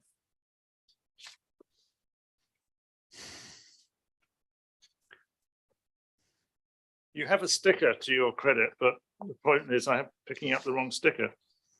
There you are. Gotcha. Now, I realize that, as I said this morning, that we've been exercising this part of the Act for nearly 30 years, and it's not really at the right time in the last 12 months of the 30-year of legislation to someone say, well, is this really what it means? I mean, we talked about two things this morning. One was this part in terms of procedure and whether in fact, notifying a plan change request is something you can legally do, or whether you actually have to notify a plan change prepared by the council in accordance with clause 26, which may be very similar or may have some tweaks to it. We talked a bit this morning about obviously incorporation of the MDRS, and that's all fine. And we were going to check on some dates, because my understanding was that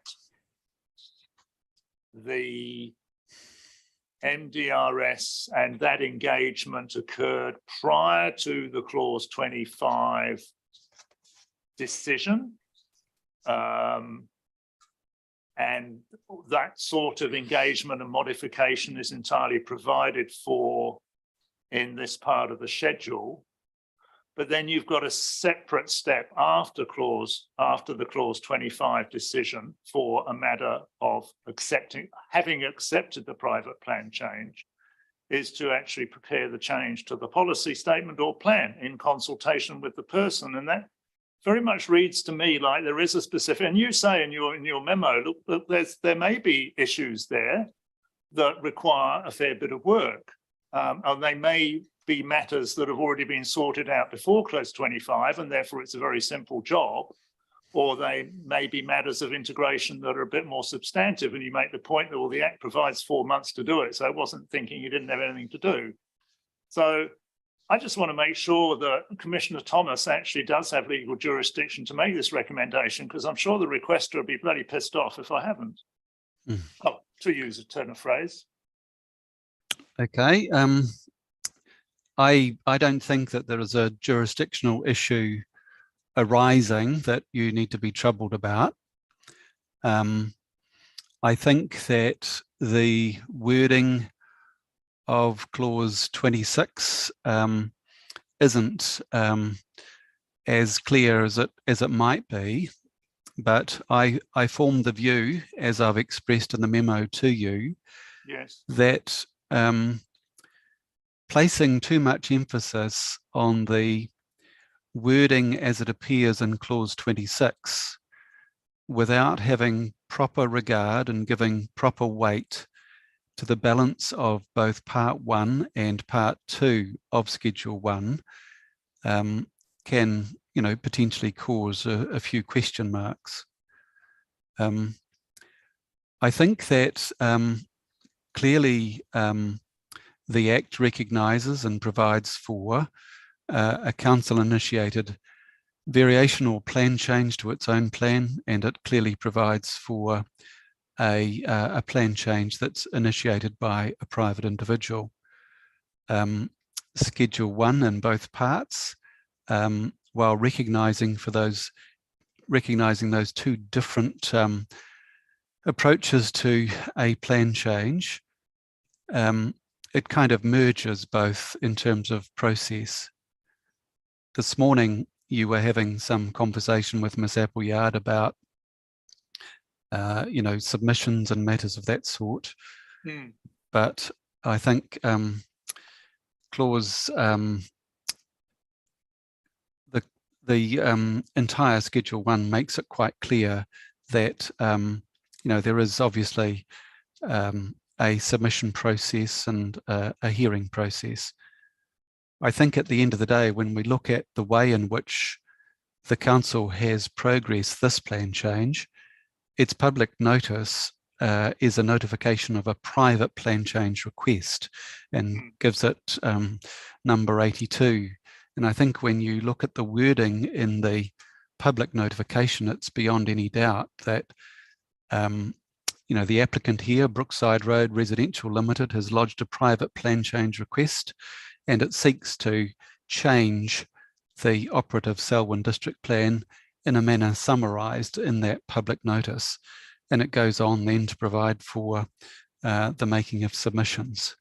So I really don't think that there's anything that turns on the let's say the perhaps imprecise wording or views that might arise from considering the wording in clause 26. I don't think it morphs the privately initiated plan change into something that it's not.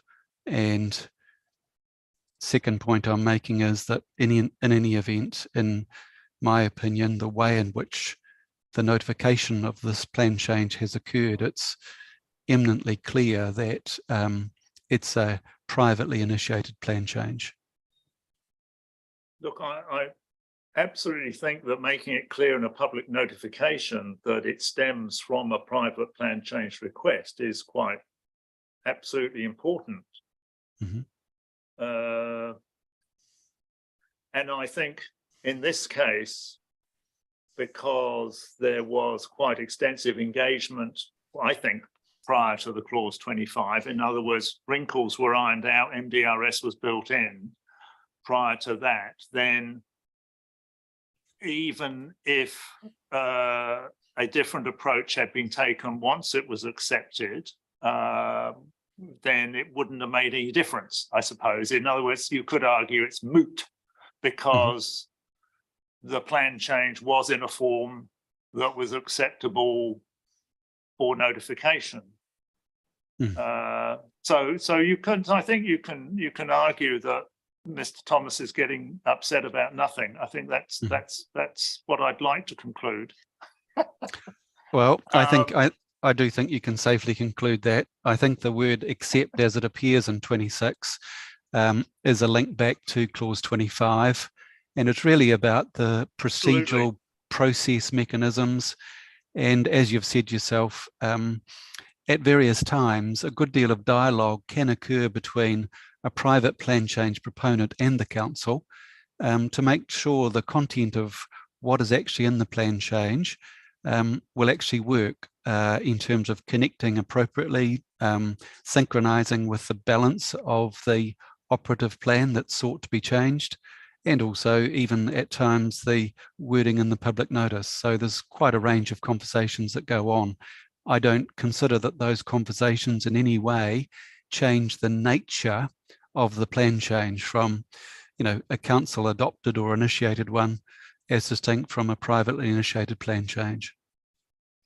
Yes, it's really just the words. It boils down to the words in 26(1)(a). The local authority shall prepare the change to the policy statement or plan in consultation with the person. Now, I think you can sort of get around that a little bit by saying, well, we did that before we got to that point and we're happy with it, so we notified it, even though the notification talks about a plan change request, not a plan change, which you could argue is moot. So, yeah. Yep.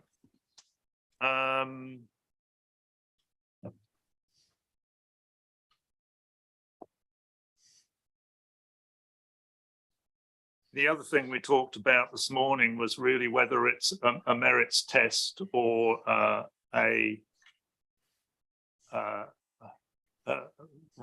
determining submissions test. And I think, again, for this one, it's actually a bit of a moot point because we've got submissions that cover sufficient gambit that allows the full merits to be explored and all the issues to be explored. I mean, I have had councils lodge submissions themselves on private plan changes to cover their rear ends on this matter so that there wasn't a scope issue. Mhm. So it begs the question, if there weren't any submissions, where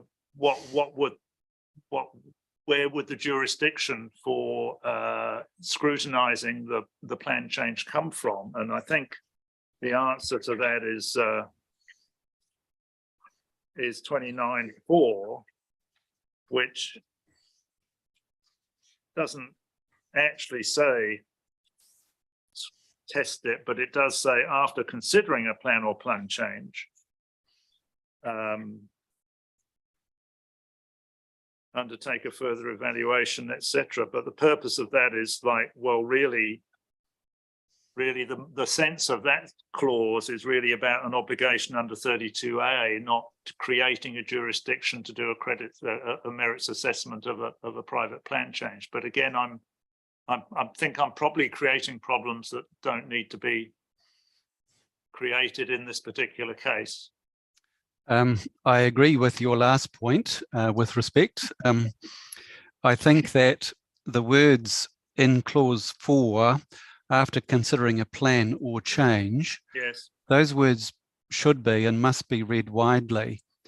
The plan change before you includes not only the documentation that is the core of the plan change, i.e. The way in which objectives, policies and rules are sought to be changed by the plan change, but it must include all of the evidence adduced both by the plan change proponent and all parties who have an interest in being heard before you. So it is definitely a merits assessment based upon the evidence received, submissions received as well, and you being satisfied with the core test, which is really whether granting the plan change or providing your recommendation as to approval or otherwise, which might be broken down into submissions received being accepted or rejected or anything of that sort, but you're really involved in a merits decision based on the evidence received. A la Long Bay. Yes. Yes. And subsequent cases. Yes. Okay. That's good. Thank you very much indeed, Mr. Rogers, for helping me with that. All right, you're most welcome. I do think actually the case law around that and what a commissioner needs to take into account in determining or making a recommendation on a plan change does help that side of the sort of argument. Absolutely. I think the courts have been pretty happy with that. But on these other aspects, there does seem to be a dearth of actual commissioner idiots like me or people raising. I mean, it's not beyond some party to take a declaration or something to the court and say, no, this is all judicial review, I suppose, because it's a process matter, and say, no, this is all done wrong. And you've done it wrong in the last 13 plan changes, start all over again. That would be regrettable, wouldn't it? It would be. Yep. No, yep. No, that's the views I have. Yep.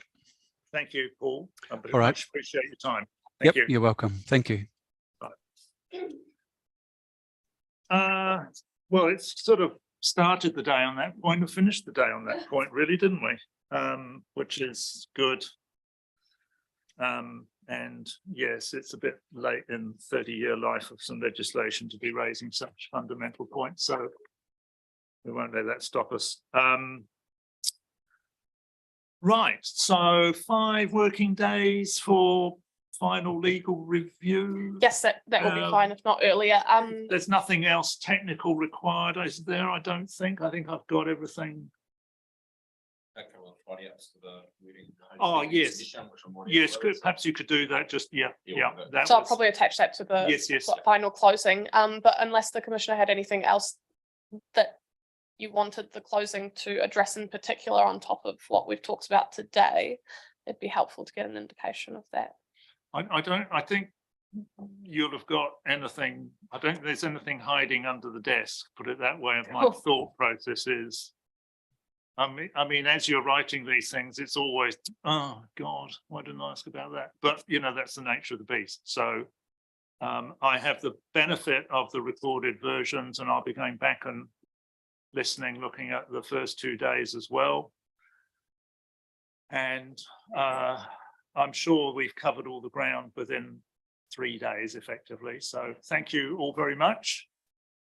Ms. White, Mr. Carter, thank you very much. Hearing Administrator Jocelyn.